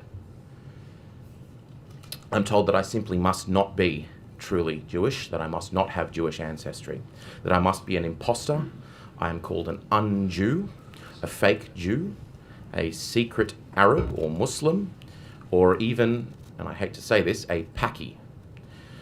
I have even been called Nazi German slurs by members of the Jewish right-wing Zionist community, namely members of a group known as Kahanists. Kahanists are an Israeli and frequently now international group, followers of a convicted terrorist named Meir Kahane, who has many followers both in Israel and around the world. These slurs and insults and conspiracy theories around my identity are all for being critical of the Israeli army and the government. And it is an anti-Semitic stereotype that a Jewish person must be uncritical and loyal towards Israel. These insults scrutinizing my genealogy are chillingly reminiscent of fascist race science, and those denying my Jewish ancestry are a denial of the suffering that my family went through during the Holocaust, which is a form, in my view, of Holocaust denial. I absolutely believe that anti-Semitism is a threat to social cohesion, but the threat to me personally has never come from people of Arab or Muslim heritage. It comes from ethnic supremacy, whether it be white supremacy or Kahanist Zionism. Thank you. Thank you. Mr. Roxby. Hi, hello everyone. My name is Shulamit. I grew up in Orthodox Jewish communities and was born in occupied Palestine, as might known as State of Israel. I'm here representing Tzedek Collective, an anti-Zionist, anti-colonial Jewish community and action based in and around Gadigal land on which I'm sitting today. I acknowledge that these lands were never ceded and that I'm living here as a settler, talking to a settler colonial system that represses First Nations people of these lands in an ongoing genocide starting with the colonization of Australia in 1788. Tzedek represents a growing number of Jewish people united in our desire to cultivate an anti-Zionist Jewish community, since not all Jews are Zionists and support Israel, as some of the peak Jewish bodies who are undemocratically elected will make you believe. Operating from a position of shared struggle and unity, we are therefore deeply concerned about the attempt to exceptionalize anti-Semitism and treat it as a distinct and removed form of prejudice. Racism in this settler colony is first and foremost directed towards Aboriginal people. Also, towards other racialized communities, for example, towards the Muslim community, with a 150% increase in offline or in-person incidents over 2023-2024, based on the Islamophobic register. Yet, there does not seem to be the same concern for Islamophobia as for anti-Semitism from the New South Wales government and Australia in general. When looking at evidence of the reported increase in anti-Semitism, quite a big proportion of recorded examples are more anti-Israel or anti-Zionist.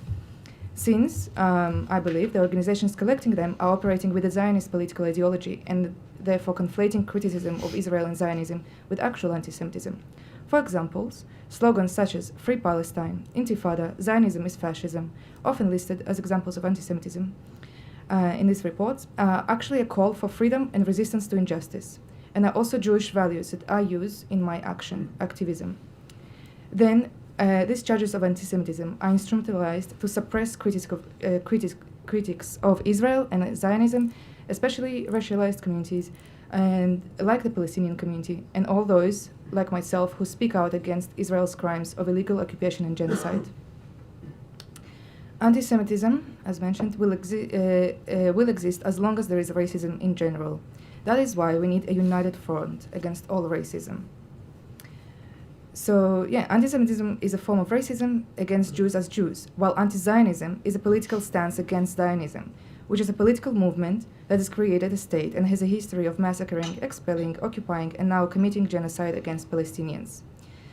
I would say that Zionism is really the source of the current rise in actual anti-Semitism as well, as it hides behind Judaism while perpetrating violence, like killing more than 100 people in just one day this week. 100 Palestinians in Gaza, that to say. And how was this atrocious massacre understood by the Israeli Jewish politician Tzvi Sukkot in the self-proclaimed Jewish state of Israel yesterday? Tonight, we killed 100 Palestinians in Gaza, and no one in the world seems to care. I consider it a moral duty to stand against Zionism in the same way my Jewish ancestors were fighting against fascism in Eastern Europe as part of the Soviet Army. Lastly, one of the strategies proposed in this committee for combating anti-Semitism is further education on the Holocaust. This has usually excluded the other victims of the Nazi Holocaust, such as the Roma people, and it has often been removed and elevated over other genocides, and is used to delegitimize the genocides occurring right now across the world, such as in Palestine by the Zionist State of Israel, to the genocide of First Nations here in this settler colony. We might actually start with questions from Mr. Cameron. Yeah, thank you, Chair. And I just want to pick up on one of the issues that Mr. Steinman and Mr. Sinanian raised in your opening statements. In the submission that we have before the committee from the Australian Jewish Association, they say on the first page, and I quote, "Recently, the phenomenon of Jewish anti-Semitism has emerged. A tiny, fringe group claiming Jewish heritage parrots anti-Jewish rhetoric rejected by the broader Jewish community but amplifying division and defending anti-Semitism. This group is used by the other three sources above to legitimise their own anti-Semitism.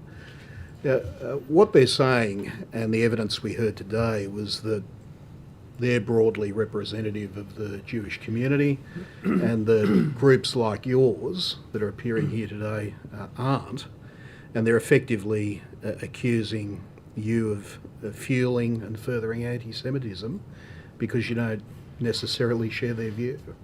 What do you say in response to you can go first. That claim? I think, I mean, it would be dishonest to say that Zionism is not an important combination of views to most Australian Jews and many Jewish diasporas around the world.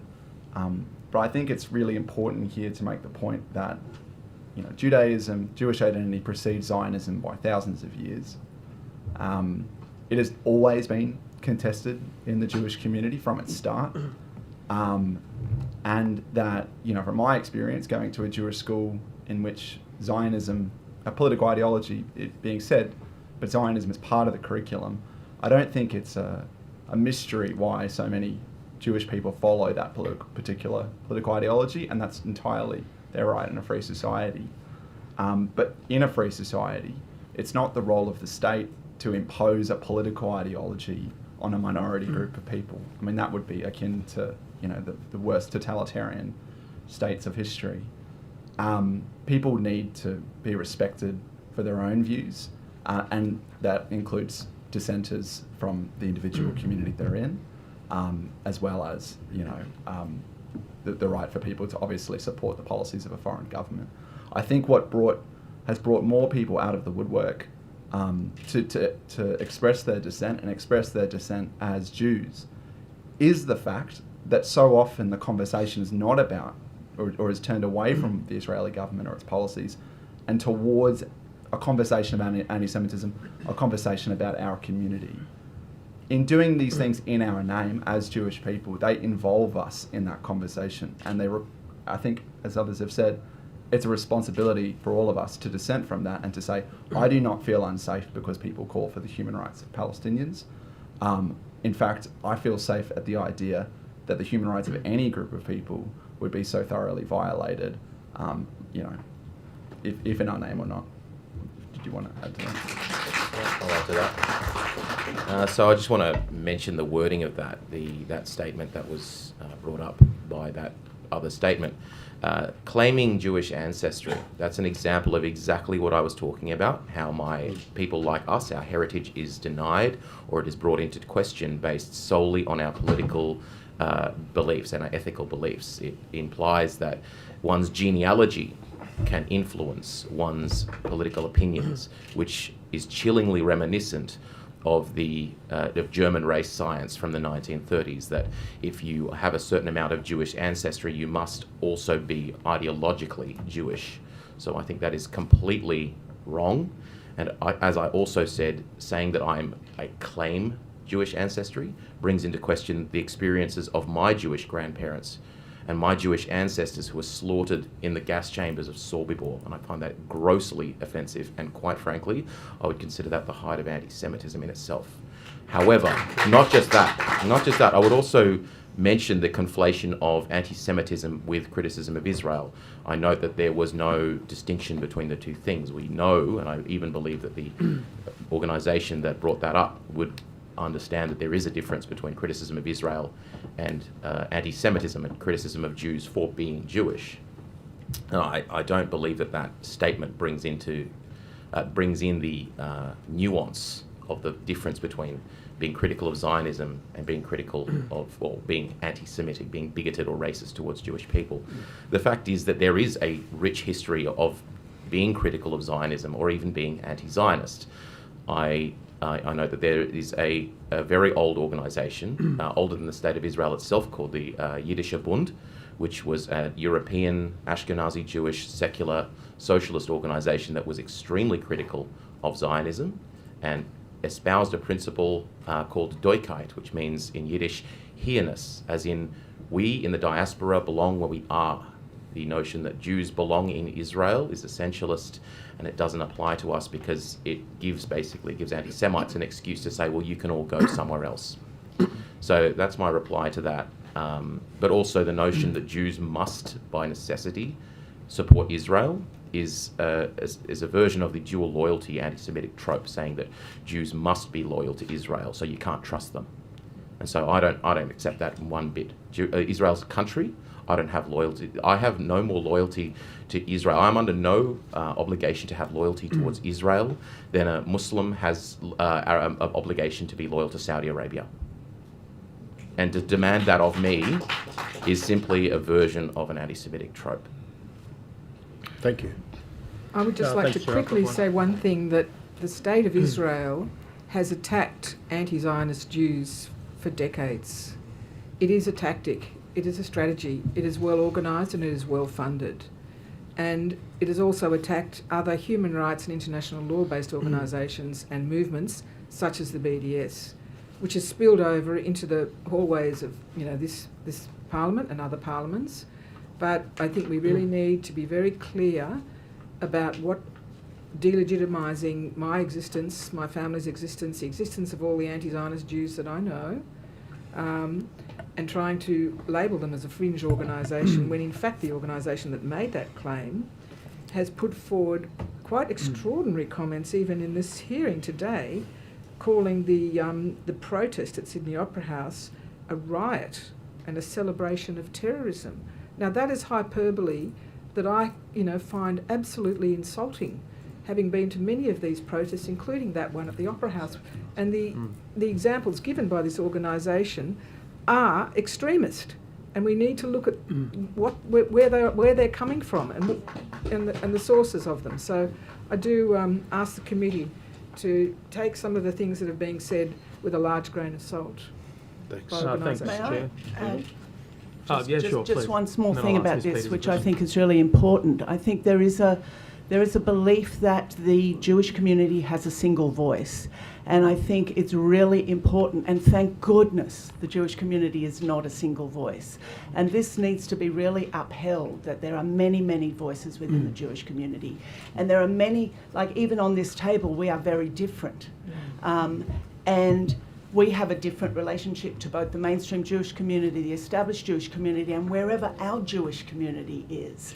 And that's really important in terms of we need to have these sort of conversations across these groups as well, rather than in isolation, because the isolation does add, in my opinion, to the anti-Semitism, because it separates Jews from each other and it separates Jews from other people. And we do not speak with one voice. Sure. So, Ms. Peters, I've got a question for you arising from what you just said about the Opera House protest. And it's been well reported, I won't repeat the words, that there was a video initially circulated in relation to that protest that wrongly captioned a portion of a video, and that video was on loop as well as being wrongly captioned, and suggested that hundreds of people had chanted a particular thing. That video and other video footage was later analysed by an expert, and it was found that a different thing was said, a thing that I would suggest is also offensive.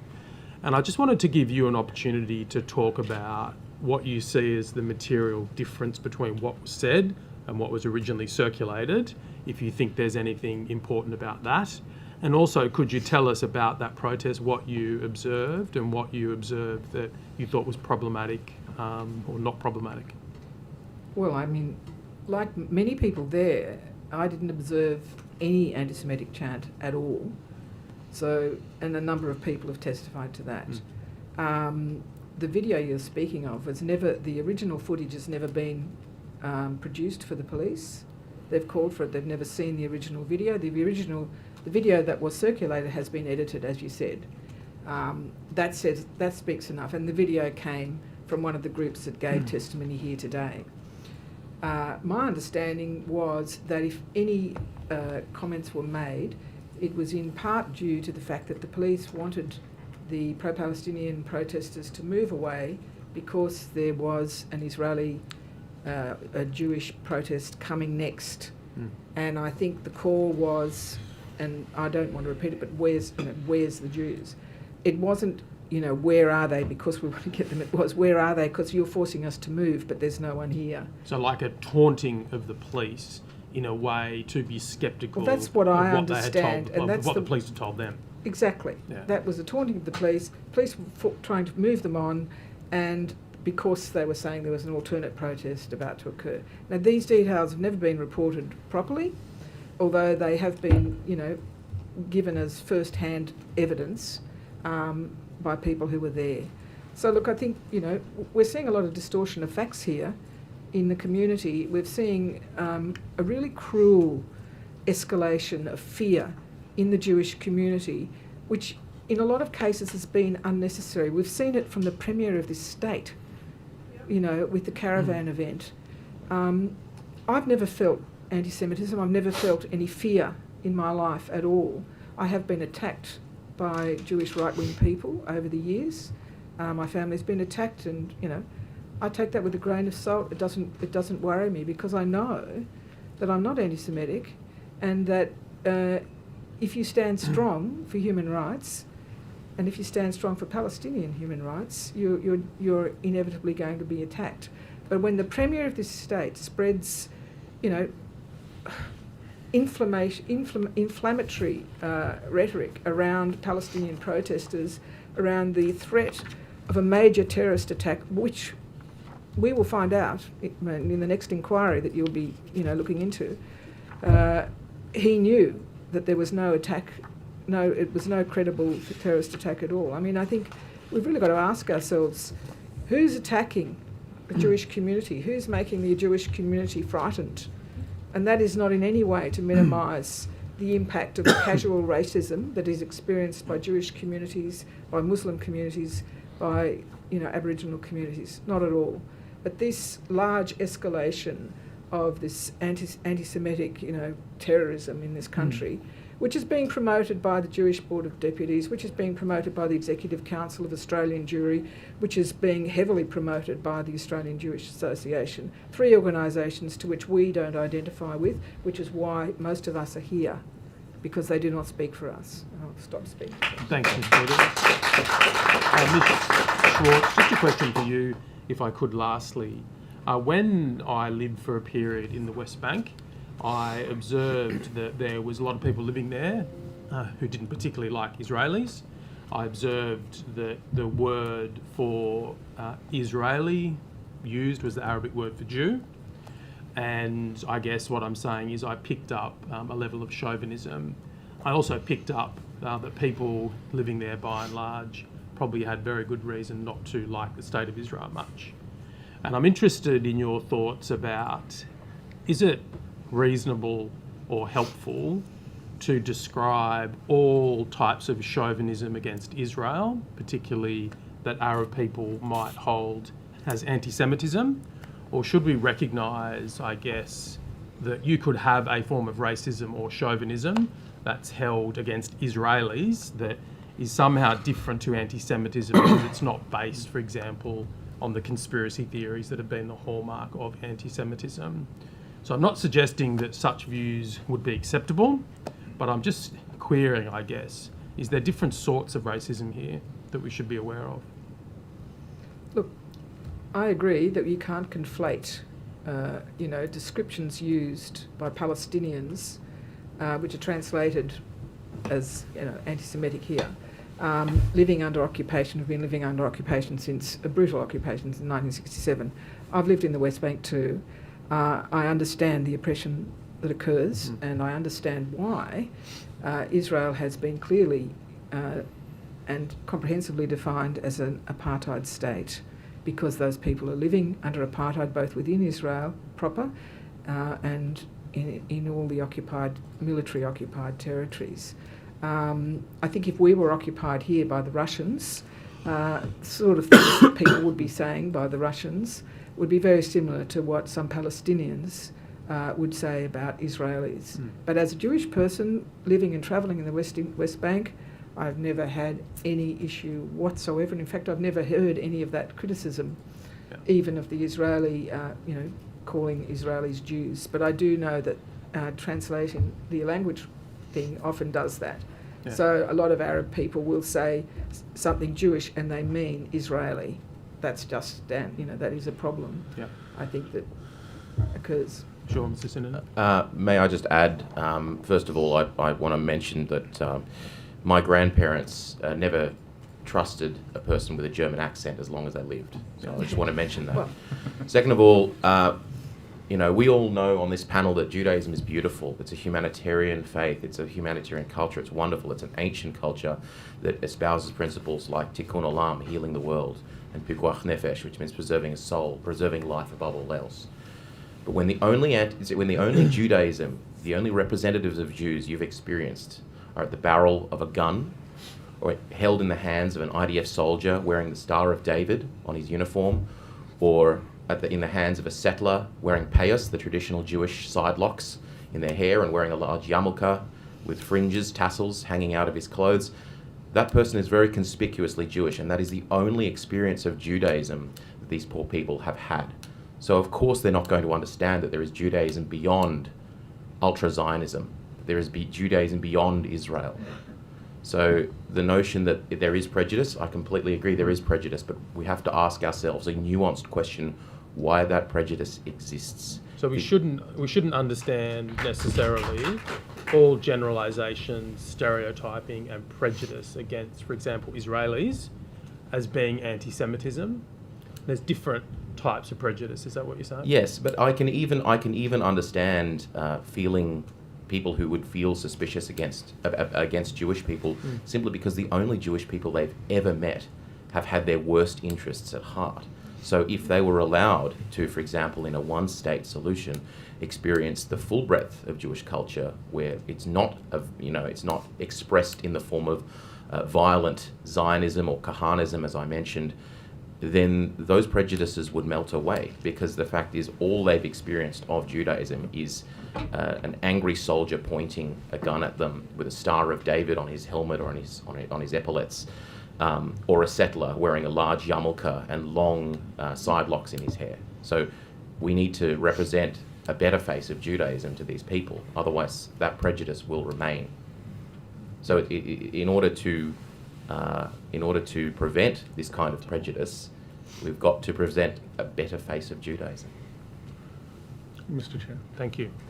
Just to these points, though, we are not talking about the West Bank. We are not talking about the Palestinian people. We're talking about Sydney. We are talking about New South Wales, and we're talking about the challenges that we face in our community here. And the challenges, and I take the evidence that has been presented in terms of the rise of Islamophobia, but there has also been evidence presented to this committee about the rise of anti-Semitism. And I think we have, whether there are disputes about some of the origins, there are certainly cases of rising anti-Semitism and, unfortunately, declining social cohesion here in New South Wales that have been exhibited. And, of course, we've had discussions about what happened on the steps of the Opera House on the 9th of October, but that was at a point following what happened, of course, on the 7th of October in Israel, and the tragic loss of life and the tragic taking of hostages. As we move forward, and I've got to say, I'm quite surprised in terms of what we're hearing today as well through this inquiry. We can go through some of those challenges, but there are some origins that we have to have for everyone in our community. Just interested in terms of some of those responses and understanding the declared views that many of you have stated in terms of Zionism, but in terms of Jewish people, irregardless of their origins or their views of Zionism, but as many here at this table profess to be Jewish people, of course. What are your instances or views in terms of any escalating tensions within the community, particularly following October 7th? I would be happy to say something on that, if I may.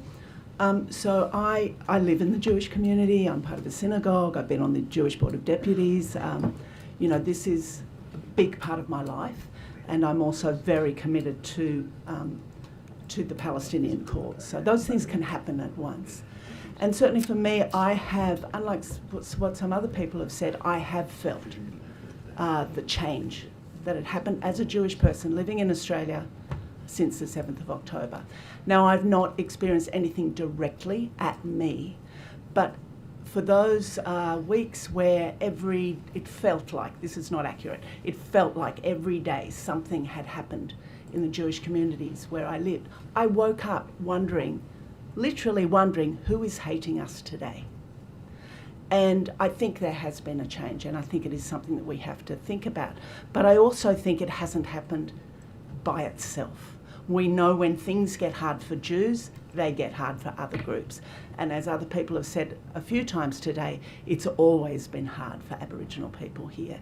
So for me, what is effective is to actually state that anti-Semitism has risen and it has been an issue, and you know, other people that I know of, their children have been, anyway, so many examples you've heard today of it. We do need to state it specifically, but we cannot tackle it as a single thing, because that will isolate Jews and actually conflate anti-Semitism even more. We have to tackle it as a whole social cohesion issue in this state and in this country.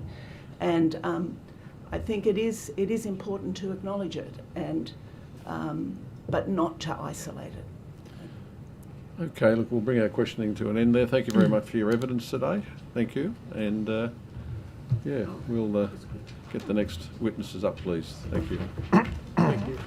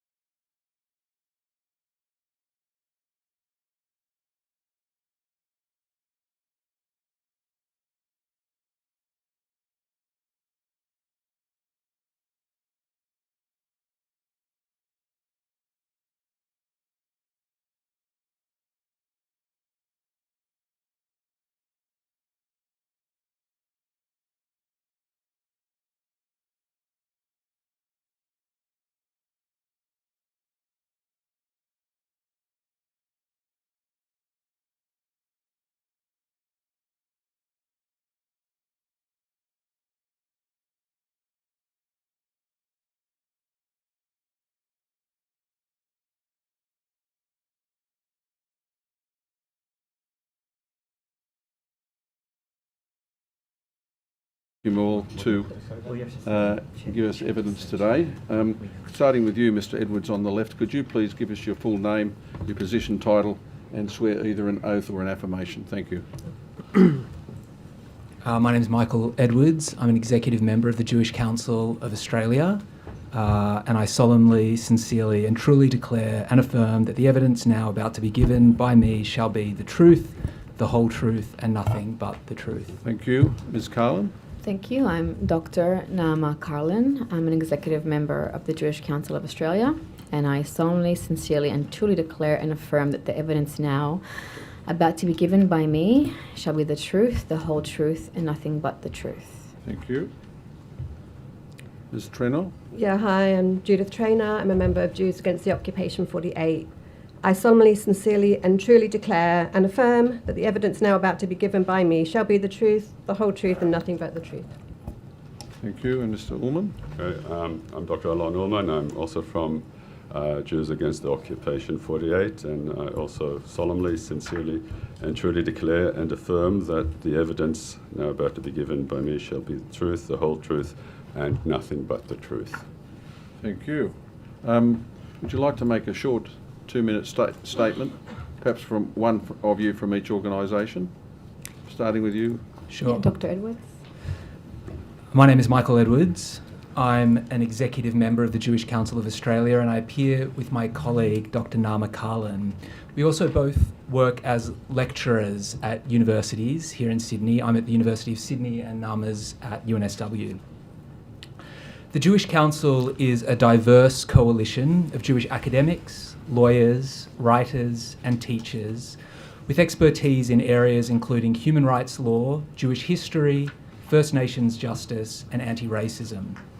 We provide an independent Jewish voice opposing anti-Semitism and racism and supporting Palestinian human rights. Our positions represent a growing number of Jews in Australia and also around the world who are outraged by Israel's actions. Positions also represented by many others appearing here today and by many of the submissions to the inquiry. Over 1,000 Jewish Australians have signed our core principles, which state that we support calls for freedom, equality and justice for all Palestinians and Israelis, and that we reject any claim that such a call is anti-Semitic or that it is anti-Semitic to criticise Israel's conduct. It's vitally important for this committee to acknowledge that the Jewish community is not a monolith, who all share the same experiences and positions, or who all support the State of Israel. The Jewish Council is deeply concerned about rises in anti-Semitism in Australia, which is part of a broader increase in racism that includes Islamophobia, anti-Indigenous racism, anti-Asian racism, and anti-Palestinian racism. And we're especially concerned about the rise of far-right extremism. We consider that the only way for us to effectively fight anti-Semitism is by working in partnership with other groups also facing bigotry and discrimination. At the same time, we're concerned about the ways in which the media and some politicians and other leaders have fueled racism and division by exceptionalising and politicising anti-Semitism. There's a danger that this inquiry risks forming part of that broader trend in a way which ultimately makes Jewish people and others less safe. There's also the danger that this inquiry feeds into a censorial and divisive discourse which seeks to label criticism of Israel as anti-Semitic. This conflation of Jewish people with Israel and the political ideology of Zionism is also something that can breed anti-Semitism.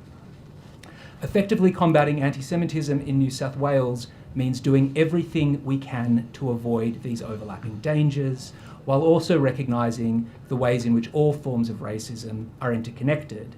And what this means in terms of government responses is that instead of law and order approaches, we support those that oppose all forms of racism, which don't create hierarchies of racism and which target systemic and structural discrimination. Thank you. Thank you. Dr. Ullman? Yeah, thank you. So first I should say I'm speaking on behalf of Jews Against Occupation 48. I'm an Israeli-Australian academic with my colleague here, Judith. Okay, we, like most Jews, are gravely concerned about anti-Semitism, but we're also alarmed by the cynical manipulation of this concern by politicians and the Zionist lobby. We oppose the tendentious adoption of the discredited era definition of anti-Semitism, which conflates Judaism with Zionism and the State of Israel. Zionism is a Jewish ethno-nationalist supremacist ideology, and opposing Zionism is no more anti-Semitic than opposing Nazism or apartheid is anti-white. Furthermore, Zionism is inherently anti-Semitic in its outlook and practice. The Zionist movement and the State of Israel have terrorized non-Zionist Jews, have destroyed Jewish communities in the Middle East, and have forcibly eliminated diasporic Jewish cultures. The State of Israel continues to deliberately spread and support anti-Semitism to attack non-Zionist Jews. The State of Israel, in its pursuit of ethnic cleansing and genocide, ostensibly on behalf of Jews, further endangers Jews wherever they are. So regarding the State of Israel, we believe that Jews have the right to live anywhere in historic Palestine and indeed anywhere in the Middle East. Jews do not have the right to exclude others from exercising the same rights, and non-Jews are no less entitled to live anywhere in historic Palestine. Palestinian refugees since 1948 should be allowed to exercise their right of return immediately and unconditionally. This right is guaranteed by international law, and failure to enforce it amounts to ethnic cleansing. We believe that the Israeli Jewish ethno-state is an inherently racist endeavour. Regarding what New South Wales Parliament and the state government should do, we propose that the definition of anti-Semitism, whichever is adopted, should not in any way conflate Judaism with Zionism. Zionism should be treated in New South Wales as hate speech, similarly to the way National Socialism is currently treated here. The government should act to protect non-Zionist Jews and others from the anti-Semitic campaign launched against us by Zionists and their sympathizers. And we're concerned that some in this room might currently be doing exactly the opposite. Thank you. Thank you. Questions? Also, sorry, if I can, we would like to table some documents here, with your permission, which includes some details which we might refer to in the conversation later. Thank you. No problem. Chris? Yeah. Thank you, Chair, and thank you for appearing today. I wanted to find out your opinion on what is legitimate political discourse to both organisations. Like, do you think that if you look at the protests on the 9th of October, do you think that burning an Israeli flag, chants like F the Jews, and other types of language, throwing flares onto police, is this a legitimate form of political discourse that isn't based in anti-Semitism?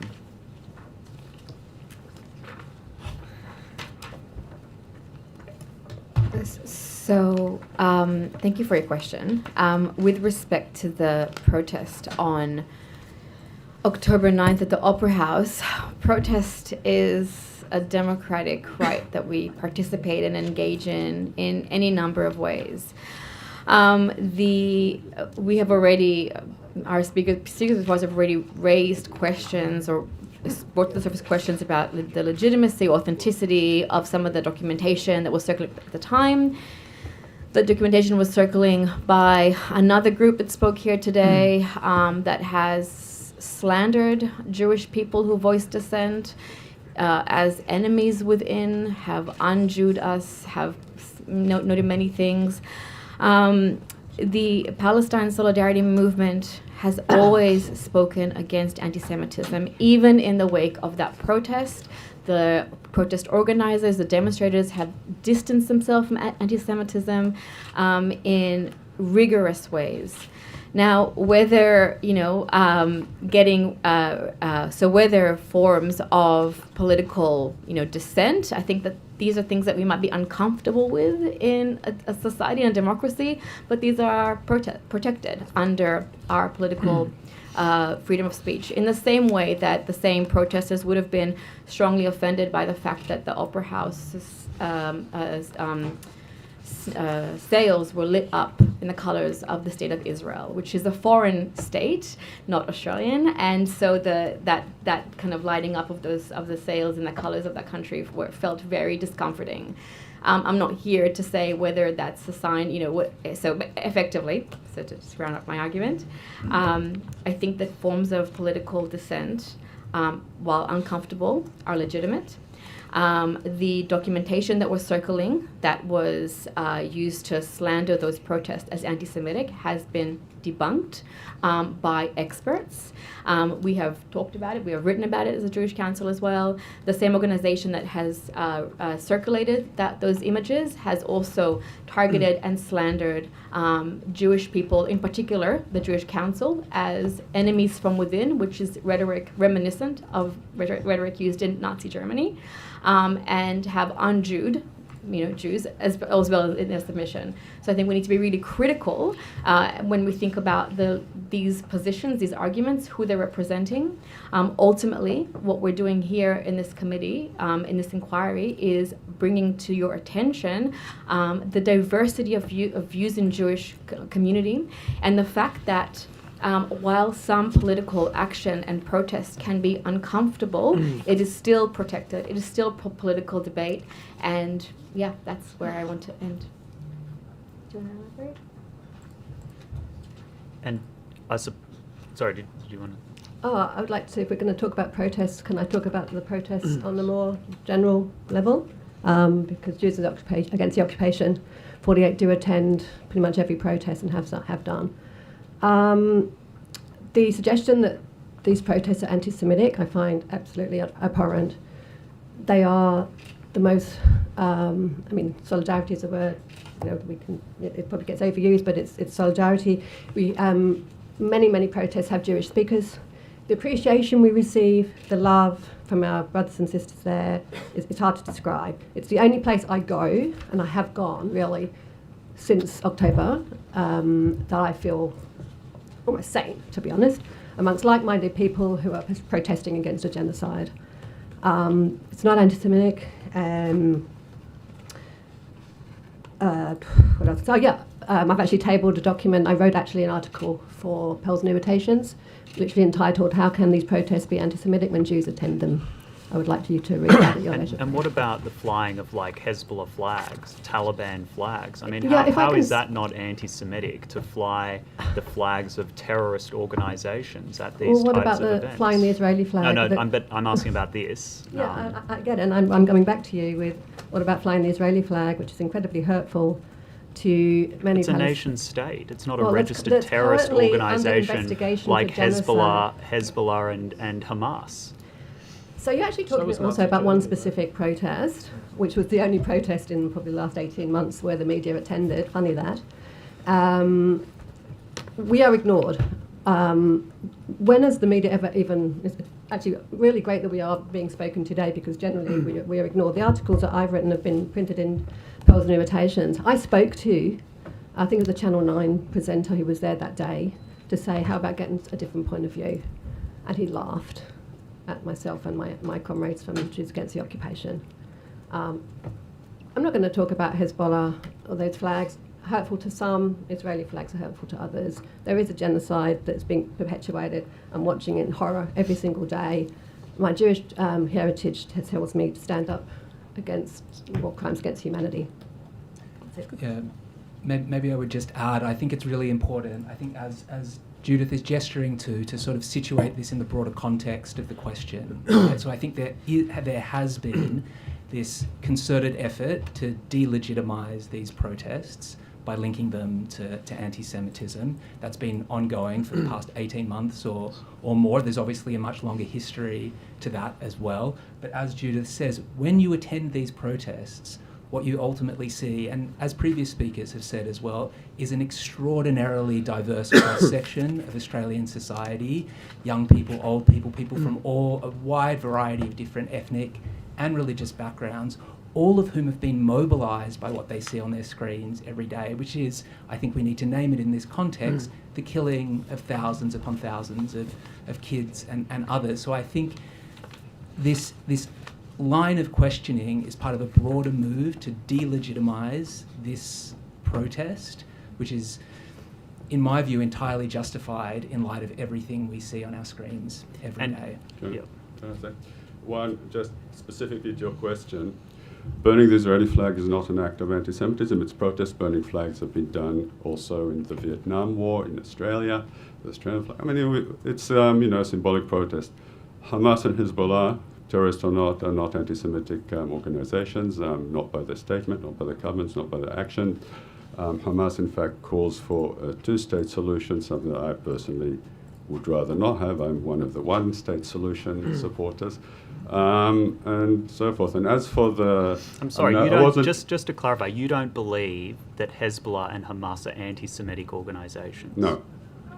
No, that is an extraordinary statement. No, it isn't actually. As it happens, I mean, I think as a person with an academic specialization in the Middle East, I know a little bit about those organizations. They're not anti-Semitic. They do not call for the extermination of Jews. They have not addressed Jews. They have a major problem with Israel and the Zionist state. As it happens, Hamas calls for a two-state solution, which is actually, should this will be Australian government policy, and actually Hezbollah has formed around getting Israel out of Lebanon. That was their major agenda, and the main beef is the continued occupation by Israel of parts of Lebanon. They do not call for the, definitely not for the extermination of Jews or to do anything against Jews. And as for the demonstrations, they're entirely safe for Jews. We've been there like every week. I have my daughter here who's 14, attended a few of them. Feeling quite comfortable. I'm comfortable with my family being there. No problems. I mean, the myth of anti-Semitism surrounding the Arab or Muslim movements here is ridiculous. There is a problem of anti-Semitism, and it comes from the right-wing, neo-Nazis, fascists, and frankly, some groups that collaborate with the Zionist organizations. I mean, like the Lions of Zion in Melbourne, that's a combination of Nazis and Zionists together, threatening to kick heads of people like us. So, Mr. Ullman, will you condemn the massacre that took place on October 7? No. So you won't condemn it? Like Ilan Pape, Israeli historian, like Ronnie Kasrils, the Jewish South African politicians, like Norman Finkelstein and others. We see that in context. Palestinians in Gaza had been held in conditions which are subhuman for many years before. They have actively said that there'll be a blow-up, and then there was a blow-up. Not only that, the Israeli government is the one that's been funding Hamas as a countermeasure for the Palestinian Authority in the West Bank. So if you have any problem with Hamas's rule, go to Tel Aviv and start arguing with the Department of Defense over there. Hamas's attack was an outcome of Israel's continued occupation and is inherently not much different from many uprisings. It's all just justifiable. It was brutal. It was brutal. I'm not justifying or unjustifying. It is war. It's an act of war. It is not outside of the realms of what was happening. It does not even get close to the brutality of Israel's occupation and actions in Gaza, both before and after. Do you condemn what's happened every day since? I'm here asking questions. You're here to answer them. That's a good one. And you have absolutely no legitimacy and credibility if you're not going to condemn the atrocities that took place on the 7th of October. I think I don't. Sorry, Chair. There's been a point of order. Yep. So the point of order is that is just a expression of opinion, a statement of condemnation, not a question. It's not Mr. Rath's opportunity to berate, it's his opportunity to ask questions. I uphold the point of order. And he should withdraw it. I condemn everything that's happened since October the 7th and the occupation 77 years before that. You had a question? I did have a question. I wanted to ask about, so both of you in your opening statements and your written submission talked about the way that media has reported anti-Semitic incidents actually inflaming tensions within the community, and certainly the behaviour of some politicians as well, inflaming tension rather than promoting social cohesion, and I think we just heard some of that in this hearing. In terms of moving forward from here, in the written statement, I think the Jewish Council's recommended responsible media reporting guidelines. It's something that we've seen around domestic violence and suicide reporting. What do you think that would look like? How can we go about for media and politicians and people with a platform actually talking about these issues in a way that de-escalates tension rather than escalates it? Yeah, thanks. I think that's a really, really important question. And as you say, it's something we mention in our submissions. I think one thing that we have been so disappointed by over the last year and a half is the way in which some politicians and other leaders have really sought to weaponise anti-Semitism for their own political agendas. And we saw that playing out in the election campaign, the federal election campaign, and we've seen it play out again over the last year and a half or more. I think that's dangerous for a number of different reasons. It's dangerous because it silences Palestinian voices and censors speech in solidarity with people suffering in Palestine. But I think it also ultimately feeds into fear in the Jewish community in a way that I think is very dangerous and very threatening to social cohesion. So we do think it's vitally important that media organisations and politicians are very, very careful with their use of language, particular incidents that they might label as anti-Semitic before the full evidence is actually known. And obviously in this state we've seen examples of that, and we speak about that in our submission as well. So I think a very serious and thoughtful conversation about the language we use around what is and isn't anti-Semitism is really key. For those two reasons, as I say, because it ultimately feeds into and creates more fear in the Jewish community, and also because it does threaten to silence and censor speech in solidarity with Palestine. Questions? You're welcome to it. Sure. I think there's a major problem with overuse of anti-Semitism, label anti-Semitism for political nefarious political means, or at least for political opportunism, which actually is counterproductive and dangerous, because then it desensitizes people to anti-Semitism when it really happens. Now, the Jewish community is rightly afraid of anti-Semitism. I mean, we've been traumatized, but over quite a few generations. But it's very easy to get Jews to panic of anti-Semitism, and that's a strategy that's been used to keep people within the community in check, and to actually create or forge a kind of unity behind things like the Zionist movement. So it's really important to understand what we're talking about here. I think that goes back to a question that was asked before. Not every generalization about Jews is necessarily anti-Semitic. Sometimes anti-Semitism can appear in many different ways, like support for a Jewish state as a way of let's get rid of all the Jews and put them back in Israel, or something like that. It's very subtle, and you need to understand it. Nonetheless, when it happens, it should be condemned, obviously. And I think but we should also be able to have open conversations about it without it being immediately turning into allegations or accusations that people don't have credibility because they're saying something which some others might argue is anti-Semitic and so forth. There's a level of maturity that we can inject into the debate, which is probably would be useful. Questions? Thanks, Chair. I wanted to ask a question that draws on of the Jewish Council. We've got some evidence before us in submissions, I think from the AJA, maybe from one other group, that Islamic or Muslim community leaders in the aftermath of October 7 did not condemn October 7, at least not unequivocally, to adopt the language of the submission. And I asked some questions this morning of the people from the Great Synagogue, and made the point that there's people suggesting that Jewish representative leaders from different groups have not condemned what could be considered the response to October 7. And I'm wondering, and obviously there's very strongly held perspectives about both those issues, and Mr. Ullman, you have basically suggested that October 7 might be compared to a slave revolt or a concentration camp breakout. and that it would be completely unfair to judge it by the niceties of international humanitarian law, and that any moral or ethical critique has to be viewed in light of the context. And I suspect that some Jewish representative leaders might say that the response needs to be viewed in light of what occurred and the whole history of the conflict.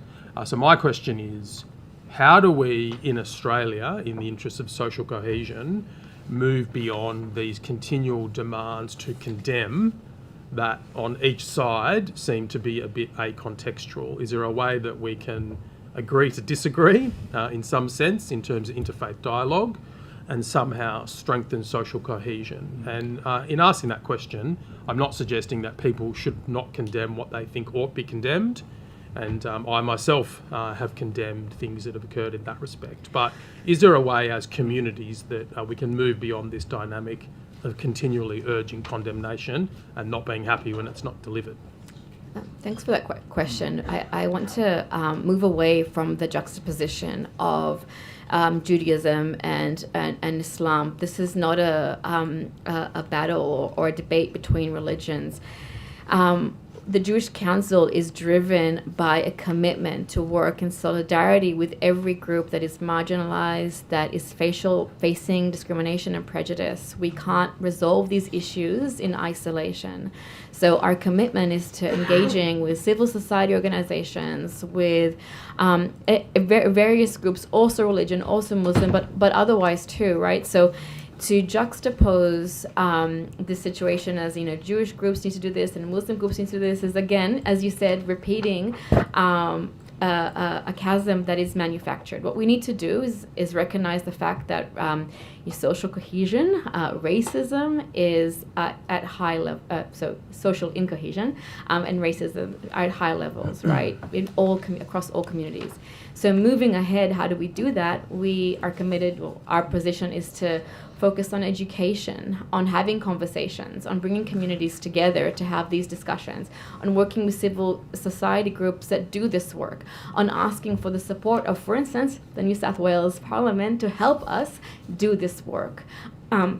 Across schools, across communities, there are other ways of working together that don't necessitate legislation or law and order response or rules around protests.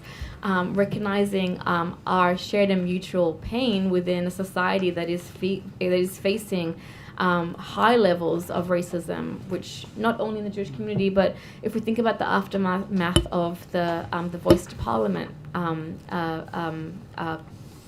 referendum, Indigenous people have told us that they're feeling deeply hurt. We had a week of silence and acknowledgement of that pain. There are ways of moving forward that hear and acknowledge communities' discohesion and how we move forward. So we have the Human Rights Commission in Australia as an anti-racism, social justice committed organization that we need to work with and support. So there are many ways that we can do this. But delegitimizing our views or deciding who can and who can't talk for a community, that's not the way forward. Yeah. Maybe I'll just add, I completely agree on the need to move beyond a kind of a discourse or a politics of condemnation. I think that ultimately gets us nowhere, deciding who or who can't speak based on what they do or don't condemn. I think as Nama has said, one thing we've been so struck by since forming the Jewish Council in February 2024 is how valuable these conversations have been that we've engaged in across ethnic and racial groups, and having very difficult conversations, actually. And so if we're thinking about precisely, what can, for example, the New South Wales government do to fight anti-Semitism, to not exceptionalise anti-Semitism, but to fight it as part of the broader problem of racism, it is precisely supporting such initiatives that engage in very serious conversation, relationship building across communities in the spirit of solidarity, which is ultimately what's needed to combat the rise of racism here and elsewhere. Thank you. So just lastly, I think we've seen a bit of a resurgence of the far right, the neo-Nazis movement or neo-Nazi movement. We've seen, for instance, this was about 18 months ago, I think, but we saw a whole bunch of neo-Nazis on a train wearing masks, and police used existing police powers to break them up. We also saw down in Corowa a sort of rally where anti-Semitic things were chanted or said by people, and police again used existing police powers, I think around offensive language and move-on powers, to deal with that. So my broad question for perhaps the Jewish Council also is there more legal mechanisms that we need to deal with the far right, or do you fundamentally not think that a law and order approach to them is likely to be efficacious? And I ask that question in light of the fact that there was recently a statement from one of those neo-Nazis group that they intended to register and contest elections. So that raises a question, I suppose, about whether they ought legally have a role in our electoral politics. So in light of that potentially occurring, do you think that they should be, in effect, stamped out using legal mechanisms, or do you think that's likely to be counterproductive and we need to deal more with societal responses and cultural responses? Yeah, thank you for bringing this up. So as our submission states, we're very concerned about the rise of the far right. We're also concerned about the ways in which particular discourses around anti-Semitism tend to divert attention from this very serious problem online, but also increasingly offline, by focusing instead on Palestine solidarity, activism, on protests, on arts festivals, on universities and the like. So we do think this is an issue that government and others need to take very seriously. In general, we're not particularly supportive of law and order approaches. We don't think it's possible to sort of arrest your way to ending anti-Semitism or other forms of racism. And we do think it's particularly important to invest in programs around education and also particularly around early intervention when it comes to recruitment for white supremacist organisations and the far right, because we think they're probably more effective ways of combating what is this very, very serious threat. That's helpful, thank you. I've got more questions, but I'll hand over in case other people do. Mr. Ullman, in your opening statement, you outlined that you thought that Zionism should be listed as hate speech. Is that correct? Yes. Yep. Could you explain for us why you believe that's the case and how you think that should be reflected? Well, we've tabled some documents that will give you an example of what we're talking about. So, we have, as you know, the Arab community in Australia is under pressure, especially not, with what's happening in the Middle East and so forth. So when you think about in the midst of this, the State of Israel, through a member of Knesset called Eddie Cohen, a Likud member, he has a large following in the Arabic world. He puts out a tweet saying, and I quote, "The protocols of the elders of Zion are actually being implemented in reality. We are those who will rule the world with wisdom and not force, with guile and not with arrogance." So that's the kind of stuff that the State of Israel puts in order to fan the flame of anti-Semitism in various communities around the world. Now, we also have other examples of we have other examples of, if you want, hate speech from Zionist groups here. This is from a tweet put out by Mark Liebler. But Mr. Ullman, I guess in terms of... Just read this. "Nothing but nothing is worse than those Jews who level totally unfounded allegations of genocide and ethnic cleansing against the State of Israel. They are repulsive and revolting human beings. Their relatives who were murdered by the Nazis, the role models for Hamas, will undoubtedly be turning in their graves. Their avowed anti-Zionism is clearly no more than a cover for the reality that they are vicious anti-Semites."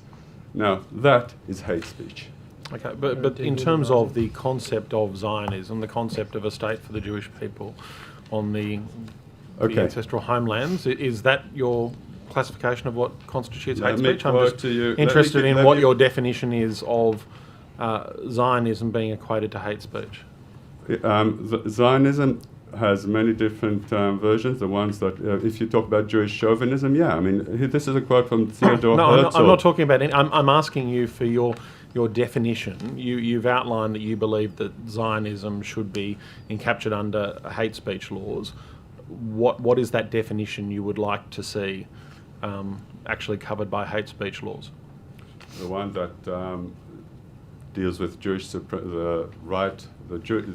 supremacist right over certain lands to the exclusion of others.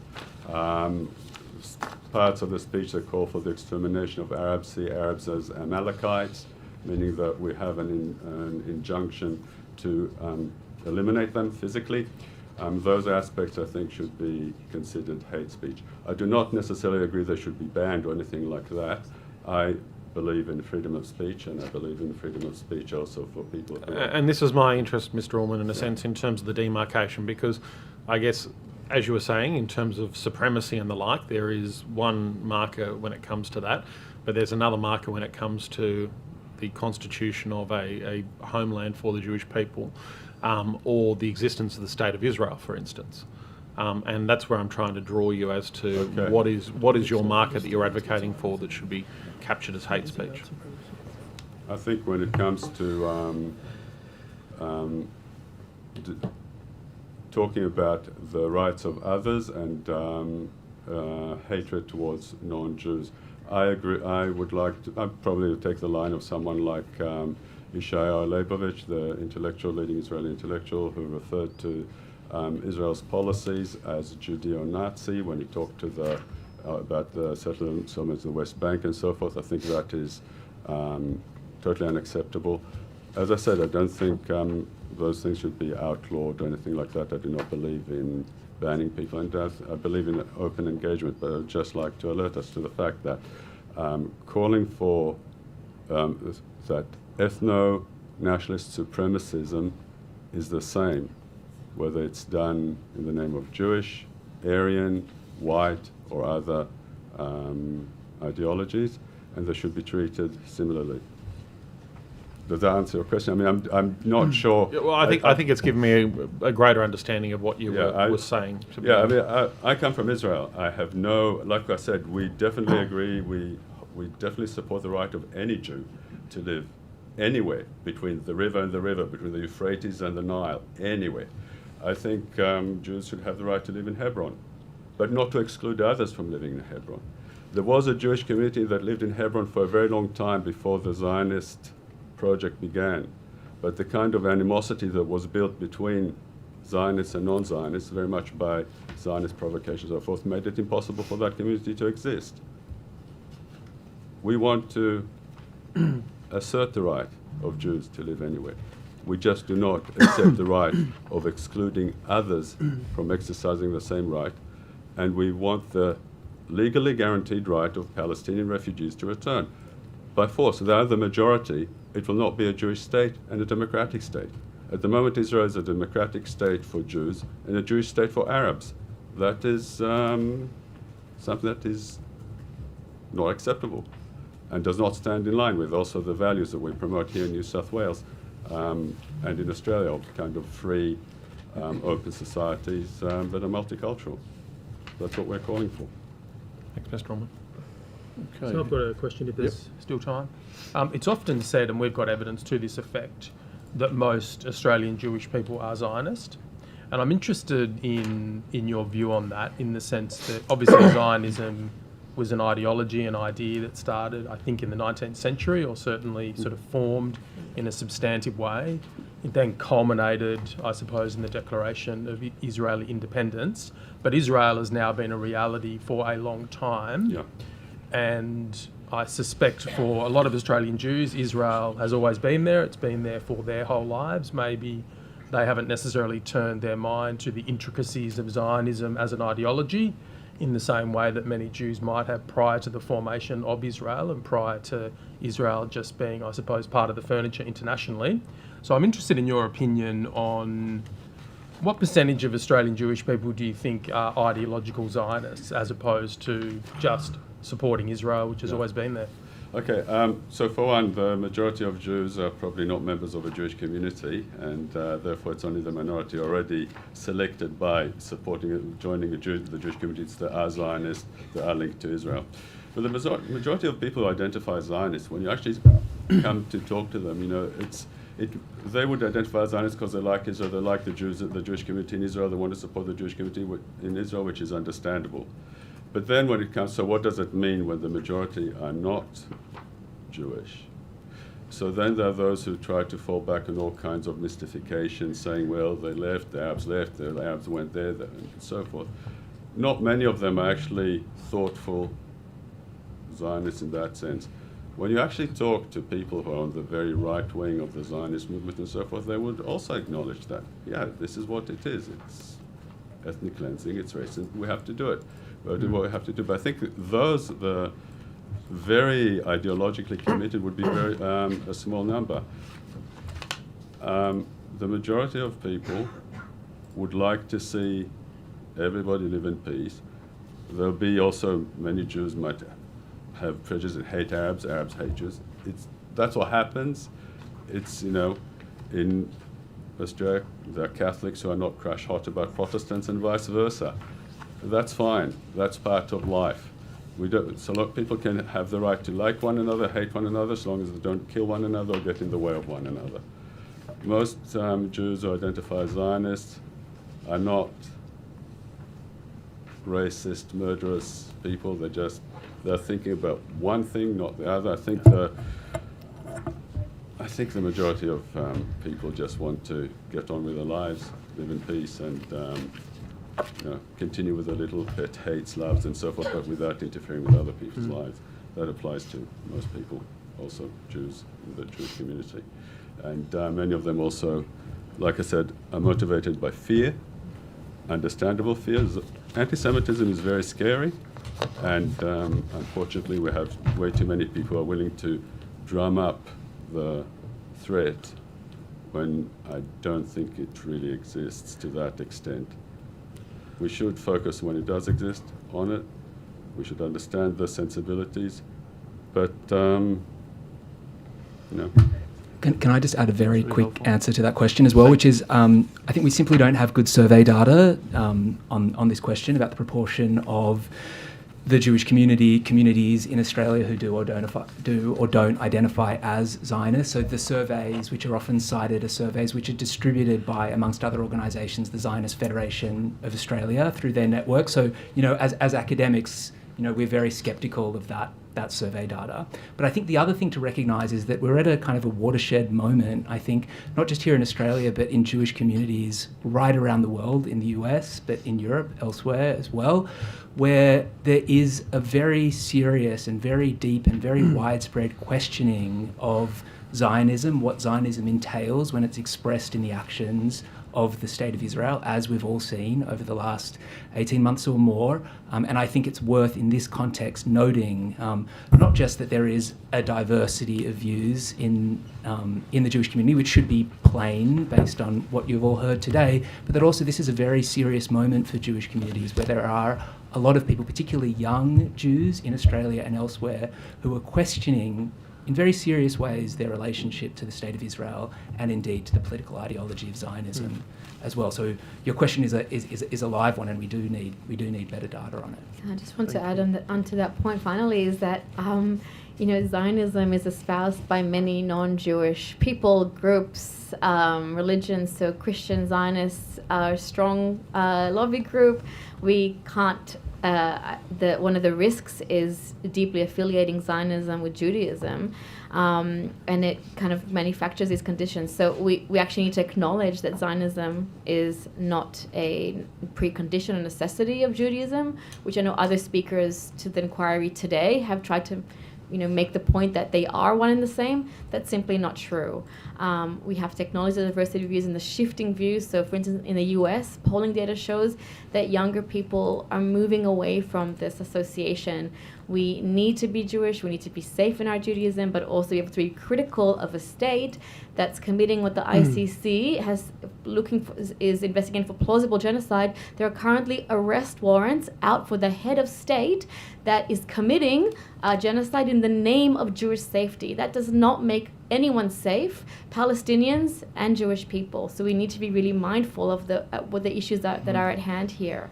And we can't keep playing that game. Thank you for your moral clarity. Yeah. All right, we'll draw a question to a close there. Thank you very much for coming Thank you so today. much. And we'll have a break and return at 1:15. Thank you.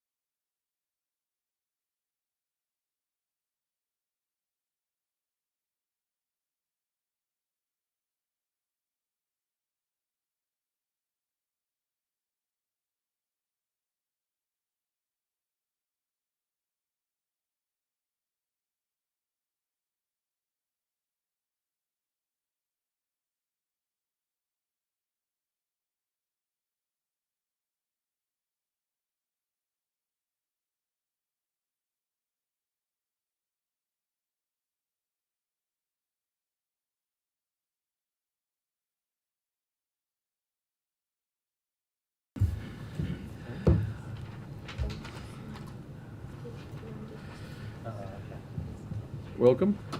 Thanks very much Thank for you. coming forward to give evidence today.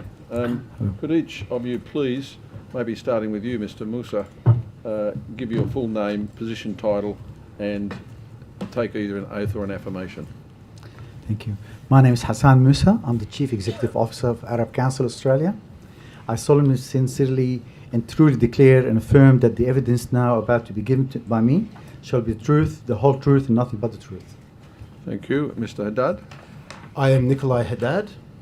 I am a member of Arab Council Australia and a former secretary of the board. I solemnly, sincerely, and truly declare and affirm that the evidence now about to be given by me shall be the truth, the whole truth, and nothing but the truth. Would either of you like to give a short 2-minute statement?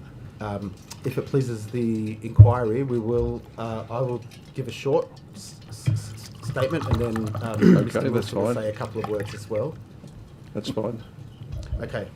At least 370 Palestinians were killed last week in Israeli attacks that have targeted hospitals, schools, tent encampments at homes. Another 144 were killed since dawn yesterday. For 79 days, no food, fuel, or medicine has entered Gaza. Report released Monday by Integrated Food Security Phase Initiative found that 500,000 people face starvation and 93% of the population are at severe risk. The Australian Arabic community is deeply affected by the ongoing catastrophe in Gaza. In real time, we watch images every day of people being burned alive in tents or blown to bits in the rubble of what was once their homes. The emaciated bodies of children fill our screens. What has this to do with anti-Semitism, you might ask?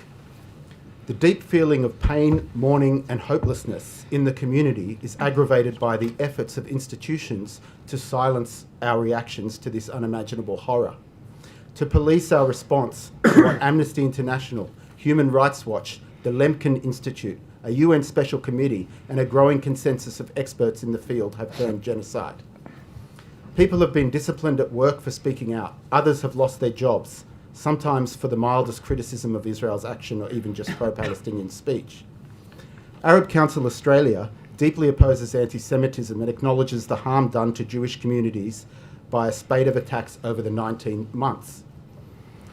We now know that many of these crimes were carried out by criminal actors and were not motivated by ideology, but that does not lessen the impact on communities.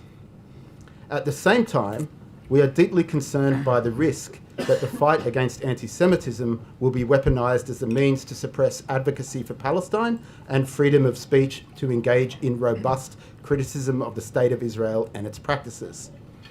That is why we join scholars, legal experts, and many of our friends in the Jewish community who have made submissions to this inquiry in opposing the International Holocaust Remembrance Alliance definition of anti-Semitism, which in its examples and application conflates criticism of Israel with anti-Semitism. When such definitions are adopted by universities and institutions, they can have a chilling effect on free speech, as has already been demonstrated in the United Kingdom, according to a September 2023 joint report by the European Legal Support Centre and the British Society for Middle Eastern Studies. I'm just going to make one final point. We are also concerned about the data set in relation to anti-Semitism in Australian universities. A December 2024 report by the Jewish Council of Australia, which analysed the 501 submissions into the Federal Senate inquiry, found that just 1 in 5 of the specific incidents reported were anti-Semitic under a definition of anti-Semitism that is discrimination, prejudice, hostility, or violence against Jews as Jews or Jewish institutions as Jewish. Thank you. Thank you. Arab Council Australia has a specific aim of assisting the successful social inclusion of people from Arabic-speaking background and promoting their active participation and contribution to the wider community. We are committed to social justice and discrimination in any form and discrimination in any form that's incompatible with our values of equality and equity for all. To that end, we support a broad anti-racism strategy that avoids giving the quasi-legal force to special categories of bigotry.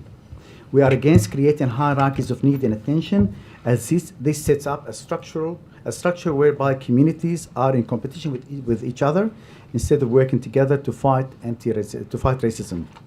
We support a broad anti-racism framework that recognizes that the only special category of racism in Australia is that faced by Aboriginal, Torres Strait Islander people who have faced generational, institutional, and structural racism born out of dispossession and denial of human rights.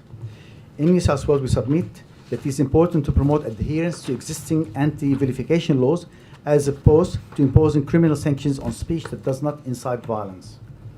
We take this approach despite evidence of a record number of anti-Arab, anti-Muslim, and anti-Palestinian hate crimes since October 23.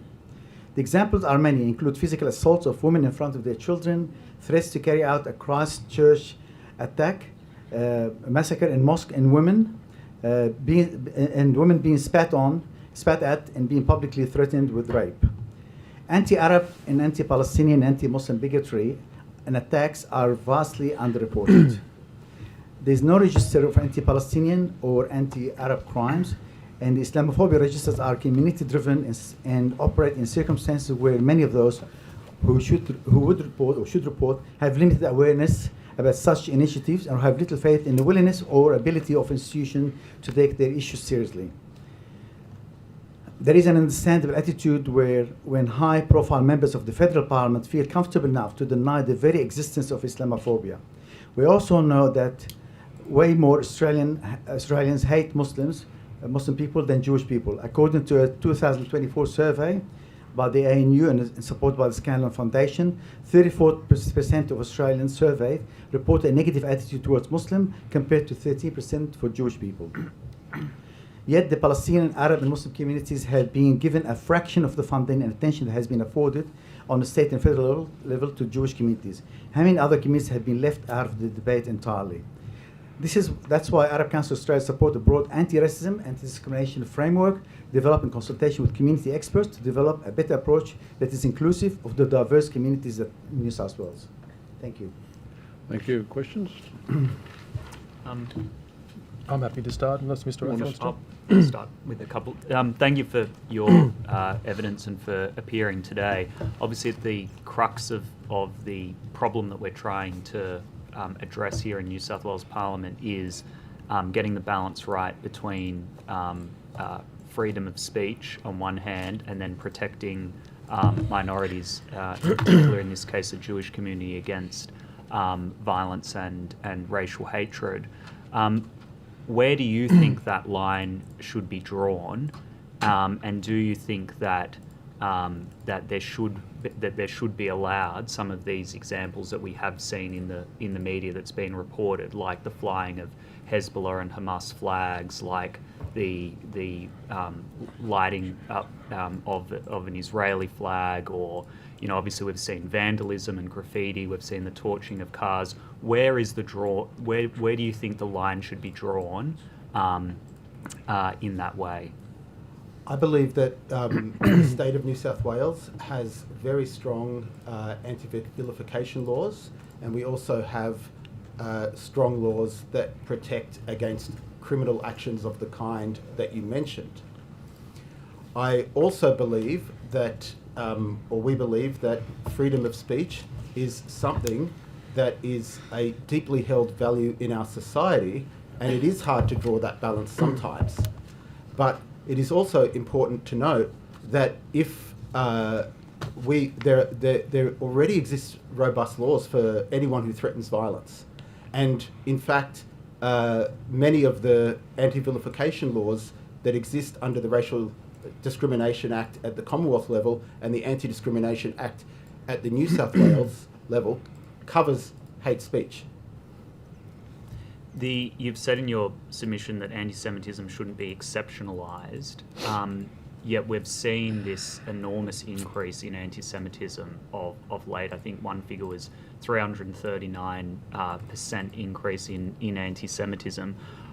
don't you think that it's reached a crisis point now where it does need that special attention given to it? Of course, there's Islamophobia. Of course, there's racism in many forms. But since October 7, we have seen this drastic increase in anti-Semitism that we've just never seen before.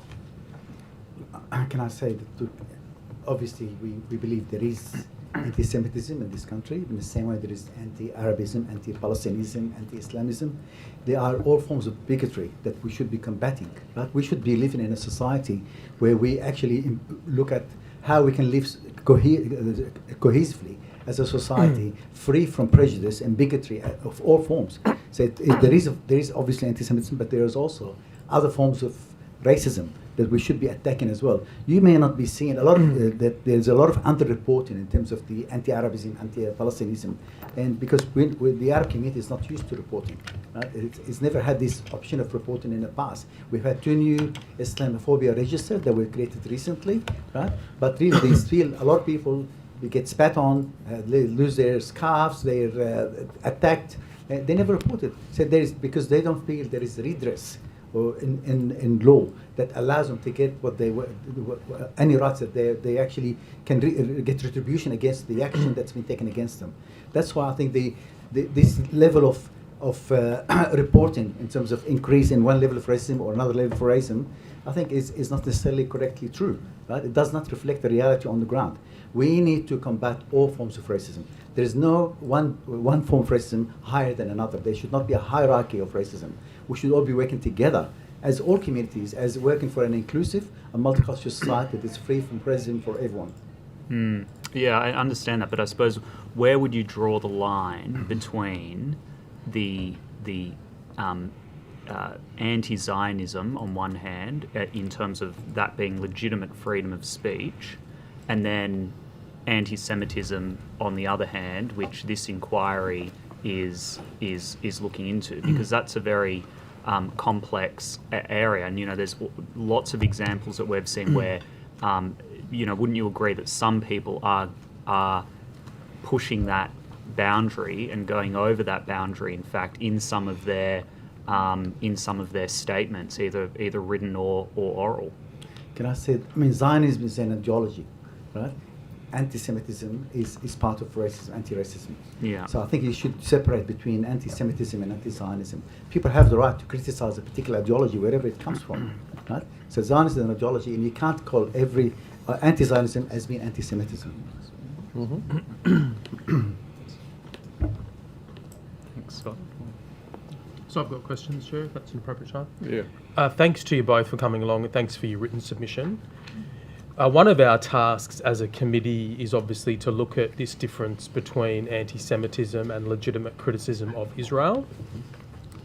One of the things that I've noticed in this debate is, I suppose, some, if not all, of the phrases that are used or the criticisms that are made of Israel could be used by an anti-Semite, but they could also be used by someone who is legitimately criticising Israel.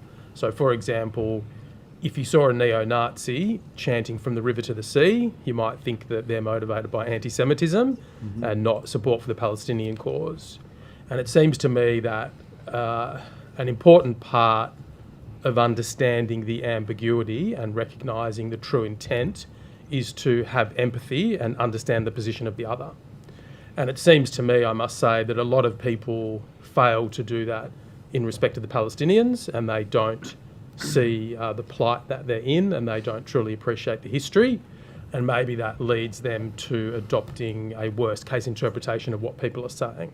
So I'm wondering if you could inform the committee by talking about the experience particularly of the Palestinians and the Lebanese, and why it is that there is such strong feelings about the actions of the State of Israel. Can you put that in some context for us? I'm not a Palestinian. I won't speak for Palestinian people, but I'm an Arab Australian of Lebanese heritage, and extremely familiar with the history of the region and with deep connections to that region.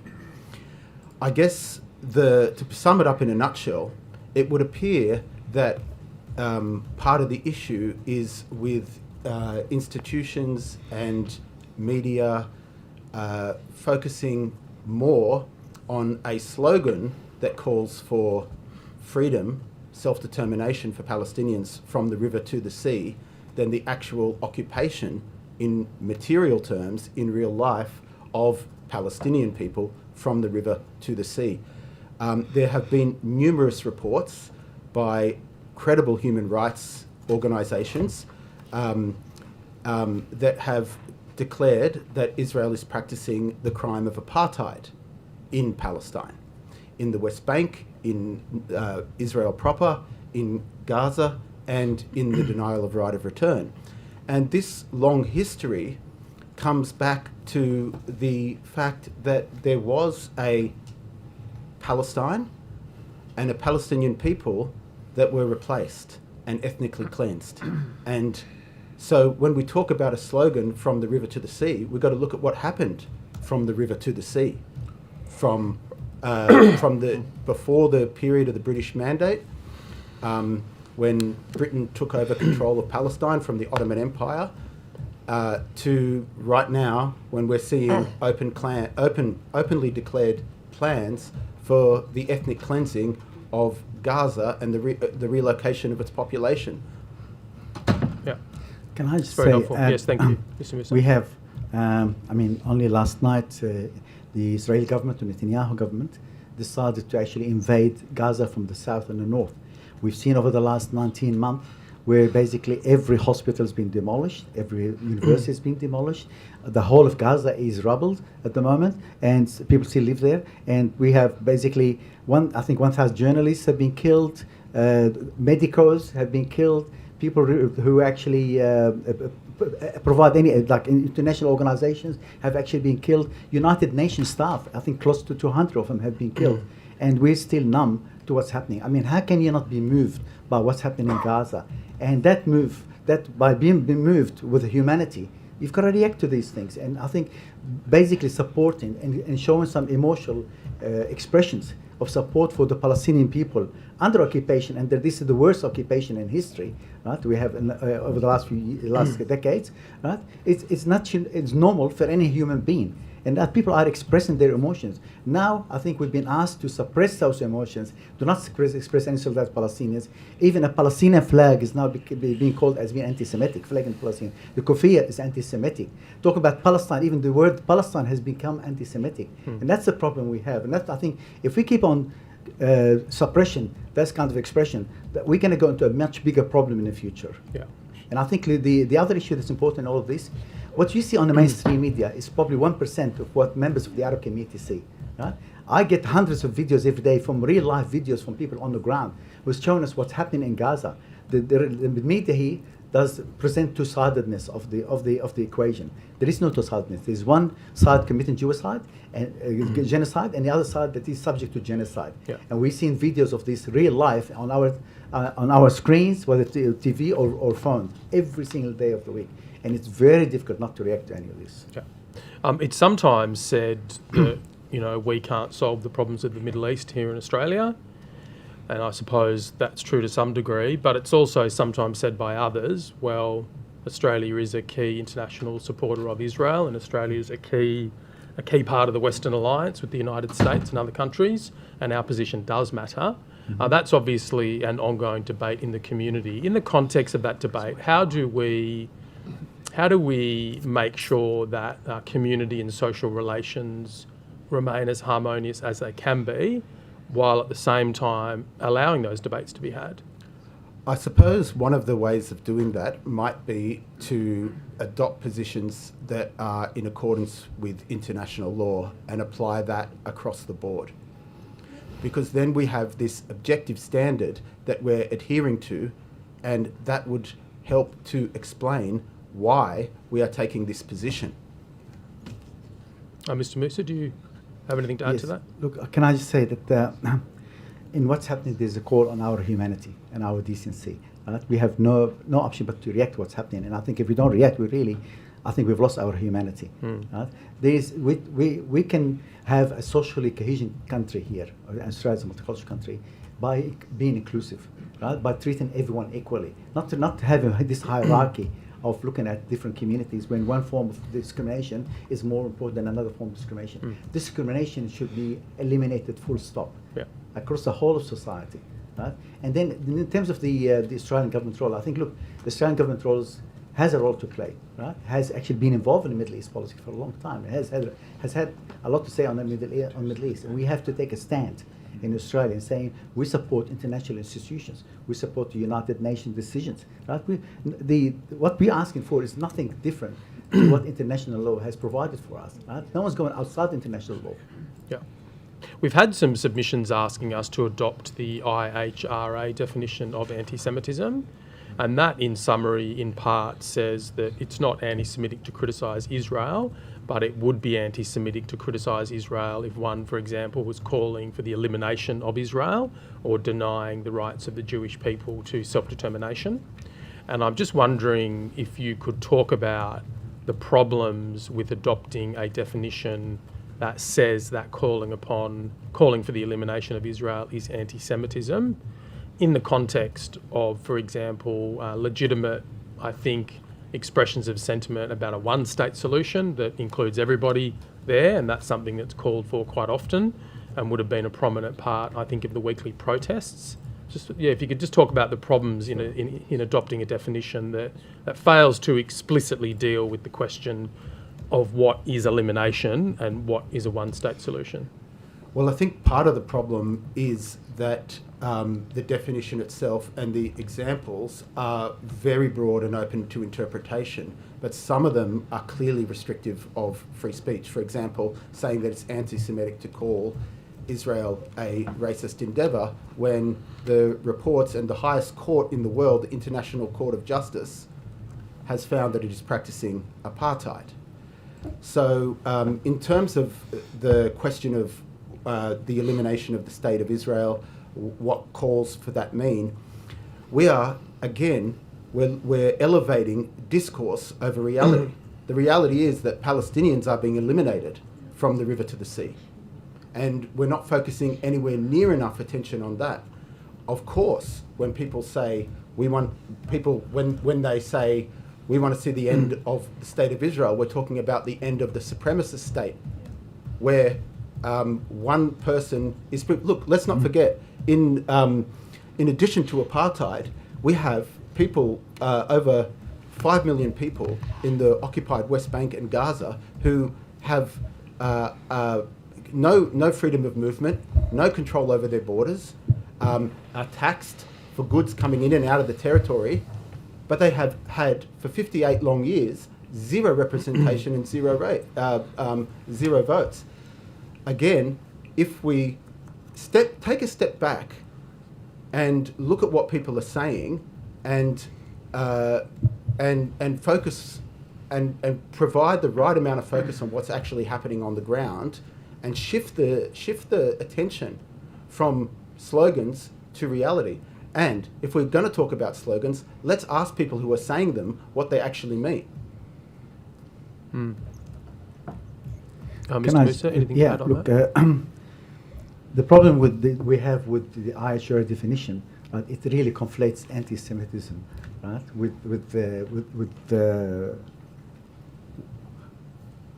The definition conflates anti-Semitism. What penalizes anti-Semitism, right? To basically prevent the commentary on Israel and Israeli practices and policies. Now if we're talking about the HR definition defines anti-Semitism, you talk about the Jewish community, the Jewish religion, and so forth. But you've got 7 out of the 11 examples provided in the IHRA definition that talk about the State of Israel. Right? Why are we talking about the State of Israel and the definition of anti-Semitism in Australia here? So if you basically, if you criticize Israel, right, for being an apartheid state, for calling it an apartheid, for the policies that is enacted for the last few decades, not just since October 23, right? You will be called anti-Semite under the definition, under the examples provided by our definition. And that's the problem we have, weaponizing basically the definition to curtail free speech and open debate about the politics of the State of Israel. Yeah. No one's calling for the elimination of the State of Israel. We're calling for basically ensuring that Israel abide, being a good international country, right, can abide by international law and by humanitarian law. So we've had some evidence from, I think, one or two groups saying that no Muslim groups condemned unequivocally October 7. And in some questioning this morning of one of the Jewish representatives, I sort of made the point that we haven't necessarily, from a lot of representative Jewish groups, had a condemnation of recent events in Gaza either. And my question is, how fair is it to expect representatives of different groups who might be seeing things through their particular lens and I suppose have a bias? How useful or helpful is it to be expecting them particularly to condemn things that are occurring? And is there a dynamic, an interfaith dynamic that we maybe need to get to where we agree not to engage in those continual calls because we need to recognise that everyone's seeing this through a particular lens, a particular context? Is there, I guess, a community level way in Australia of agreeing to disagree about some of this and concentrating very much on social cohesion while not losing our right to advocate on particular issues and perspectives, because everyone's got the right to ask the Australian government to do or not to do certain things? Very good question. And I would start by saying that often this question is asked as an exercise of narrative power. Sure is. In the sense that it is asked by institutions and media people, and we don't see those same questions being asked publicly asked when representatives of the Jewish community are being interviewed. So it's not across the board, and that's the thing, and that's why I do think that it is unhelpful to ask this question, because the answer is a lot more complicated often. Most of us, in fact all of us I would say, many of us rather, do believe in upholding international law. And but the question of condemnation as a blanket statement without looking at history is a very difficult and a different question, because people might condemn with qualifications. Yeah. People might take different views, and I don't believe it's helpful to ask either community to condemn as a kind of gotcha moment. So is there a role for government? I might ask you, Mr. Musa, is there a role for government in somehow playing a leadership role in imparting to the community and to different representative groups the importance of not doing that and the importance of trying to see things from the other person's perspective, agreeing to disagree and focusing on what we can achieve here? Definitely there is a role of government, and I think we are disappointed in the role of government so far when the government, particularly New South Wales government, has not engaged directly with the Arab community or the Muslim community. Right? So there's been basically zero contact at the highest level of government here with the community, and that's a problem in itself. So if we are to talk about a society, an inclusive society, we need to engage with everybody. We need to engage, right, and include everybody, because we are suffering. We are in pain, right, and we need to that pain to be recognized. Right? Be recognized by government and other people in power. So we felt suppressed in the media, suppressed in parliament, suppressed in the government circles, right? and now in educational institutions. And that creates a problem. When we feel suppressed, right, it means we're out of the equation, we're out of the discussion, we're out of the debate. We're not able to internalize our emotion, we're not able to express ourselves anymore. And that's the problem. In relation to the condemnation of what happened on the 7th of October, without justifying what happened on the 7th of October, we've been warning against a similar event for a long time, saying, look, what Israel is doing of 16-year blockade, after depriving the people of Palestine, people of Gaza, right, of food, of aid, and deciding what goes in, what goes out. But there's total blockade happening against the people of Gaza, and they are already under occupation. Right? Naturally, I think they can't look at it in vacuum as it happened overnight. There's been occupation happening for a long time, for many decades, right? And we recognize occupation of Ukraine by Russia, right? And we've got the same thing happening in Palestine, and we don't recognize it. We see it in totally different eyes. And that's the problem. And I think that's the problem that is internalized within the Arab community, Muslim and pro-Palestine community, of seeing things differently at different levels, different reactions. In terms of, sorry, Chair. I was going to say, are you saying then that the views expressed by Arab Australians is justified by the history of what's happened in the Middle East, especially in Palestine? Which views? Well, the views that you're talking about now in terms of anti-Semitism. You're saying that that is supportive of what goes on with any anti-Semitism.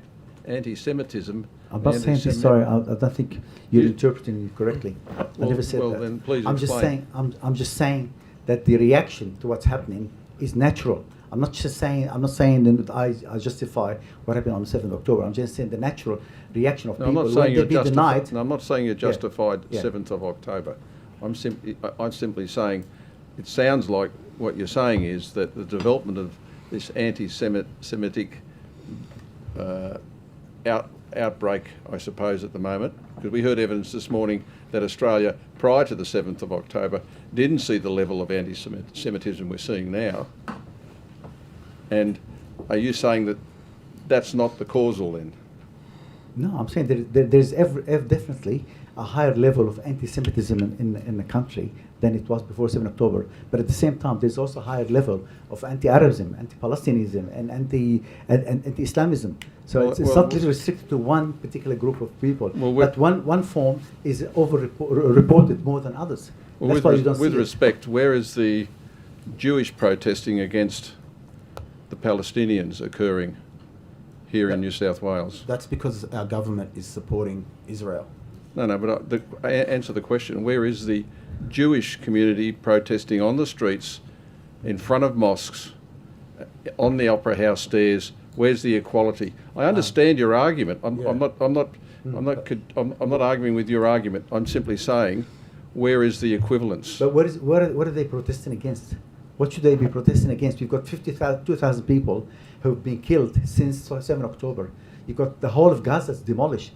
They have a reason to protest on the grounds, right? And for the people who support. So we've listened to evidence this morning saying that the state of Israel should not be conflated with anti-Semitism. And none of the... Sorry.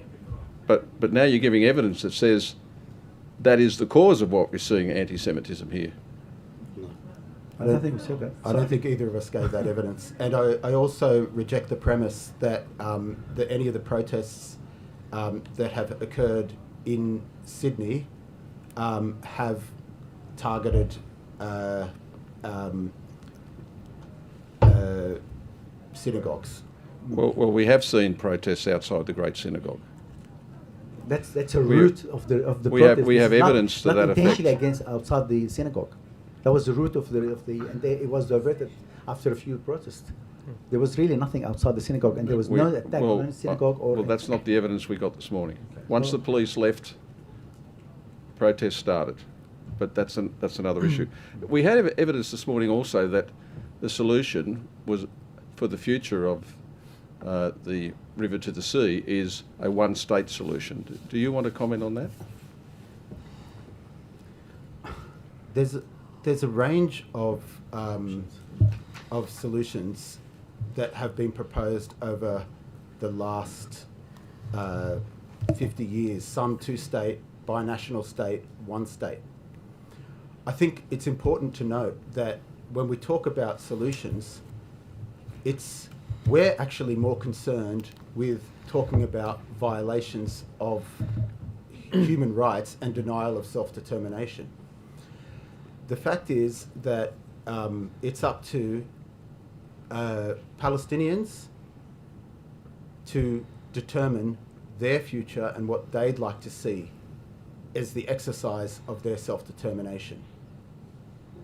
And it seems to me that on the ground, we are looking at a reality of a one-state solution because of the continual expansion of Israeli settlements into the West Bank and occupied East Jerusalem. It's very hard to untangle all this. And it is certainly not,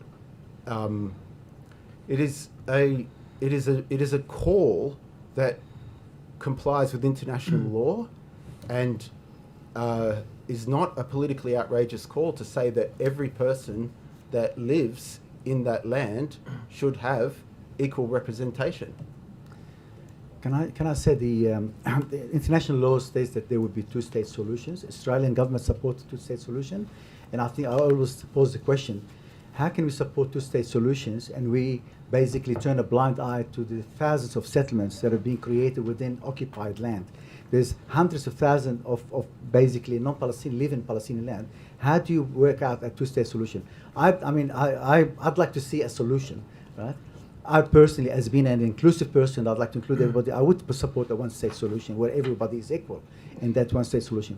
But if that's not possible, and we need to separate, have two states, we've got the international law that dictates there will be two states on the pre-1967 border. Do you agree that, and I commend you on your position in relation to anti-racism in general? I mean, that's but you're saying anti-Semitism is getting too much play. I suppose that's the right words. I mean, that's what this inquiry is all about. We're here to talk about anti-Semitism, its causes, etc., in terms of the terms of reference. Do you think education should play a bigger role in terms of trying to legislate ourselves out of it is not the only answer? And what are your views on the education? I think we should be educating all our young people and adults as well in terms of being an inclusive society where we all have equal rights, right? And we all part of the same society, and we are free from discrimination, prejudice. I need to have kids, right, and grandkids who live in this country and feel free to behave in a way that it's within the law, right? Obviously, right? That and are respected for who they are. Right? It doesn't matter which country they come from, which religion, which ethnicity, which color, all that sort of stuff. That's irrelevant to us. And we keep talking about Australia being a multicultural, inclusive country. If we are truly a multicultural, inclusive country, then we should really erase racism. We should work together to eliminate racism. The last survey, I think, of the Scanlon Foundation for an ANU research says 63% of our people, of Australian people, think there is at least somewhat, racism is somewhat of a problem. So there's 63% of our population recognize there is a racism problem in this country. We have a problem with social cohesion. We need to work together, whether it's communities, whether it's parliament, whether it's government, whether it's educator, whether it's all of us, every institution, media as well, and the universities, to combat racism at every level and ensure we have a society where people are free to live in that society at equal level. Does high levels of protest in relation to this promote your point of view? Of course it does. I think I've actually been to most of the protests, right? I've never seen a view that is ever amplified any anti-Semitism, and always looked at basically an inclusive society. We have, I think there's been people from different backgrounds and different religions speaking at these protests, at every one of those protests, right? And amplifying an inclusive view. We've had evidence this morning from people who are Jewish, and they said that they couldn't go to those protests, even though they were fully supportive of the position of the Palestinians in the Middle East, because they felt uncomfortable. Because it's been amplified in the media as such. But I think some of the people who joined the protest, right, and they have signs about they being part of the Jewish community, and they felt comfortable with it week after week, week after week. I don't see any problem with that. I didn't see any problem. I've never seen a single anti-Semitic statement being made on stage at one of those rallies. I think we also heard evidence earlier on in this inquiry about members of the Jewish community who expressed feeling comfortable going to those rallies every week, and I think we've also had many at the speakers not just attending. We've had speakers on podium often from the Jewish community. I know. Yeah, no, we heard that evidence this morning as well. But what I was trying to get at was what the position was in terms of what's actually being said, and what you're saying, of course, is that there's nothing to be seen here. Is that what you're saying? I'm saying in terms of anti-Semitism. Sorry, so yeah, those protests were not anti-Semitic. That's what you're right. saying. That's what I'm saying. I've never seen, from the ones I attended, and I attended quite a lot of them, I haven't seen a single incident of anti-Semitism. And I think the organizers of rally have actually actively worked to ensure that any people who may inflame at that right are actually rejected from the rallies. So I've got another question. Right, we'll go. Have a go first. Mr. Musa, you go. indicated before that you had a challenge or a fear, at least, in terms of being able to speak out on issues with respect to Gaza and Palestine. Are there any recent legislative changes that have caused that fear or that have restricted your speech at all in terms of what you can say about the situation in Gaza? Yeah, I think, look, we've seen examples where people, for example, go to put the keffiyeh on, right, and aren't able to display it anymore because they're worried about the impact of being classified as anti-Semite. People carrying a Palestinian flag in support of what's happening in Palestine, also being called anti-Semitic. They changed the law recently, I think, in relation to the hoax incidents, right? That basically look at and deny people or creating new laws, right, that curb effectively freedom of speech, right, and with hefty penalties. And that's what we're commenting on. Is we are deprived of the right to speak up, right, because we are fearful of the new laws that have been created. But just interested in that, in terms of those laws, what do you believe that you're not able to say now because of those laws that you otherwise would have said? I think basically I'm actually contained in terms of what I present, for example, social media, right? Because I think for me, every time I criticize what's happening in Israel, right, I might be misinterpreted, right, by the powers that be, basically, and that's the problem I have. Is I think there is a fear in our community. In our community, there's a huge fear in people being able to express themselves. And we talked to a lot of people, and they said, look, I'm worried about losing my job if I'm identified to be a pro-Palestine person because of what's happening. I'm fearful of going to school, right, because of the restrictions that schools have started to put on people within the school, whether it's students or teachers, right? And that's the problem we're talking about here. Is basically people aren't able to express themselves, display their own culture, if you like, right? They can't do this anymore because every time there is a show of pro-Palestine stand or show expression of support for Palestine, they're denied. And that's what we're talking about here. Thanks, Chair. Just returning to this issue of the conflation of criticism of Israel with anti-Semitism, I'm not sure if either of you watch Sky News or read the Daily Telegraph or not, but it seems to me that those two media organisations are really a high point of the conflation of the two, and really in the last 2 years or so have taken a highly irresponsible and dangerous position in caricaturing the Palestinian protest movement and conflating criticism of Israel with anti-Semitism. And I'm wondering if you care to comment about that, and if you've got any general thoughts about ways that the media could more responsibly, in the interest of social cohesion, report on these matters. Can I say that I don't intentionally watch Sky News or read the Telegraph unless it comes a link. And Sky News, unfortunately, you can't avoid it because every time you open your browser, you get Sky News in front of you. So it's imposed on you, if you like. I think the media has a lot to answer. The media has a lot to answer about inflaming difficulty, the divisions within society. In particular, there's two media organizations you've mentioned.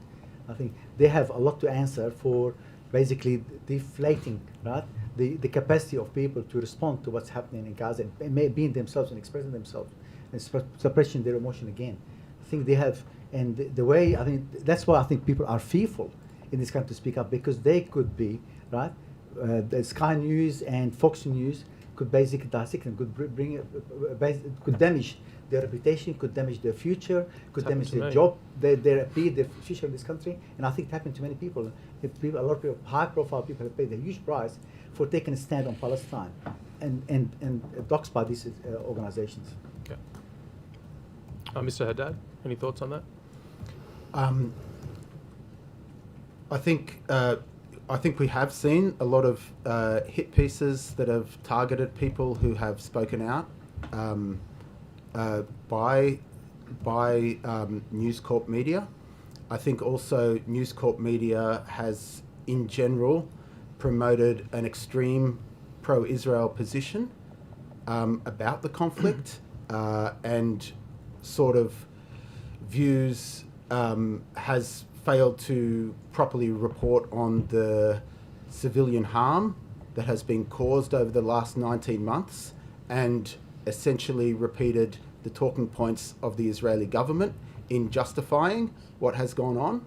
And that has had a flow-on effect to how people view the situation and even how people view the protests, because that they're not seeing what we're protesting against, and they're not seeing what our government on the federal level is doing in support of Israel. And what people ask, why are we focusing so much on this issue?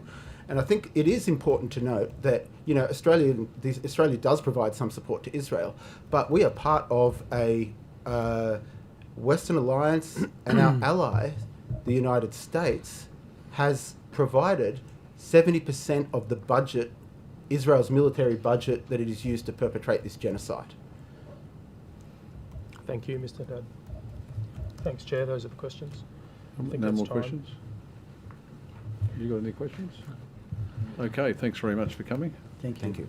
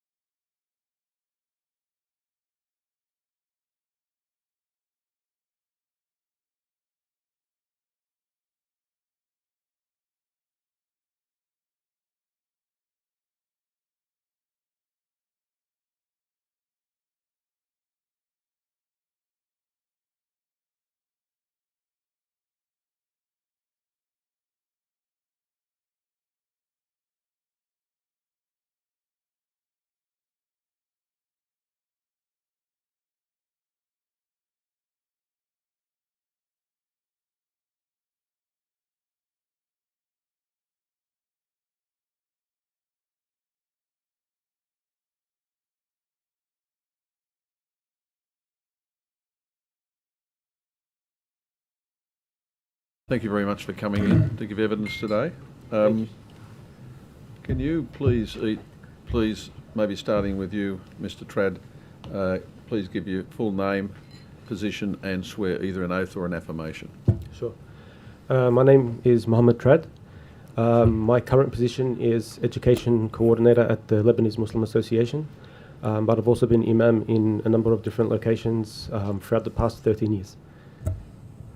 So how do I make the oath? Sorry? And it's the affirmation. I swear that the evidence now about to be given by me shall be the truth, the whole truth, and nothing but the truth, so help me God. Thank you. Mr. Keir? Yes, my name is Jamal Keir. I'm Secretary of the Lebanese Muslim Association. I've been there for about 4 years now. I swear that the evidence now about to be given by me shall be the truth, the whole truth, and nothing but the truth, so help me God. Thank you. And Mr. Khan? Thank you, Honourable Chair. I'm Dr. Ijaz Khan. I'm the Senior Advisor for the Australian National Imams Council, and I take the oath that I swear that the evidence now about to be given by me shall be the truth, the whole truth, and nothing but the truth. So help me God. Thank you. Would any of you like to give a short opening statement? I'm happy to, unless one of my colleagues would like to. Well, each of you can if you really want to, but maybe start with you, Mr. Khan. Sure. Thank you, Honourable Chair. We accept that there has been a rising experience in anti-Semitism. However, this cannot be viewed in a vacuum or in isolation. To do so risks misidentifying the issues and also exacerbating the very problem sought to be addressed. Sadly, we live in a time where there is a heightened experience of Islamophobia as well, much of it unreported. No doubt there are other communities which have their own experience of marginalisation and prejudice. To elevate one community above others risks undermining social cohesion and gives rise to a greater resentment directed to that community by other communities that are suffering but neglected. Regrettably, the state government rushed to amend the law, specifically Section 93Z of the Crimes Act, New South Wales 1900, contrary to the overwhelming advice of preeminent Chief Justice Bathurst and the Faith Affairs Council, of which ANIC is a member. The preeminent Chief Justice cautioned against using criminal laws to achieve social policy objectives. Yet, that was precisely what the government did. Disregarding the experiences of other faith communities and further expanding the protections afforded in Section 93Z of the Crimes Act so that it provided protection against hate speech for only one community, created a situation of differential treatment and different laws applying to different communities, further alienating that group from the overall community at large. Whether intended or otherwise, to the Australian Muslim community, it said, your experience of Islamophobia does not warrant the same concern or response.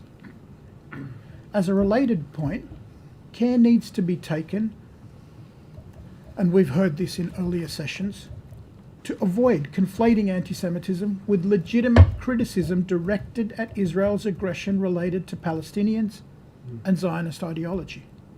Otherwise, there is a misplaced assessment and identification and a resulting suppression of the ability of people to express their grievance, their distress, their concern about the tragedies unfolding in Palestine.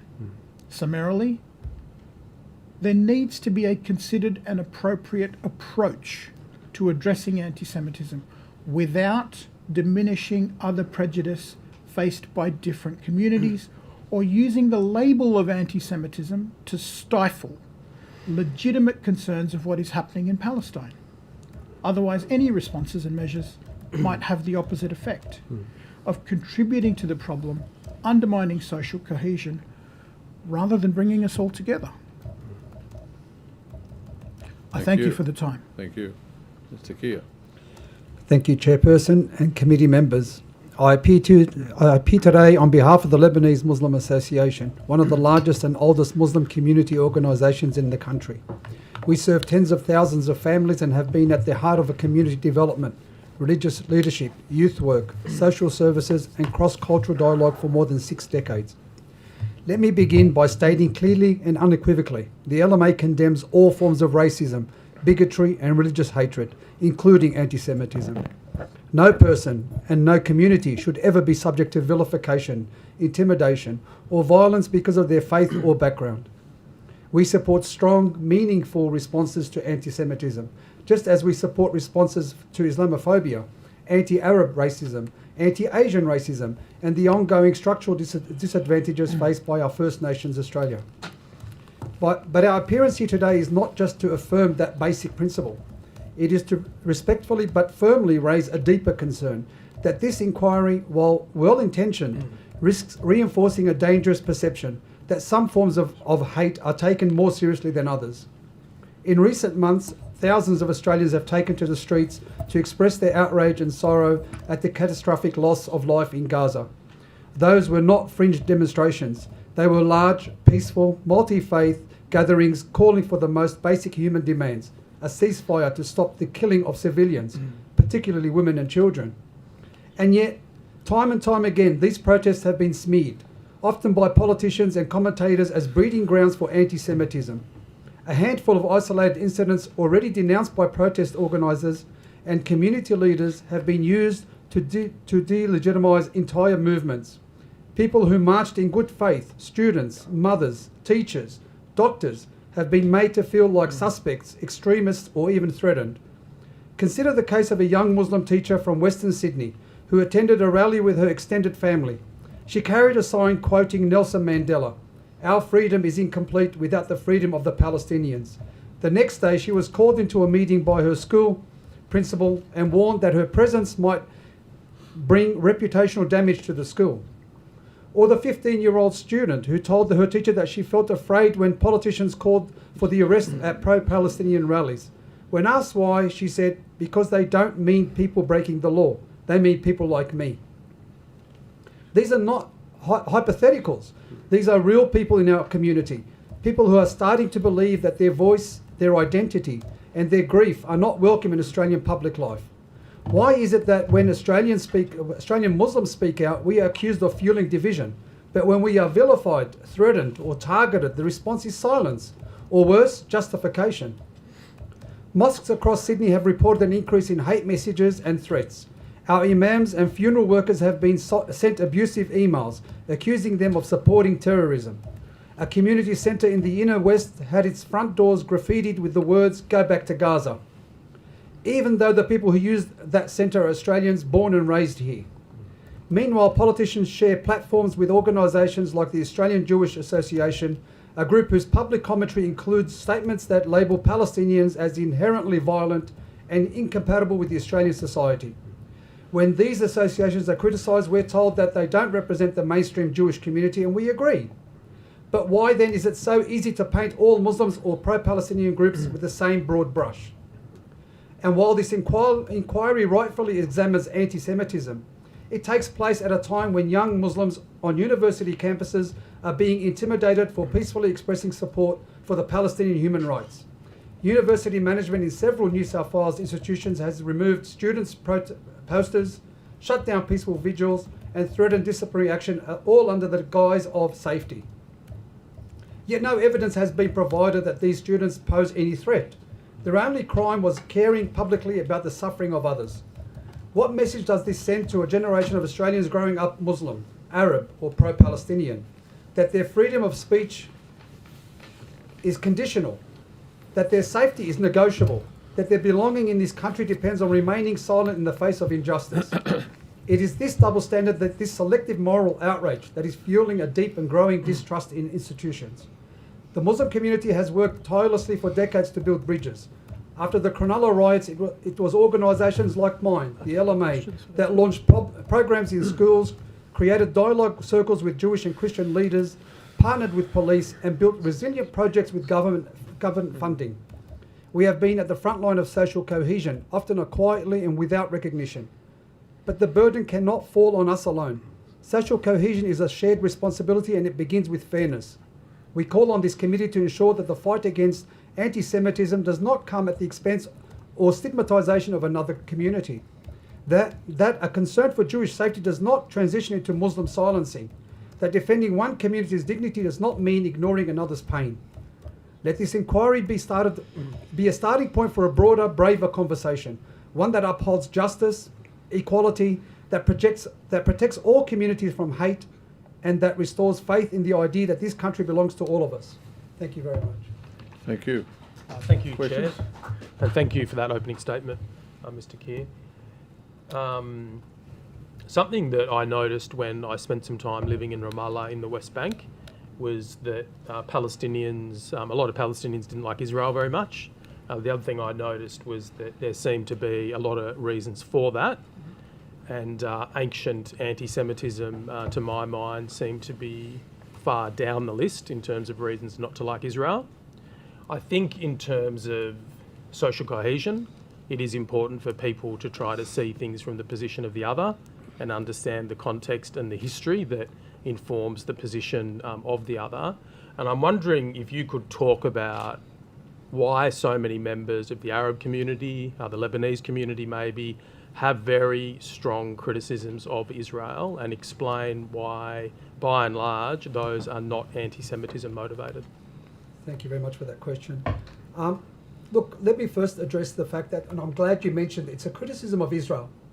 And to correlate that with the criticism of a faith is unfair, because I have never met, and I would not be a part of an organisation that was based on anti-religion or denigrating one religion against the other.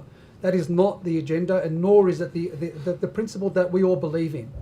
But I think criticism of Israel is rightfully condemned, because just like we condemned South African, when they isolated the black community, they were rightfully condemned as well. And any form of bigotry, any form of treating the other as a lower species than the other should be condemned. And I think we rightfully should be condemning that sort of actions. And shame on us if we don't. But more to the point of our community, well, look, let me speak for myself. I'm 54 years old. I've lived with the idea of the Palestinian resistance, and I've lived with the idea of the Palestinian state being a dream. The sad reality is that, you know, when I went to school, and I went to school here in this country, and I studied in history, and I love history. And I remember talking to my teacher, and I asked my teacher, well, what was the point of history? And he said, so we don't repeat the same mistakes. And sadly, we're here experiencing another genocide. And I thought after I learnt World War II, I would never live to see that another genocide, thankfully. But sadly, I am. But what have we learnt from that historical lesson? So what was the point of learning history if not to not repeat the same mistake again? And this is what this community feels, that we've been isolated, marginalised, and yet we're seeing our brothers and sisters being, a genocide being taking place, and we don't feel able to speak out. And that's the pain that this community feels right now. Yeah. Sheikh Trad, there's been views expressed that you somehow achieve social cohesion maybe by banning protests or prohibiting particular movements or particular expressions of opinion. I want to know your opinion on how do we, in the context of very strong conflicting views on this, how do we achieve social cohesion, avoid anti-Semitism developing in Australia in terms of community relations in the context of these strong opinions that are going to continue to exist on this issue? I think I might base my answer on just a follow-up on the feeling of isolation, because I don't think that is a solution to the problem that's being suggested, that, okay, if these thoughts are allowed to be expressed, it's going to damage social cohesion. The alternative, if they are not allowed to be expressed, we're going to have, I think, a more dangerous problem come to the front.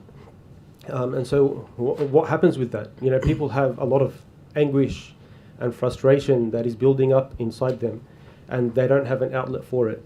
And they, rightfully so, feel like there are injustices being committed, and they know, based on their upbringing, both as Muslims and as Australians, and so if I'm speaking about Muslims now, but I would say even other faith communities, that when they see something which is perceived to be an injustice, that they should stand up and say something, even if it does come at some kind of personal expense.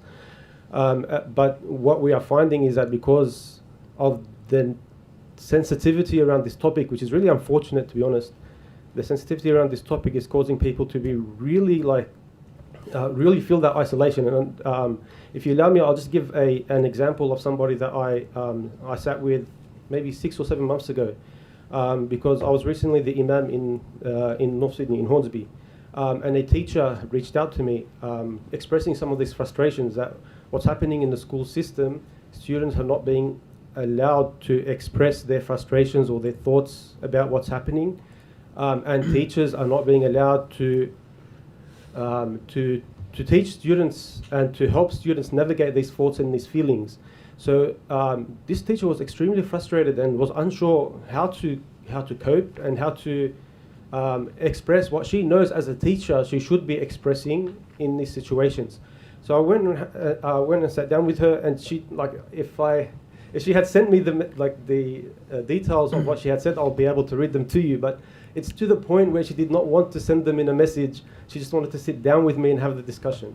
And I think that's also telling that we are in a very strange situation right now, that people feel like the cost is very high to be able to express your feelings and to be able to help young people navigate the situation.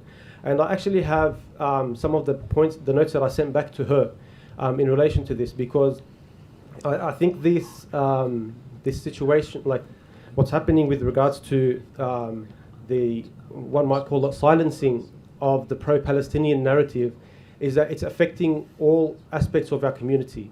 And it's affecting students in our schools, students who, they are seeing the footage of what's happening overseas, and they are not permitted to express it in a space where they should be able to express their ideas, and where they would have adults, rational, mature adults who have been educated in how to teach students and how to help them navigate things like this.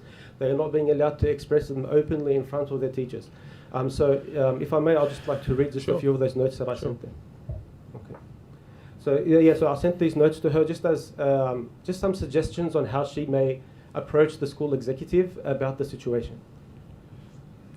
So I started by saying, unfortunately, the decision to put a lid on any pro-Palestinian sentiment was made at a department level. So many schools have been facing difficulties. I think it's a good idea to focus on what the present decision does to the students, because they are the primary stakeholder in the school apparatus.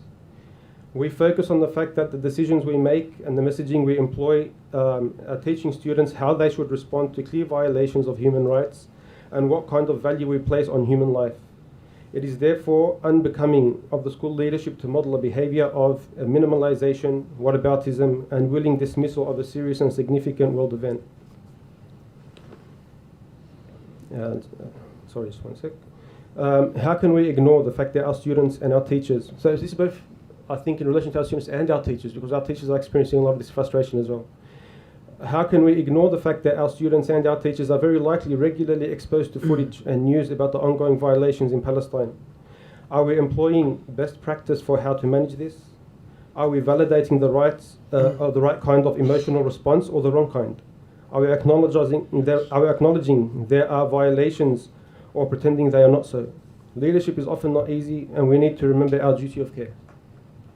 Thank you. Mr. Khan, a question for you, but Sheikh, feel free to answer this one as well. There's been some high-profile examples reported in the media of anti-Semitic things being said in mosques, in sermons, and I'm just wondering if you could comment on the extent to which this is a problem, and any perspectives on how to deal with that within the context, I suppose, of law reform issues that are posed sometimes about strengthening hate speech laws and whatnot. After you. After me? Okay. So I think after the events of October 7, there has been a heightened alert to what's happening in mosques and religious spaces. And so I would say that the fact that there is only a very, very small number, probably less than the 5 fingers of my hand, that have come up in this light, I would say is very telling, because we have hundreds, if not thousands, of prayer spaces in New South Wales alone, and we are not seeing this issue arise. I cannot speak directly to the sentiments that were echoed in the places that have been identified, but I can definitely say that in the numerous centres that I have been exposed to, that I have given sermons in, there has not been any indication of anti-Semitic expressions or anything like that. I think people have been very careful, maybe more careful than they need to be, in addressing the matter of Palestine. And I think what needs to be kept in mind as well is that the community is looking to their leadership for how to think about this, how to respond to this, how they can continue living their lives knowing that they're, because we believe that our fellow Muslims, wherever they are, like they're our brothers and our sisters, like our children. So the young children in Gaza are like our children. They're the ones that are suffering right now. And so they are looking to their leadership to understand, okay, how do I deal with this? How do I deal with this, these emotions and these feelings, and the fact that something very real is happening to our brothers and sisters, children, and so on. And so, so I think sometimes we are more careful than we need to be. But it's like I said, in many of the places that I'm involved in Lakemba Mosque now. Previously, I was the imam in Hornsby, like I mentioned. Prior to that, I was in Zetland also. We have not seen any clear manifestations of this anti-Semitism on the pulpit. Yeah. Mr. Khan. Thank you, Honourable Member. I might add that from ANIC's perspective, hate speech is not acceptable. Yeah. It's not a position that we condone. It's not a position that we accept. And it's something that we are regularly educating all of our imams and community leaders to be vigilant of, both at a representative level within their mosques and upon those who visit their mosques. We are very careful, although we are unable to direct the imams on what to say. They do have prerogative to voice their opinion during sermons, but we are regularly educating our imams. We bring them together in forums on a very, very frequent interval through various committees, and we are very careful about informing them about the type of speech which is considered to be acceptable and unacceptable. Yeah. We don't have specific events to hand where we note that there is clear anti-Semitic behaviour or rhetoric being issued in the mosques at an imam level. Yeah. And if indeed that is the case, we would be happy to review it on a case-by-case basis. Yeah. Can I quickly Certainly, add? Mr. Keir. Sometimes we've got to be careful what we wish for. How much do we value freedom of expression and freedom of speech? Now, the problem is, if you want to solve this problem by trying to legislate against it, you're driving it underground. You're not solving the problem. Yeah. The problem is we have to address the fact that there is a lack of social cohesion taking place effectively at the moment. The more you try to isolate, the more you make martyrs of these extremists. Yeah. And this is the problem. You can legislate as much as you want. You're just driving it underground and you're making martyrs of their cause, because then they say, look, we are the ones speaking the truth. That's why they want to ban us. So you can't address it the way that we're approaching it. It has to be and we have to be challenging ourselves here, and we have to go outside the normal. Like we all talk the social cohesion talk. We need to start practicing it and talk less about it and start practicing it more. Are you able to just briefly talk about, perhaps this is for you, Sheikh Trad, you're able to talk about the way that the religion of Islam works? I understand that it doesn't have a hierarchical structure like the Catholic Church, so there's no Pope who has ultimate authority.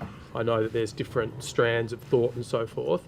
Just seems to me that it is quite important for people to understand that when they see certain extreme things reported, that it's not necessarily the view of Islam or the view even of mainstream thought. Yeah, thanks for that. I think that's a very important addition.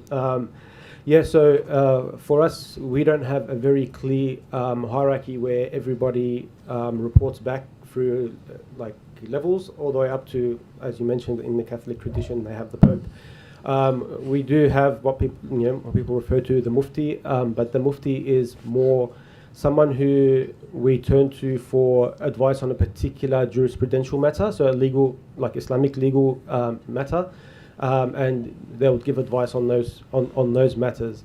But in terms of taking a position on, okay, this is the direction of our community, this is what Islam stands for, this is what it is and it isn't, it's kind of decentralized. So we don't really have that, that kind of,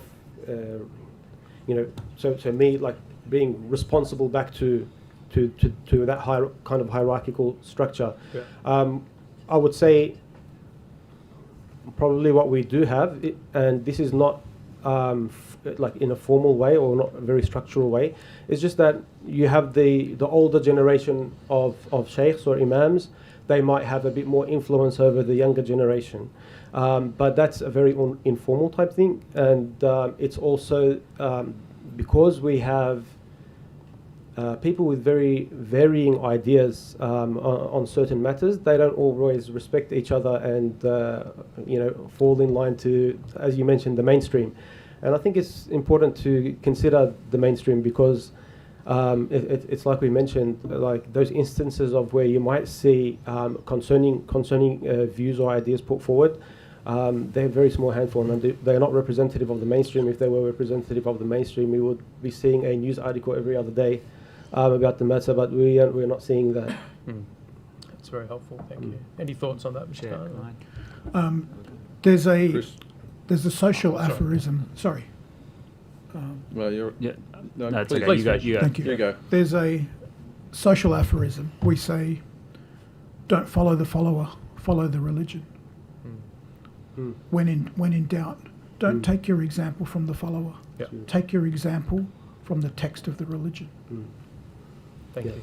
That's my question. I just want to continue a similar sort of line of questioning that some of the commentary from, or some of the sermons from some of the imams have been concerning that have been reported. The Roselands sermon from, about over a year ago now. I'll just quote from it. So, and it's probably one of the worst parts from, I think, November 2023 was, to count the Jewish Zionists and kill them one by one. Don't keep any one of them alive.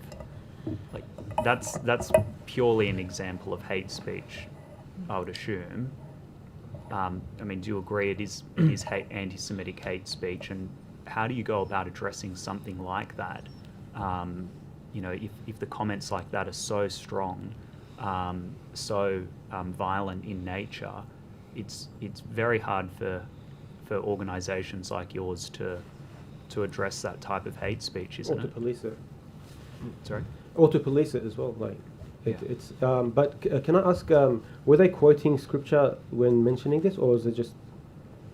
It was from November 2023. No, the person giving the sermon, was he quoting a line of scripture when he? Not to my knowledge. Well, is that a line of scripture in the Quran? No, not that I'm aware of. I wouldn't have thought so.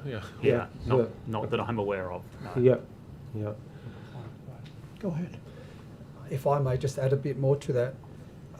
Look, you could take any isolated incident or speech and take it out of that context. Not that I'm defending the context of that speech. I haven't heard it before, but if you're asking me as part of the mainstream organisations, that would not be tolerated if that was the speech. However, having said that, if you're going to hold everyone to the same balance which the law does, then I would be questioning a lot of the remarks that the AJA have been putting on their Facebook and internet pages as well.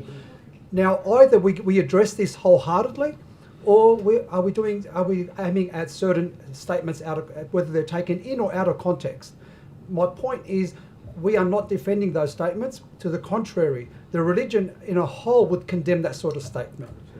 The mainstream. I can't speak for every religion, every organisation here, but I can speak on behalf of the mainstream. We would condemn that, but we also condemn the same violent, reprehensible language being used by the AJA, and they should be held to the same brush that you're holding that speech to. 100%. And what's your working definition of anti-Semitism then? What do you agree with the IRA definition of anti-Semitism, or what sort of statements do you see as anti-Semitic? Where's the line drawn between anti-Zionism and anti-Semitism? Because obviously that particular comment that I made just then is clearly anti-Semitic hate speech. It would fall very much not just as anti-Zionist. So thank you for the question, Honourable Member. Whilst we're not completely clear about the context of those particular comments, and this is the first time that we hear such rhetoric, I think all three of us here unequivocally accept that it is unacceptable to issue such rhetoric without knowing the context of the same. This is one comment. It's in isolation. We've accepted that it's unacceptable. We don't understand the context, and we don't even know whether it was actually made by an imam or it was made by any other participant within that institution. We're happy to take the question on notice and report back to the committee, but we do say, happy to hold us to account. Hold our cousins to account. Hold us to the same account. Don't hold us to a greater or lesser account. We may not have the same appearance. We may not eat the same food. We may not worship the same way, but we are still citizens of your country, Senator. I'd quibble with the food. I take your point. I concede and retract, Honourable Chair. Especially the baba ganoush. Yes, I concede and retract, Honourable Chair. Yeah, I accept. Hold us to the same account, Senator. We are very happy to tell the people within our community to pull their head in and behave if they do something wrong. We are not the police, we are not government, we are not a regulator, we issue guidelines. Those guidelines are not mandatory, they are not enforceable. We are citizens of the same country. If we will be held to account to those laws and our cousins held to the same account, we have no argument. We are both eventually sons of Abraham. There is an Abrahamic Accord internationally which accepts this. Well, we'd like to have one. Honourable Chair, we would be obliged to be held to the same account. We are here for social cohesion. We don't attend today in an anti-Semitic environment to prejudice the cause of our cousins. We come to facilitate it. We come here to help a Senate inquiry. We give up time, we give up energy, we give up family. We are not at work today. We are here to serve our community and you. Anti-Semitism, like Islamophobia, corrupts social cohesion. It does not further it. Hold us to the same account, Senator. Go and bring us equivalent speeches or equivalent website snippets from our cousin organisations. Sit them alongside us and ask them the same question. We did have an opportunity to look, if I could just jump in here for a second. Of course. Just where Mr. Rath's question is very valid is because this was an incident which was investigated, and it was found by the police not to have actually met the threshold of hate speech laws because it was deemed to be referring to Zionist Jews of being in Israel.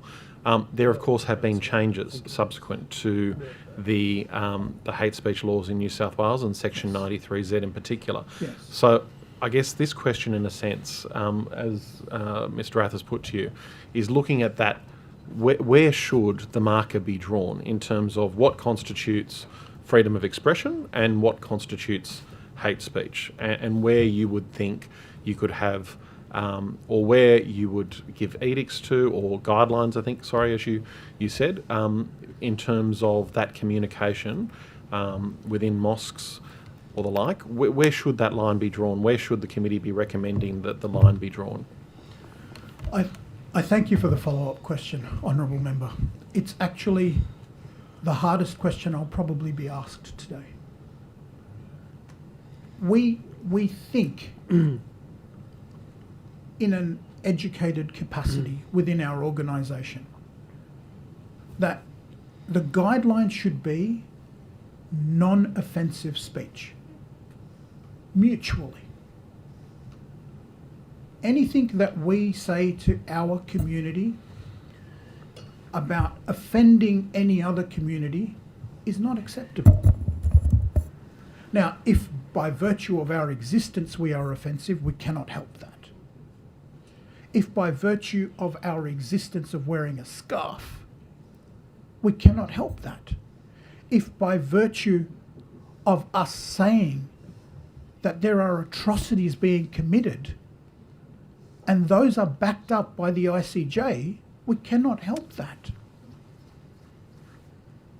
But if we say anything that is equivalent to what Honourable Member Wraith has said, we accept it's unacceptable. We are on record as having accepted it's unacceptable. All three of us have said it's unacceptable. Hold our cousins to the same account, Honourable Member. So I guess to that point, in terms Yes. of what, and this is where we have to draw markers, so to speak. Of course. There's one thing in saying something is unacceptable. Yes. And you and I might have different views as to what's acceptable and unacceptable, but of course the Parliament then determines what is unacceptable by law and Yes. then what is punishable as a criminal offence. I guess there comes the demarcation of what should be unacceptable speech, we shouldn't have it, we shouldn't like it, and then what should be criminalised. An excellent follow-up. This requires stakeholder engagement, Senator. This requires interfaith dialogue with interfaith community leaders in the same room with lawmakers, discussing what is acceptable and what is not acceptable. Educative, institutional, organisational and parliamentary measures need to be taken to draw lines in the sand between what is acceptable and what is not acceptable. We will comply. Bring our cousins, we will comply. Thank you. We do not feel that it is fair to say we have no right to exist. That by calling out atrocities, we are being anti-Semitic. We accept swastika is offensive, shouldn't be displayed. We accept that the Hitler salute is offensive, should not occur. If it's offensive to you, we don't want to do it. We don't want to be part of it. We don't want you to be offended. We accept the Holocaust was an indescribable horror. I cannot fathom in my rightest mind how an event like that occurs between humans in history. With my own background in medicine, even one human suffering is intolerable for me. The fact that 6 million died, I cannot believe that it occurred in human history. But 50,000 now dead in today's day? What have we learnt? What are we teaching our children? It's okay. Pick up a gun, go to war, defend a country, participate in human aggression. I went to school one street from here. I practiced medicine across the road. Not acceptable for me as a citizen in which you are a lawmaker, sir, that we allow the suppression of calling wrong wrong and not accepting that anyone has the right to do the right thing anymore. Call our cousins. Put us on the table. We will comply. Just a quick... I wasn't sure, Mr. Keogh, I could see that you were trying to say something there as well. I think my brother said it beautifully, but can I conflate that? My personal opinion, let's rule out criticism of a country being criticism of a religion. How about that being a starting point? Because if I condemn Russia, I'm not being anti-orthodox. If I criticise China, I'm not being anti-communist. I'm criticising the acts of a political party or a political government. It's not condemning a religion. Can we start that as the starting point? Because we only use this terminology exclusively when it comes to Israel. We don't use that same barometer for any other country on earth other than Israel. So let's start by saying anti-Semitism is any form of bigotry to our Jewish brothers and sisters is offensive, just as I would find it offensive any bigotry against any Muslim or Christian or any other faith for that matter. Let that be a starting point. Let's start by saying that criticism of a country's act is not criticism of the religion. They two should not be conflated together, and by doing it exclusively for one is demonizing by nature everyone else, because then we're saying we're all anti-Semitic. We're not. We are humans who are seeing a human tragedy happening and we're calling it out. That's it. It was just a quick follow-up question from what my colleague had just been asking about, which point things should be criminalised. It's right, isn't it, that the way to solve this problem, I think, as you said, Sheikh Trad, earlier, criminalising can have unintended consequences where it just drives conduct you don't want, none of us want, in society underground. So it's really got to be a process that's driven first by interfaith dialogue, as you put it, by education, by other measures. And if we resort to criminalising, that's got to be at the end of that process, once other things have not worked, not the first step in that process. Is that right? What's your view about that? Any or all of you? I'll give it a quick one to give my brothers and sisters a chance to sort of put their point. Look, from my point of view, and I've said this verbatim, I've been saying it consistently on every media outlet that I get when I get a chance to speak about the issue of Gaza. The only solution for this is education. You know, we can legislate as much as we want, but if we don't address the fact that there's a racist, bigot element in our community, and we need to educate our youth, most importantly, that this is not the Australia that we love. You know, I experienced, as I said, the Cronulla riots, and I hope to God I never experience anything like that again, because that was the only time in my life that I actually felt threatened to be an Australian and Muslim at the same time. And it just happened to be that was the two that someone didn't like. And it was the first time ever that I had the Australian flag used against me, as if you don't fit into that narrative of what it means to be carrying that Australian flag. So we address that sensibly by education, by integration, by addressing social cohesion. And let's stop talking about social cohesion. Let's start putting some money and community effort into actually practicing it, because that's the only time we're going to solve this problem. You can legislate as much as you want, but if you don't address the key concerns, which is a lack of education and bigotry on every side, and that's what needs to be addressed. Thanks.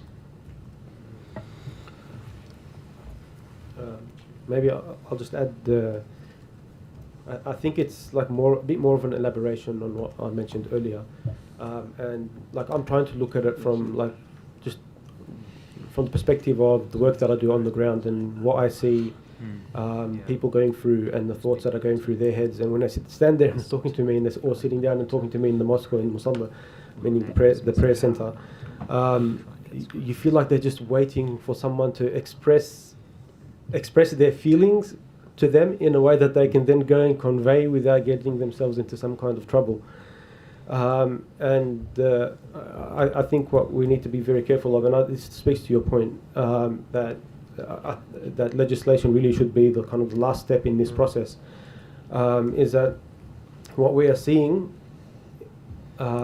with the current approach to the matter and the real sensitivity in that, any speech or rhetoric that people don't like, and I'm not referring to anything that's been quoted today by the honourable members, but that any speech or rhetoric that we don't like, we go straight to the anti-Semitism point.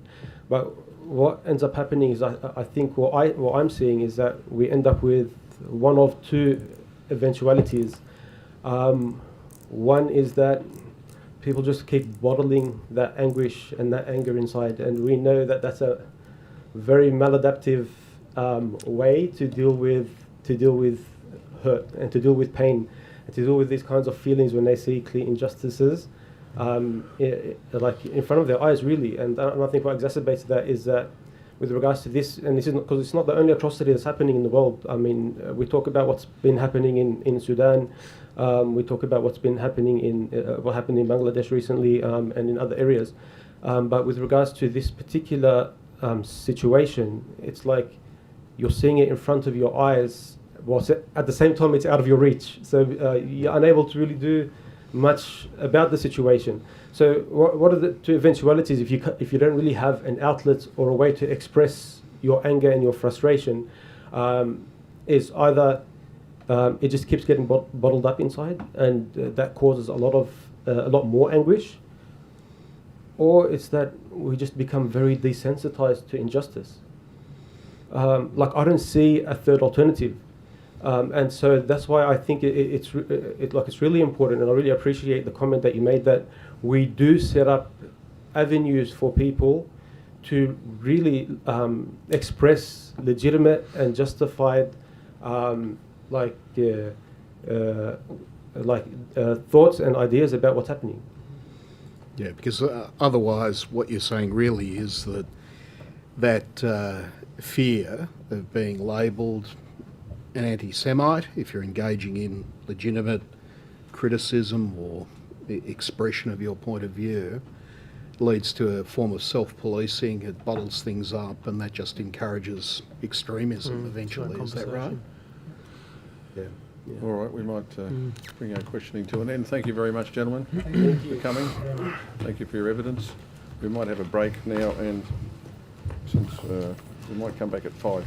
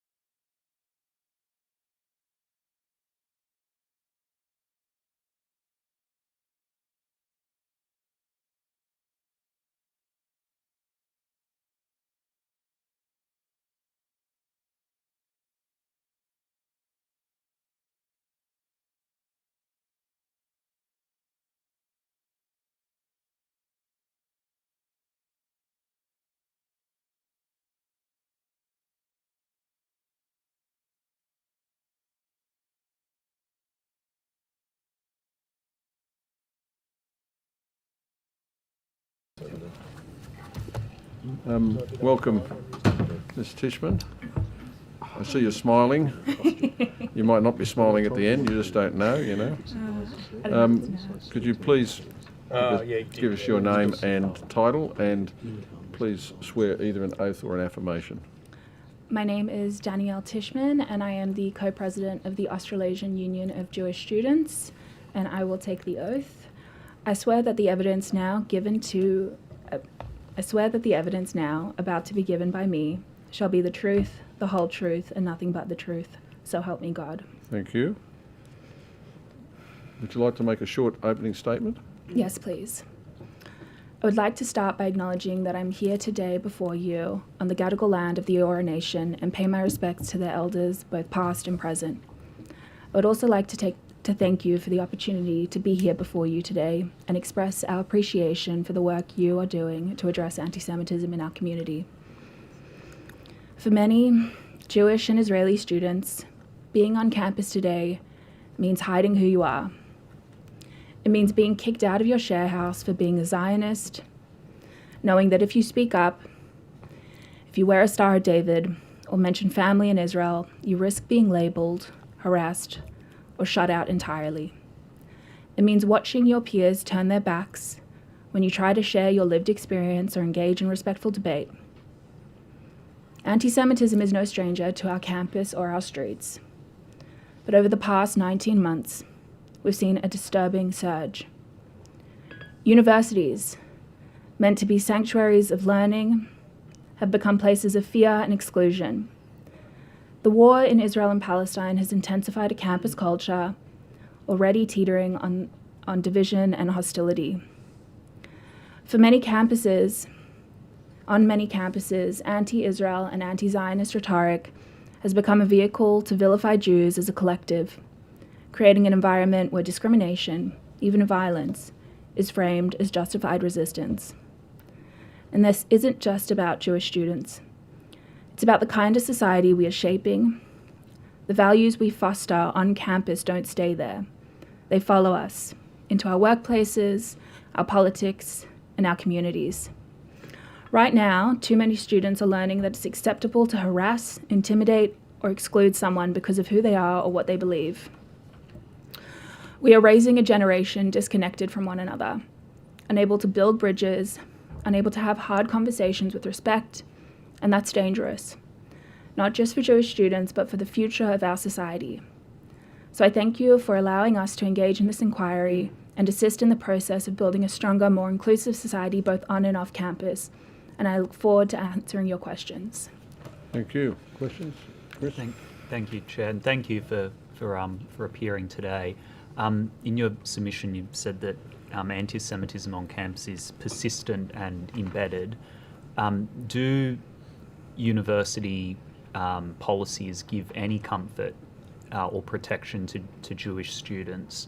And are things getting better now than where they were a year or two ago? It seems to me like at Sydney University, maybe they were quite slow to act, but maybe things are getting a little bit better now. But yeah, do the university policies actually help in any way, or are they helping?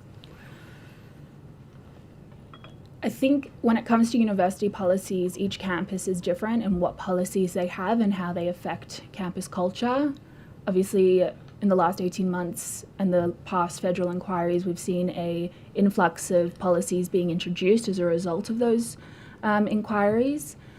I think there is nothing, in terms of the general anti-racism and anti-vilification policies that some universities do have, we've found it really difficult for incidences of anti-Semitism to be recognised, taking into consideration that incidences of anti-Semitism have significantly been underreported due to a general lack of trust, and in university reporting and complaints processes, we have data from prior to October 7th that really demonstrated a genuine lack in trust.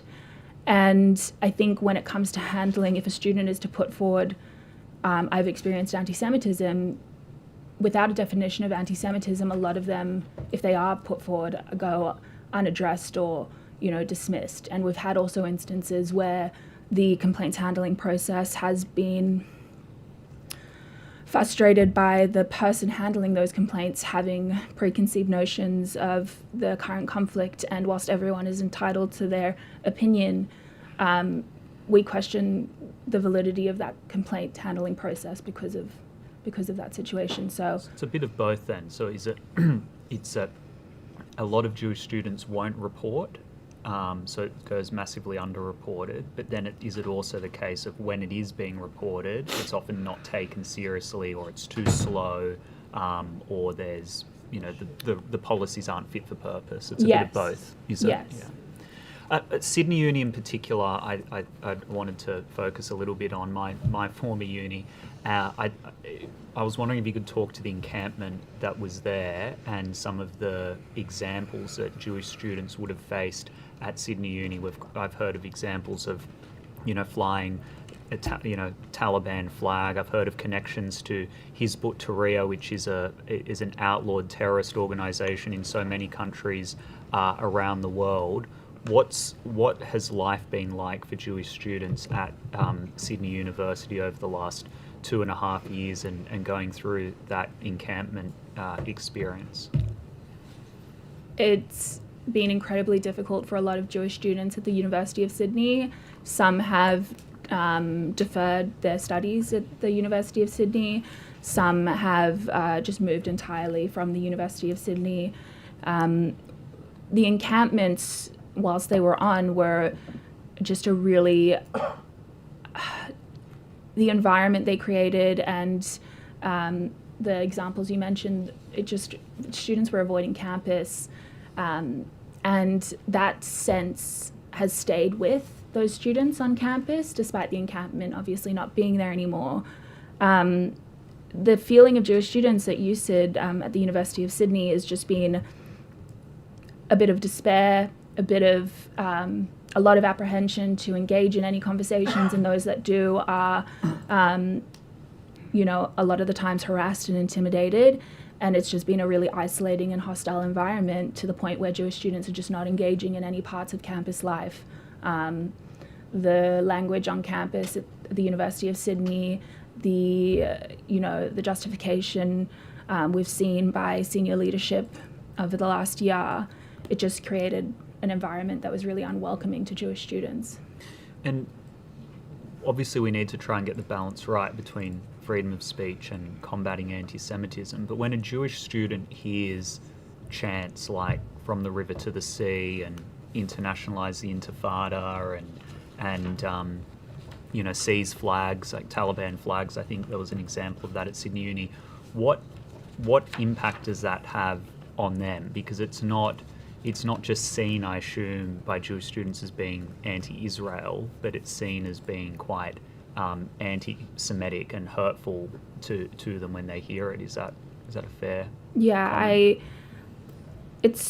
we always advocate, obviously, the academic freedom, freedom of speech, and the right to protest are integral parts of a healthy functioning democracy, and there's no question about that I wish to, impede on. It's this environment, those chants, when we hear them, many Jewish students, it questions our legitimacy as people. It calls for the eradication of the existence of Israel, and for many, especially right after October 7th, when we were hearing calls for globalize the Intifada or resistance is justified, there is really no other way to walk on campus and think that this isn't a place that you should be or you're welcome. And the impact is, as I said, it just creates an atmosphere where Jewish students are hiding their identity and at many points petrified to go on campus.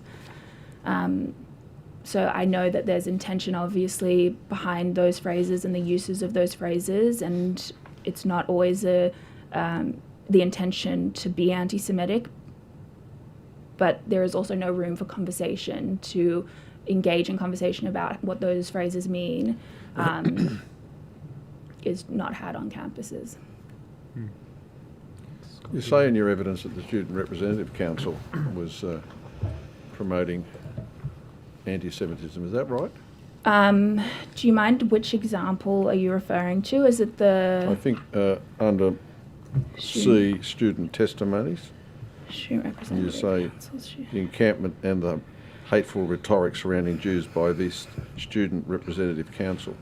Yeah, so what we've seen on campuses is student representative councils partake in these protests and initiate them.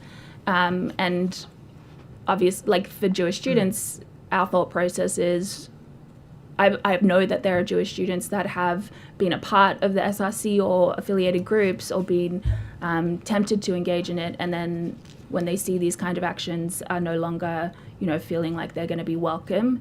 And the student representative councils on a number of campuses have been key players in some of these incidences. I noticed that the quote also goes on to say that I've never been so unhappy. This place was once my dream, and now I can't wait to get out of here. Is that the general experience of Jewish students? Yeah, that's the general experience. And anti-Semitism is not only practiced by Arab students. Who else is it practiced by? I think... Or some Arab students, I should say. It is practiced by a lot of the people that I think those who are so... pretty much anyone, really. I mean, it doesn't... it can be the far left movements, trots, if you'd call them... I don't know if that's appropriate. I don't worry, we call them trots as well. Yeah. We've heard it before. Let's put it that way. Comrades.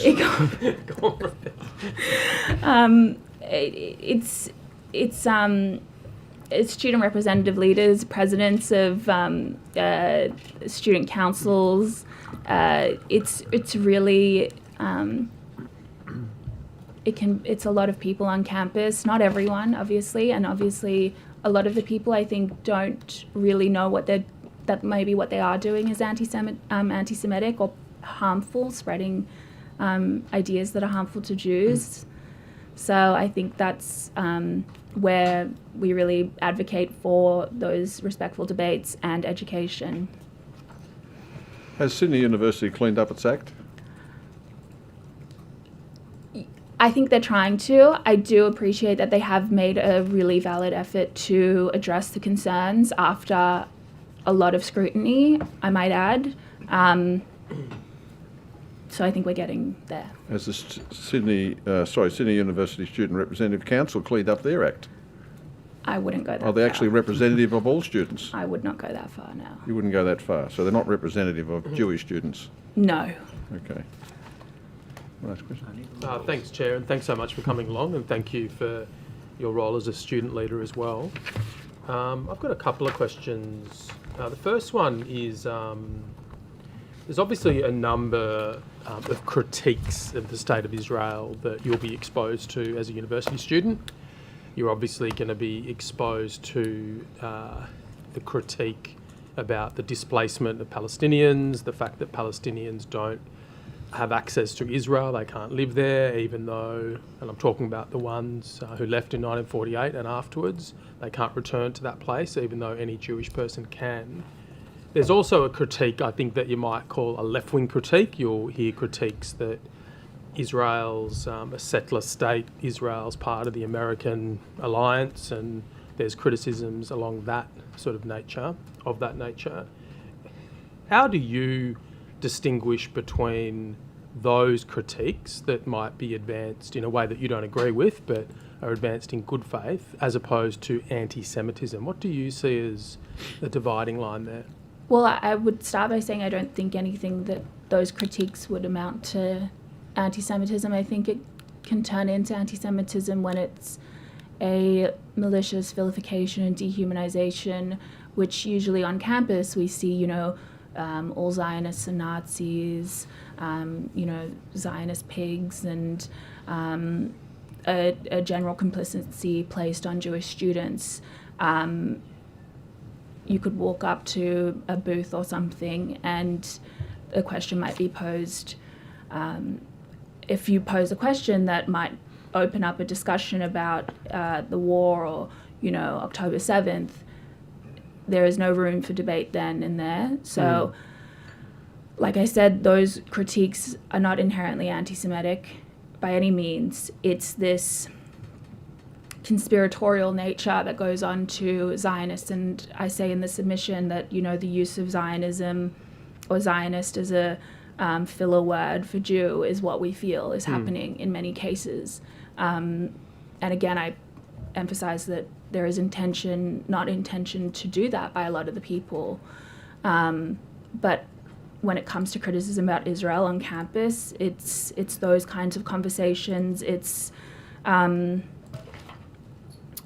use of F the Zionists, Zionists are not welcome on campus, calling for the elimination of the state of Israel. I think that's, when Jewish students start to become vilified under the label of Zionists. Yeah.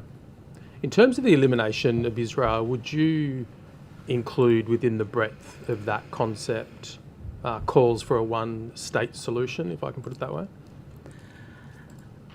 I've thought about this a lot, and I think that on the face of it, calls for a one-state solution are not anti-Semitic. I think that when you use the term, you call for the elimination of the state, there is, if I walk on a university campus and I hear, calls for a one-state solution, I might be uncomfortable. I might have my opinions on that. Whether I'm allowed to express those opinions in a reasonable and respectful manner is another question in and of itself. But when I hear, chants for the elimination of the state of Israel, it's a very different environment I'm facing. So I think the call for the elimination of the state of Israel can be anti-Semitic, and in many cases we have heard it, and it is anti-Semitic. So something that is the reality of this inquiry is that we've had Jewish people come along and say that they've attended the weekly protests, they've attended the encampment, they didn't, by and large, feel threatened. I think we had one woman who said she was uncomfortable at first, but subsequently was not uncomfortable. Whereas you've described, I guess, what seems like a different experience, perhaps, or different perception of those things. And something, I suppose, that we all notice, I think, in our lives is that we aren't always the most objective judge of our own cause, if I can put it that way. So what are we to make of these dramatically different experiences and perceptions from Jewish people? Where's the middle in all of this? And the middle isn't always the right place, but how do we reconcile those two things?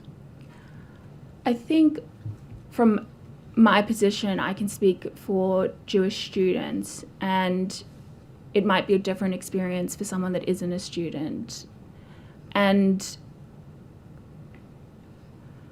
when you're 18 or 19 and you're getting onto university campuses for the first time, you hope to, have those uncomfortable conversations. I think that's inherent to university life. And what we're seeing is that whilst the people you referred to might be inclined to, enter the encampment, that's not the experience of many Jewish students. That isn't something an 18-year-old or 19-year-old is even, considering doing, because there has never been any inkling other than intimidation. There's never been any display other than intimidation on the campus. And I think, there's, of course, many opinions in the Jewish community, and I'm by no means suggesting otherwise. And I always preface what I'm saying with many Jewish students, because I know that there are Jewish students that might not agree with what I'm saying. But from what I know and from the students that we have spoken to and represent, it breaches an uncomfortability to a point where they have completely removed themselves from campus life. And it really does come down to, unless you stand before, the person and disavow parts of your identity, you admit that the family you have living in Israel is, doesn't exist to you. you have to kind of meet that threshold before you can even engage in maybe any uncomfortable conversation you might potentially have. You really have to put it all on the table and, and give, if that's a key part of who you are, you have to hang that up at the door to enter. Yeah. Something you said before I thought was interesting about students not necessarily realising that they're being anti-Semitic, and it made me, I suppose, reflect on the way that we sometimes interpret people's behaviour in light of our own understanding and experiences. And when you're, for example, a bit more mature in life, you obviously learn things along the way, and then you might bring those assumptions to what you observe in the behaviour of another. Whereas a much younger person might not see it that way at all. They've had different experiences, I suppose. And one thing I'm interested in the context of this issue about anti-Semitism, is to what extent do you think we're talking maybe on both sides in the university debate about a failure to understand and appreciate the history of other people? So I imagine for many Jewish students, when they are confronted with calls to eliminate Israel, or very strident anti-Israel rhetoric, if not rhetoric that slips into criticism of Jewish people sometimes, they're informed by their own experiences, their family experiences, things that they've learnt about the collective past of the Jewish people. And on the other hand, I suppose Palestinian people, Palestinian Arab students are obviously informed by their experiences and their family histories.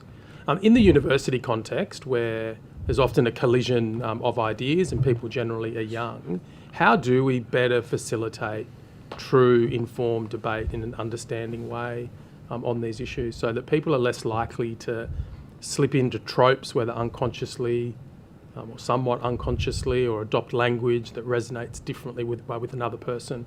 As you said, not always intended. I think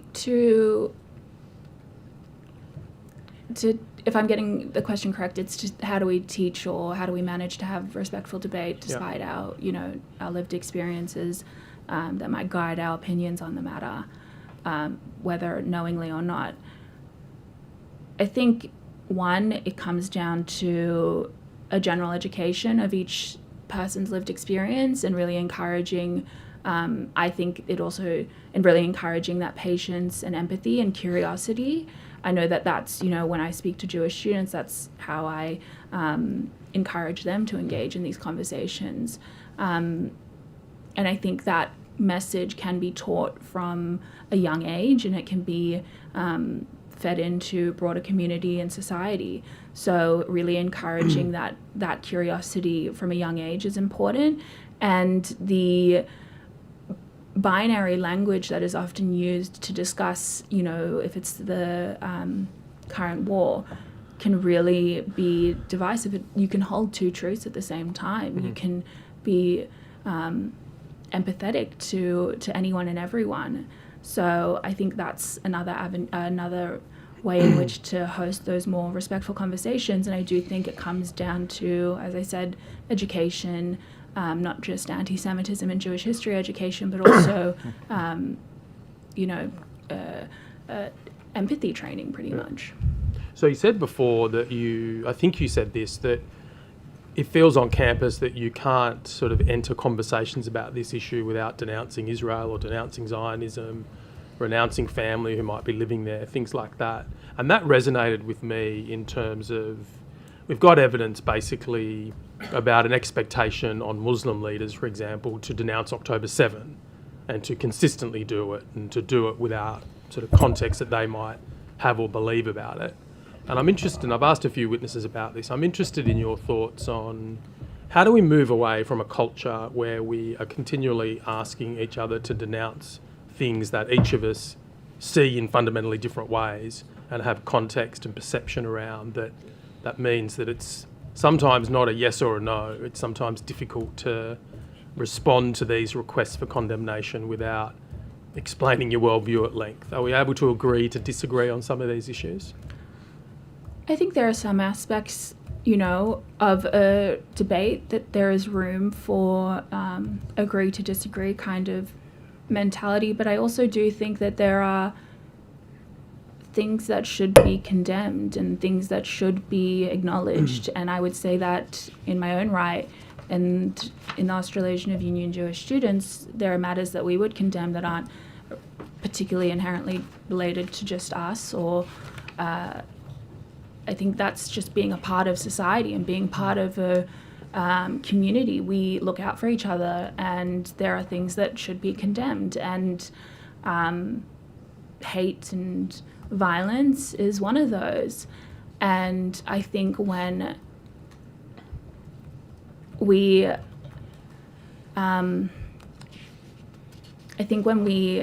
kind of reflect what we want to see in the other person and the other community, we can start to build a more cohesive community. So, as I said, I think there's some aspects that should be condemned, and I think there are others where we can respectfully disagree. Thank you so much. No worries. The question? No, it's 4:30. Sorry?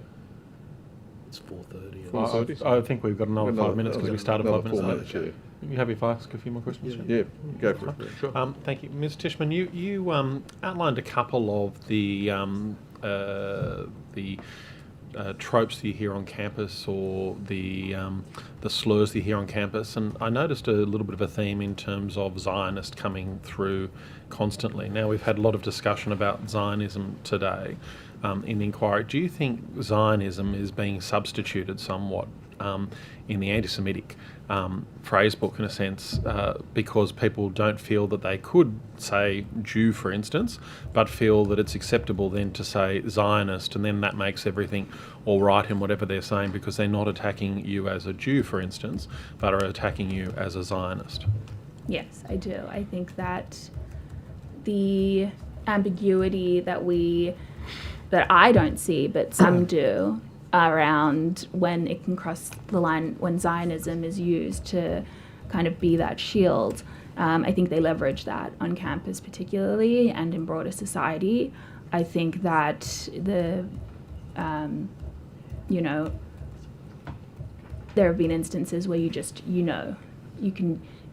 the word is being used to replace Jew, and the phrases that they're using and the anti-Semitic tropes that they're employing to do it. And they know that if they said Jew, that it'd be a lot easier to file a complaint to make it very clear. And I think that's where, the Universities of Australia have adopted a definition, although there's operational questions about the enforcement of that. That definition allows it to be quite, that conversation to be had about whether Jew is being Zionism or Zionist is being used as a filler word. So tell us, in terms of that definition, so we've had quite a bit of discussion today about the IRA definition on anti-Semitism and some criticisms about the IRA definition. Tell us about the definition that's been adopted by universities, how it differs from the IRA definition, and also maybe some of the criticisms you may have of that definition. The definition that's been adopted by the Universities of Australia is the Group of 8 definition. It is the IRA definition, just, I think the term watered down has been used understandably, and I think that a definition obviously needs to be fit for purpose. It needs to, address the issues of the time, and critiques aside, we always advocate that there is a need for a definition for the number of reasons that I've mentioned. Complaints, trusting complaints that they'll actually be handled. There's a point in actually raising a complaint. So there is always value to having a definition despite the critiques. At the moment, many universities have not actually put it into place to a substantial, that actually makes it effectual to some degree. And I note that in their submissions, a lot of universities call on TEXA to put it in the higher education standard thresholds. Thank you. Yeah. And just one last question, in the interest of time. We've had some debate and discussion today about membership sizes and the like of organisations before us. How many members does Augis have? I was meant to double check this, and I really apologise, I don't have that information in front of me. I know that by the end of last year, it was about 5,000 on campuses across Australia, and in New South Wales in particular, it was over 1,000. And so far, I imagine we're halfway through that. But I'm happy to take that on notice and Thank you. clarify. So you're a broadly representative organisation? Yes, yeah. Thank you. All right, let's draws the question into a close. Thank you very much for Thank coming you so today. much. Thank you. And we'll ask our next witnesses to come up. Thank you. Thank you.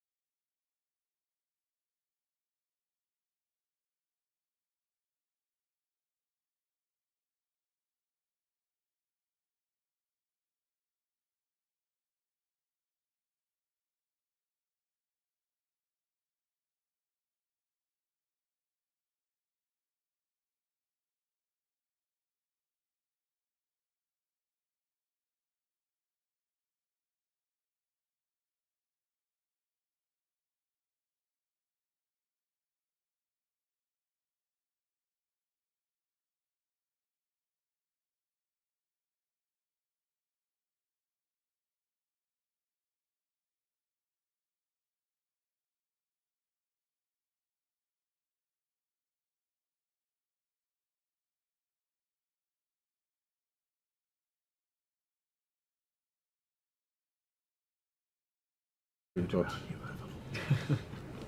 Dr. Small via video conference and Dr. Roos.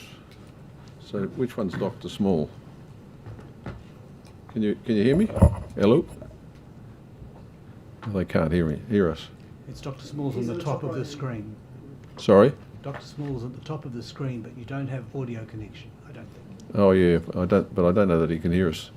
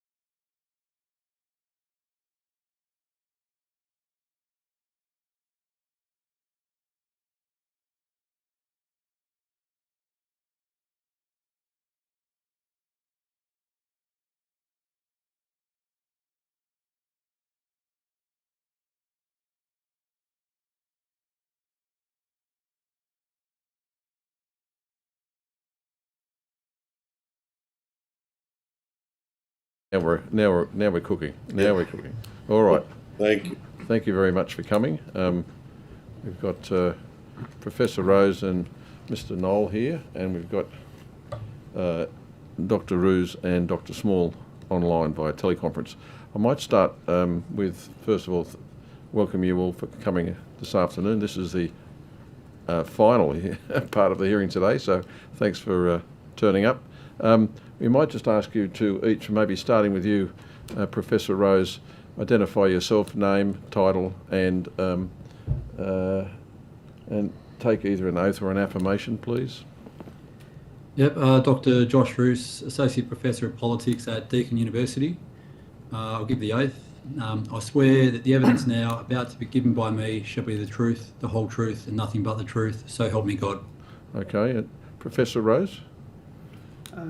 Gregory Rose, Professor, University of Wollongong. I swear that the evidence now about to be given by me shall be the truth, the whole truth, and nothing but the truth. So help me God. Thank you. And Mr. Knoll? I'm David Knoll. I'm a barrister and also an adjunct associate professor at the University of New South Wales Law School. I swear that the evidence now about to be given by me shall be the truth, the whole truth, and nothing but the truth. So help me God. Thank you. And Dr. Small? Thank you. I swear that the evidence that I'm about to give, I'm sorry, I don't have the oath in front of me. I swear that the evidence that I'm about to give will be the truth, and I swear that it will be. No, you need to, have you got the text there? Read the text? No, you don't have the text. I'm sorry. No. Okay. Can you do a repeat after me? I don't have one in front of me. Yeah, I'll be happy to repeat after you. Yeah.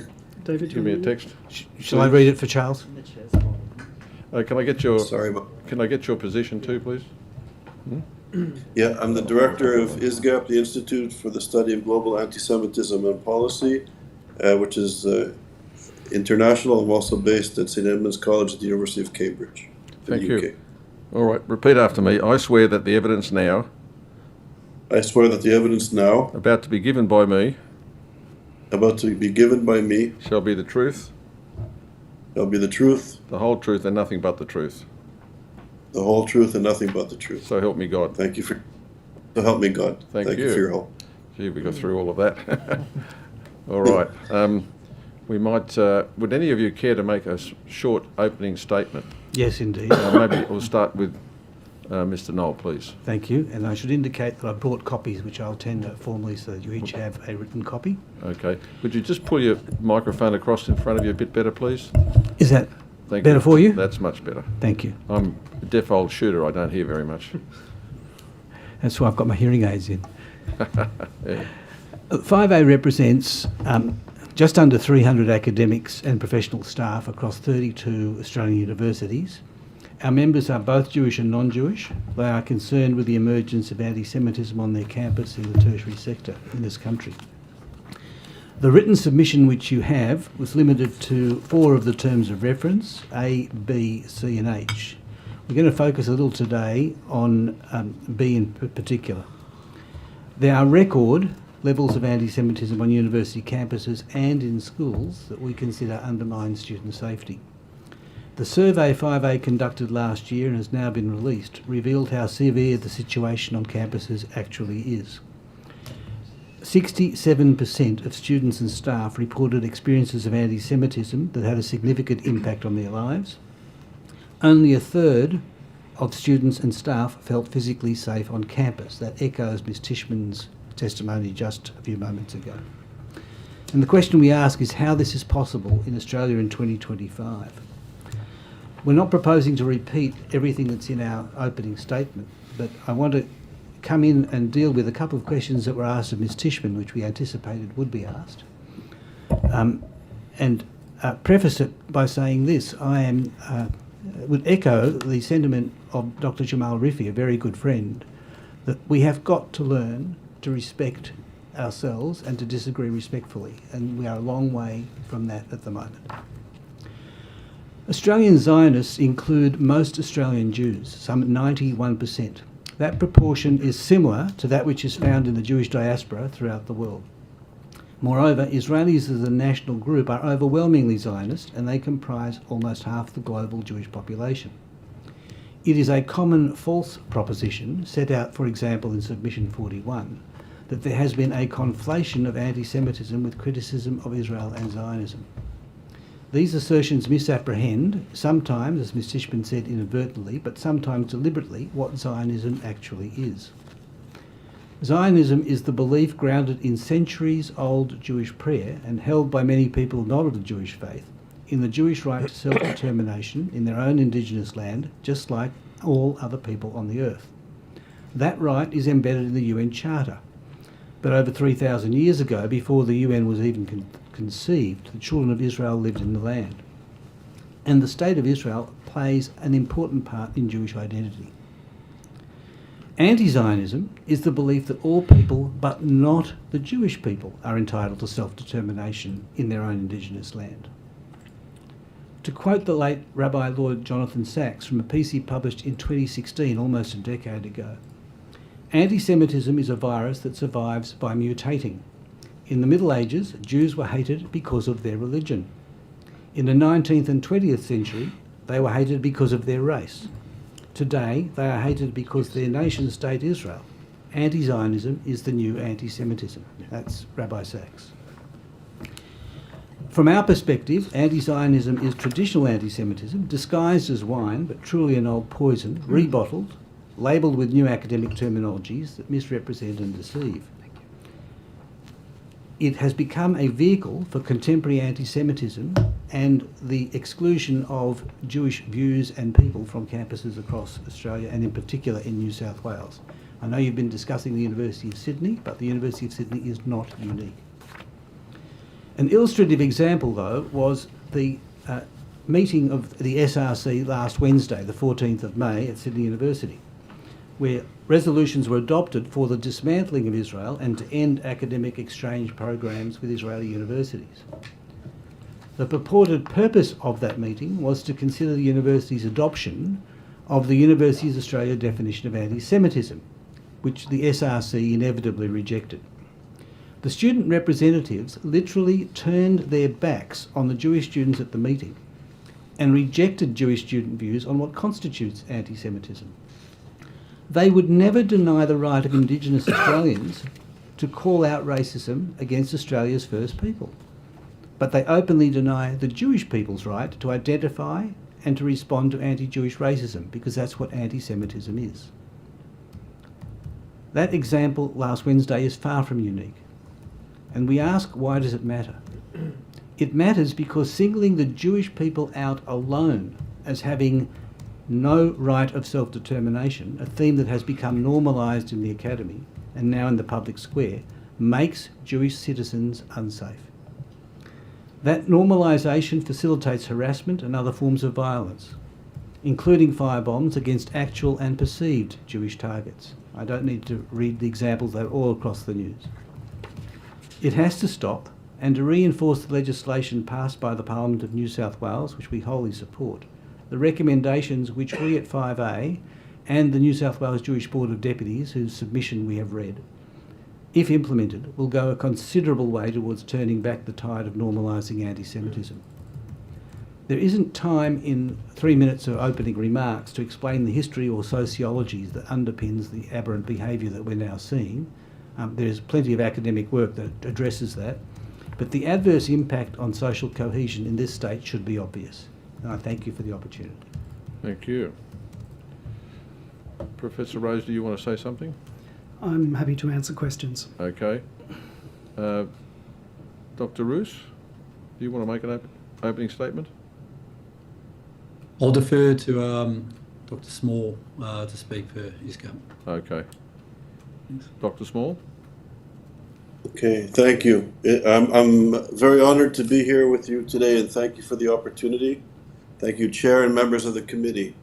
I'd also like to note my appreciation to Professor Knoll's previous statements. I agree with many of them, and my opening statements were touching on a few of the similar things, so I'll cut it a bit short. So my name is Dr. Charles Usher Small. I'm the founding director of ISGAP, which is an international research center, a global research center with over 80 research fellows associated with it. We do programming at Oxford University, Cambridge University, and universities around the world. I'm honored to be joined by Associate Professor Joshua Roos, who's also a research fellow at ISGAP, based in Australia. His work is on political violence and ideology, particularly in the Australian context, which has been central to our submission. I would also like to state that anti-Semitism is not a parochial issue or problem for Jewish people or for the State of Israel.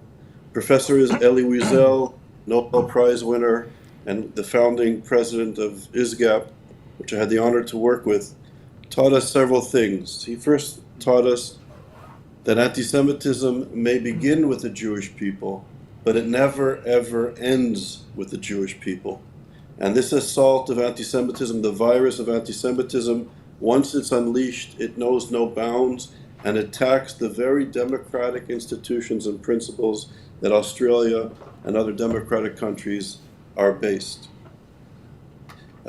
He also taught that the Holocaust did not begin with the crematoriums or the railroad tracks. It began with words and ideas. And tragically, as Professor Knoll mentioned earlier, the universities have become the front line in the war against the Jewish people, which is also a war against democratic principles. And it has gone from the classroom at the intellectual battle of ideas, if you will, from the classroom to the encampment, from the encampments to our streets. And this, ladies and gentlemen, is an assault on the very democratic principles that the great nation of Australia is based upon. As everybody knows, anti-Semitism is rising sharply in Australia and around the world, and it's especially dangerous today as extreme ideologies are converging. The extreme left, the extreme right, and radical political Islam also is attacking the democratic center. While their politics and ideologies may differ, tragically, they use anti-Semitism as a core element of their ideology and a core element of these reactionary social movements to gain support. While peaceful protest is essential in any democratic country, we are seeing far more aggressive activities throughout Australia and other democratic countries. Jewish Australians are being doxxed, silenced, and excluded, especially those who do not disavow their connection to Israel and to Zionism. It's important to note that this affects the Jewish community broadly. There are Jewish Australians who identify as anti-Zionists. They are entitled to their views as anyone is in a free society. However, they represent a very small and extremely vocal minority. Their high visibility should not be taken for a general consensus. The overwhelming majority of Jewish Australians and Jews around the world identify with Israel and with Zionism as an integral part of their culture and heritage. And in fact, I should say that some groups like Jewish Voices for Peace, and who are connected to SJP, Students for Justice in Palestine, kind of come out of the Muslim Brotherhood ideology in Europe and North America, and it's not different in Australia. And the Muslim Brotherhood identity, we should remember that the Muslim Brotherhood started about 100 years ago. It's a reactionary social movement that takes European genocidal anti-Semitism, the protocols of the Elders of Zion, with connections to Nazism, and fuses it with a perversion of Islam. And Qatar, which has a spiritual oath, the regime of Qatar has a spiritual oath to the ideology of the Muslim Brotherhood. They're using their connection and their oath to the Brotherhood to spread the ideology of radical political Islam, not Islam and not the vast majority of Muslims, but a very toxic form of Islam. And Qatar is investing in Australia and other democratic countries around the world to push this ideology. And this, ladies and gentlemen, I would submit to you, is a strategic threat to the stability of Australian society and should be taken very seriously by the parliamentarians and security forces in your country. The risk of violence is real. Anti-Semitic incidents, including attacks on synagogues and schools and individuals, are becoming more frequent. We are now facing the prospect of lone actors and small groups committing acts of terrorism, radicalized by rhetoric, and conflates Australians with the actions of a foreign government. And I can say ISGAP is working with security forces in Europe and police forces in the United States, and we see SJP and student groups going to synagogues, going to Jewish communities, and probing to see how the community and the police will react. And there's major concern for significant acts of increased violence. We should pause and reflect on what is happening in our society, in places of worship, universities, and to ensure that all Australian citizens, regardless of their background, are free from harassment, exclusion, and silencing. Efforts by the Jewish Australian community to organize to address this surge of hatred are framed in conspiratorial terms by our adversaries, and as Jews somehow pulling the strings behind the scenes as core anti-Semitic tropes throughout the ages, which is really the most insidious forms of anti-Semitism you can imagine. Our submission identifies three central concerns. First, that institutions, especially in education, are failing to act when anti-Semitism is presented as political activism. This includes corollary institutions, including university unions. Second, that ideological actors from across the spectrum, the extreme left, political Islamists, and extreme right, are aligning in practice and at times in coordination. Third, the fabric of democratic inclusion is being torn. Jewish Australians are being told that unless they renounce a core element of their identities, they cannot participate fully in public life, which is an attack on democratic principles, not just the Jewish community. The Universities Australia definition of anti-Semitism is a step forward, a positive step. It affirms the right to political debate while protecting against vilification and exclusion. That balance must be preserved. This inquiry is an opportunity to draw the line, to protect the rights of all Australians, including Jewish Australians, to speak, to participate, and to belong without any fear. Thank you for the seriousness with which you are addressing this issue. We welcome your questions, and we're very grateful for your time. Thank you. Questions? No, happy to kick off. Mr. Knoll, you picked up on the point that I'd put earlier to Ms. Tishman with respect to the increasing terminology of Zionism, and we've heard quite a bit of that today. I think you outlined in your, and I can check against your very kindly pre-prepared submission in your opening remarks, but I think you pointed out 91% of Australian Jewry identify with Zionism, and that's a similar rate to the rest of the world. There has been some dispute about those levels of support today, and I think some criticise that those figures may have come from the Zionist Council or the like, and may be somewhat biased. Do you have any reflection on that and the closeness of the Australian Jewish community, and particularly the Jewish community in New South Wales, with Zionism? Without any difficulty, there are a series of surveys which have consistently reflected virtually the same number with a % or two difference. Significantly in New South Wales, in 2008 and 2017, we had very deep communal surveys undertaken by the Jewish Communal Appeal across a range of community attitudes. The answer to this particular question is consistent with the 91%. And our own survey of academics and students last year reflected the same figure. Neither organisation can be accused of being part of the Zionist Federation. In the United States, a similar figure comes from the Pew survey, and Pew is not, I should mention, a Zionist organisation. They're a public survey organisation. So any suggestion that those figures might reflect a camp is just wrong. Thank you.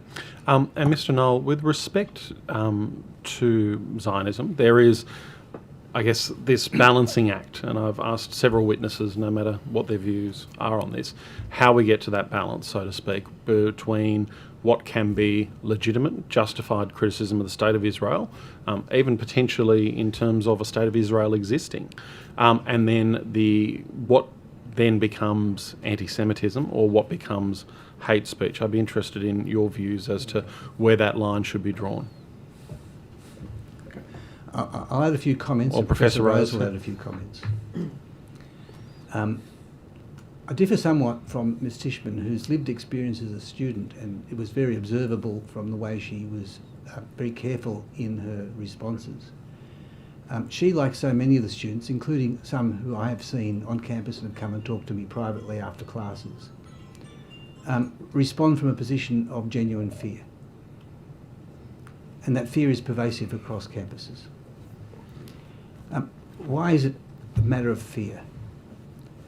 The reason is that when you choose only one nation on the planet as not deserving of existing, with a criticism that you would never level against any other nation, then you are engaging in a form of discriminatory speech, and that type of discriminatory speech is called anti-Semitism. No one has said that, for example, because of civil conflict, that Sudan should cease to exist. No one is jumping up and down for the rights of Tibetans anymore. No one is jumping up and down for the Kurds. And in each case, that would involve reducing the sovereign territory of another nation state. But in the case of Israel, from the river to the sea, Palestine will be free, simply means that the Jewish people lose their right of self-determination, but nobody else does. That is racist, and that is anti-Semitic. And I'm not going to mince words about it. Thank you. Professor Rose? There's little to add to such an elegant explanation. Of course, it's possible to criticise Israel. Israelis love doing it. There's more concern in the diaspora about dirty laundry being hung out due to it being attacked and weaponised, used for leverage by anti-Zionists and anti-Semites, who are largely an overlapping group. And in the IHRA definition, which you have heard about in previous sessions, there are examples of criticism of Israel where those are specifically identified as being anti-Semitic, that involve demonisation, delegitimization, double standards, Nazi equivalences, and such like. So I would simply say that there are limits, there is work that's been done, that's been published on this, and that the controversy over it is largely the product of an ongoing and sustained effort for over 100 years now to ensure that there will be no Jewish state. Thank you. I might turn now to Professor Small as well. Thank you for joining us. I guess from an international perspective, although I do of course note that your organisation with the Institute for the Study of Global Anti-Semitism and Policy Australia, but looking at internationally and the experience internationally, is what we're seeing here in New South Wales and Australia isolated, or is it something that is happening all across the world? And I think you did touch upon this partly through universities in a sense being part of the front line in what we're seeing globally. Right. So thank you for your question. Yes, I think it's a global phenomenon. The increase of anti-Semitism is an international problem. I know in Australia there's been an explosion of it. The same is happening in parts of Europe and North America and beyond. And what we're seeing basically is sort of we call it the Red-Green Alliance, the extreme left, which has a space in the university and media of record in Western democratic countries, and the extreme Islamists. And I referred earlier to the Muslim Brotherhood. The Muslim Brotherhood represents a very reactionary, if not perverted, form of Islam, which wants to rid the Middle East of Jews, of Christians, of democracy, and replace it with a very narrow notion of a caliphate. They want to subjugate women, murder gay people, and destroy democracy. And at the same time, in universities, the radical left wants to do away with Western hegemony. And they see Israel as sort of the colonial output in the region, and the resistance to the so-called occupation should take place by all means. And this Red-Green Alliance is really having an impact internationally, funded by Qatar. Qatar, as I was saying earlier, has a spiritual oath to the Muslim Brotherhood. In our research, we found at least $100 billion with a B of the Qatari money. A country of less than 350,000 citizens, a tiny country, is giving more money to American and Canadian universities than any other country in the world. And they're pushing an agenda that's anti-democratic and anti-Semitic. And I'll just finish, I know time is of the essence. But one of our reports that will be coming out in the next few weeks is called The Project, where the Muslim Brotherhood strategic goals has been for the past 40 years to move Israel away from Western countries, to alienate it, to weaken it, to destroy it, to murder Jews around the world and Israelis, and then to use anti-Semitism. And this is very important for the Australian context and other contexts, to use anti-Semitism to fragment and weaken democracies. So Israel is the little Satan, America and other democracies, the big Satan. And sadly, and I'd say terrifyingly, they're making progress in their strategic goals. And I'll just end by saying that Yosef Kawadawi, who's the spiritual head of the Muslim Brotherhood, preached his entire life, and this is what the Qatari royal family has an allegiance to. He preached his entire life that the true believer, the true Muslim, is obligated to complete the work of Hitler. Yosef Kawadawi started Islamic studies at Oxford University, my alma mater. They are, establishing a foothold in our academic discourse to the point where we don't recognize the democratic politics of some of our students who go to universities to learn how to be citizens. It's a serious situation for the future of our democracies. Mr. Chair, if I might make a personal intervention at this point, it's not something I've ever bragged about in the past, but I established a fledgling profile writing a couple of op-eds during the Second Intifada in the early 2000s, and I personally was approached by, if I remember right, the Doha Foundation, and offered $2,000 for each review I did for applications for grants from the Doha Foundation. Why did they choose me in Wollongong? It's your guess. Because I developed a profile, I believe. And Professor Small, one last question, because we haven't really dealt with this today in the inquiry. We looked at a lot of physical instances of anti-Semitism and some of the attacks that have occurred. I note in your submission that you raise some of the online issues and what social media is doing as well in fueling some of this. Just wondered if you could perhaps outline that and what we should potentially be looking for, particularly with algorithms and the like, and how this is being reflected not just physically on the streets of Sydney, but also online as well. It's a very important question, and if it's okay with you, can I turn it over to my colleague Josh Roos, who knows Indeed better than I subject matter? Cool. Thank you. Thank you. Social media is playing an absolutely critical role in contemporary anti-Semitism globally. Not only is it linking actors internationally, but it's building a global discourse in which we're seeing an ideological convergence across the far left, Islamist groups, but also allowing the extreme right to build a global movement. And it's the technological affordances of social media. And by that I mean it's the different ways that it can be used to target specific groups. Algorithmic radicalisation is critical here. So once someone steers into a group and engages with certain material, they then might be given and fed more of that material. And so people may well be drawn into a world in which extremist ideas becoming increasingly normalised.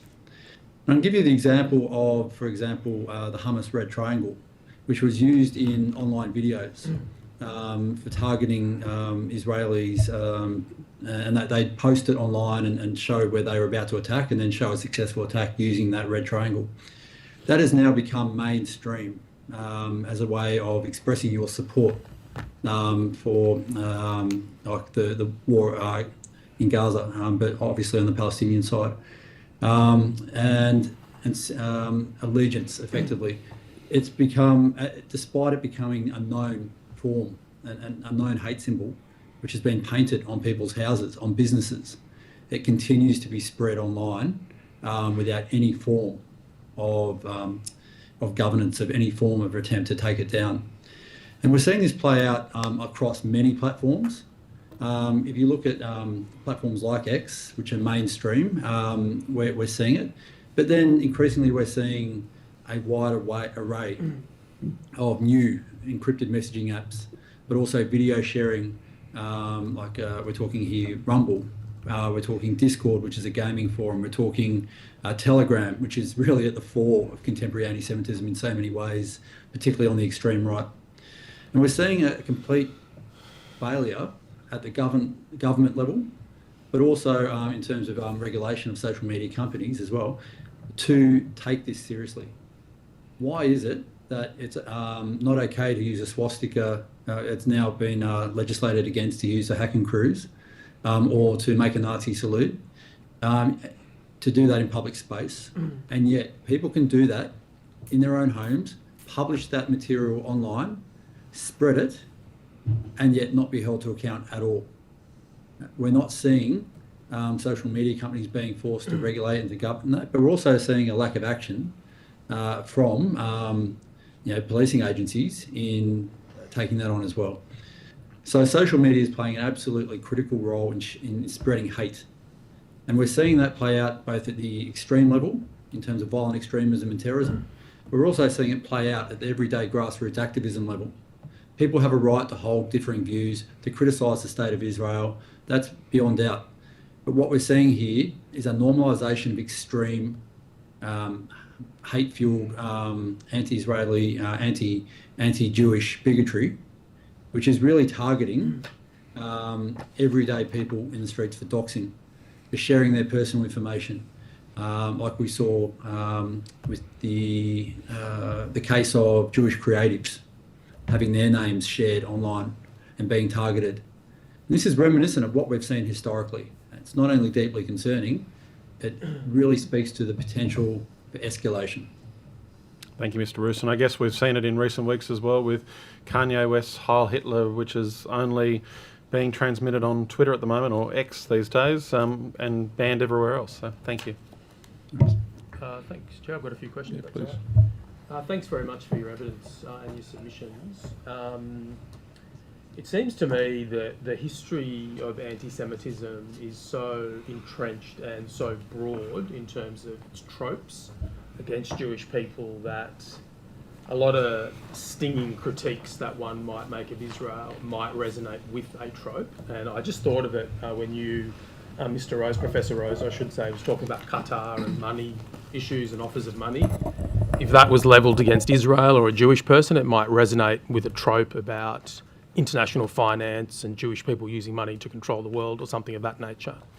So when we're dealing with this issue of entrenched anti-Semitic tropes, but then on the other hand, stinging criticism of a state that might perhaps unintentionally invoke a trope because it is a stinging criticism, how are we truly to differentiate between a stinging criticism that might resonate with a trope, but it might resonate with that trope if it was levelled against any state? How do we distinguish between that and true anti-Semitism? I think we'll both contribute on that one because we slightly different experiences. Yep. I would suggest simply that one has to understand in context. So the trope has a context. Where it's out of context, then it lacks the historical weight and significance. We've seen references to the tentacles. You can have the tentacles of the Treasury Department or the State Department in the US, or you can have the tentacles... Or the American Empire, which might be talked about in anti-imperialist sort of discourse. Yeah. Or you can have the tentacles of the Jewish money, control of the media, entertainment, and so on. One of them is anti-Semitic. It resonates with the trope. So it's a question of judgment in context. Mr. Nolan, your thoughts the on aspect I would add is that which Emeritus Professor Alan Dershowitz spoke about when he came here and lectured literally 20 years ago. And he asked the question, is the criticism that's been levelled, with or without the illustration, one that has been levelled against any other nation-state actor? If the answer is yes, and you can point to the example, then what you've got is a criticism of policy or conduct.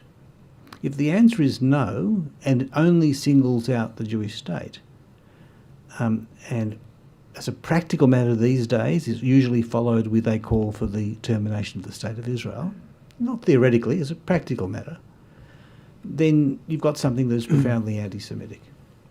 So it's that singling out of the identity of Israel and its capacity to be a nation state among the nations, as opposed to a criticism of a particular policy. If this were a forum on discussing whether the current Israeli government policies in relation to recovery of the hostages in Gaza are the best approach, I would sit here and echo the view of the Hostages Forum. That's a discussion that's being had worldwide. But if what you say to me is that because of the conduct of the State of Israel, Israel should simply cease to exist and be taken over by a secular Palestinian state, which, by the way, was originated before even Yasser Arafat joined the PLO in 1964, then what you've got is a statement that is designed to be anti-Semitic. Okay, and just lastly, you said in your opening statement, Mr. Knoll, that anti-Zionism is anti-Semitism, and it occurred to me that we heard evidence this morning from non-Zionist Jewish people who obviously would have a view to the contrary. Now, they're not Zionists. You've got the view that anti-Zionism is anti-Semitic, but you are a Zionist and a supporter of Israel. So it seems to me there's an issue here about, I suppose, a chicken and the egg issue, which is that all of the people who tend to conflate the two tend to be Zionists, and the people who don't conflate the two tend not to be Zionists. So what are we to make of, I suppose, the political motivation that would seem to be linked to that sort of a statement? Let's both give you two perspectives. That might be more helpful. If someone says, I am not a Zionist, but I'm Jewish, I've got no problem with that. Simply saying I am not someone who is politically active in relation to the State of Israel is usually what a person who describes himself as non-Zionist means. That is different to being an anti-Zionist. An anti-Zionist is a person who espouses the view that all peoples on the earth are entitled to self-determination except the Jewish people. That is what it is. I think what we heard this morning, just to put it to you fairly, from a Jewish fellow, was that he believes that all Jewish people should have the right to live in that place, but he thinks that the Palestinians should also have that right, which is obviously not a Zionist sort of belief. And it's fundamentally the proposal of the two-state solution, which is you're not getting along very well, so let's make sure that we've got some sharing and you live in peace side by side with each other. I think his view is a one-state solution. His view is a one-state solution. The reality of a one-state solution, when you compare the demographics, are that Jews would no longer be able to govern their own affairs and would have to live in an environment where, again, let's talk practical reality, there is only one democratic state in the region, it's Israel. No Arab state operates as a democracy. So if that's the example we're going to follow, we're going to lose the very democracy that Professor Small's been talking about as so valuable. But Professor Rose might offer you an additional perspective. Thanks. I was just going to say something about anti-Zionist and non-Zionist Jews. According to the survey, you have 10%. I think it can be slightly larger where you're talking about non-Zionist. But does size speak to the correctness of the position or whether it's anti-Semitic or not? No. I mean, there's a lot of things that 10% of the people think that are right. Oh, and I'm not. I think that it's a mistake to commence the discussion by thinking in binaries. Sure. That it's either right or wrong. So in fact, what it is a social phenomenon. You have different groups, they overlap. You have a group of Jews. The Jews, if you think of it in terms of a Venn diagram, have smaller circles and larger circles and overlapping aspects. Within the anti-Zionist, non-Zionist circle of 10%, slightly more, you have basically three groups. You have ultra-Orthodox Jews who believe that the secular effort to establish a state before the coming of the Messiah is a denial of the divine role in the return of the Jews and of redemption with the coming of the Messiah. So that's one group. It has to be noted that a lot of the people in that group go and study in Israel. So they're not anti-Zionist necessarily, but this is one of the areas where one can have a huge debate about Israeli policy because there's huge controversy over their failure to serve to defend the country. So you've got one group, ultra-Orthodox. Then you have two other groups that are related. One is Bundists, who are cultural Yiddishists, who believe in a Jewish culture that is basically a diasporic culture, and that Judaism has moved beyond its original anthropological root as a tribe in a place. And so that Bundists are typically socialists. And then you have your Marxist socialists who believe in a universalist notion of Judaism doing moral good throughout the world, much like some church philosophies or Baha'i philosophies. It's not attached to land. So within that 10%, you have three groups who, with varying degrees of energy, oppose the state of Israel. Clearly, the strongest opposition comes from the Marxist socialist group, and that group is particularly prevalent within the university sector. So within the university sector, you'll find your anti-Zionists are located primarily within the humanities, within anthropology, sociology, philosophy, and literature. So they're the small but highly active and very high-profile Jews who are used as a fig leaf, wheeled out to say, look, we're not anti-Semites, we have Jews who support us. But these Jews are, I believe, a form of self-hating Jew in that they don't recognise the people of Israel, land of Israel, connection that's central to Judaism. So they deny a part of themselves. There should be no surprise in this. You have Catholics who lapse, you have Catholics who are anti-papist, you have all kinds of dissent within religious groups, within cultural groups, as we do within Judaism. But within Judaism, because of the fact that you have 100 Muslims to every single Jew, you have 50 Arabs to every single Jew, you have 600 times the size of Israel's geographic area to the land of Israel. We're grossly outnumbered. I suppose that's to assume a monolithic conception of the Arabs, though, isn't it? I mean, isn't that a form of racism? I'm generalising. It's not not racist to generalise that the Arab League has been engaged in a boycott of Israel and is generally Sure, but expresses antipathy to Israel. If you're, for example, a Polynesian expelled from Tonga, it's no answer that Hawaii is a Polynesian country, is it? That's irrelevant, isn't it?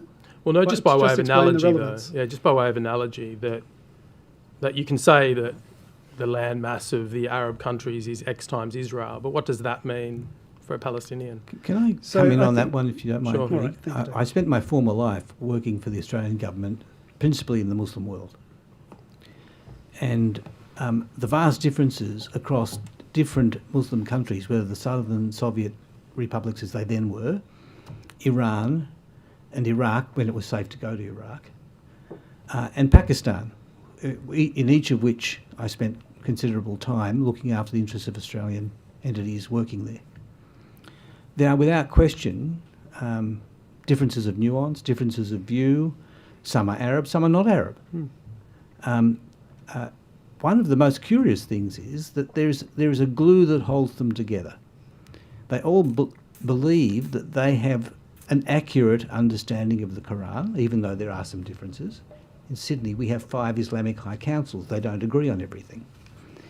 When you ask them, however, about whether the idea of a Jewish state in the middle of the Muslim world is acceptable, they are united in answering no. So do you think that the argument that Israel is unfairly subjected to a double standard, if one questions if there should be a one-state solution, for example, is there really a double standard, or are we dealing with a situation that is so unique there's almost no comparator among the countries of the world? Well, we do have an immediate comparator in the region. Within Turkey and Iraq, Kurds have no self-determination, even though they are entirely separate people. The one-state operation for them is a complete failure. Why would you replicate a complete failure? All right, we might pull to a close there. Thanks, Thank you Chair. very much. Thanks very much for coming. Thank you, gents.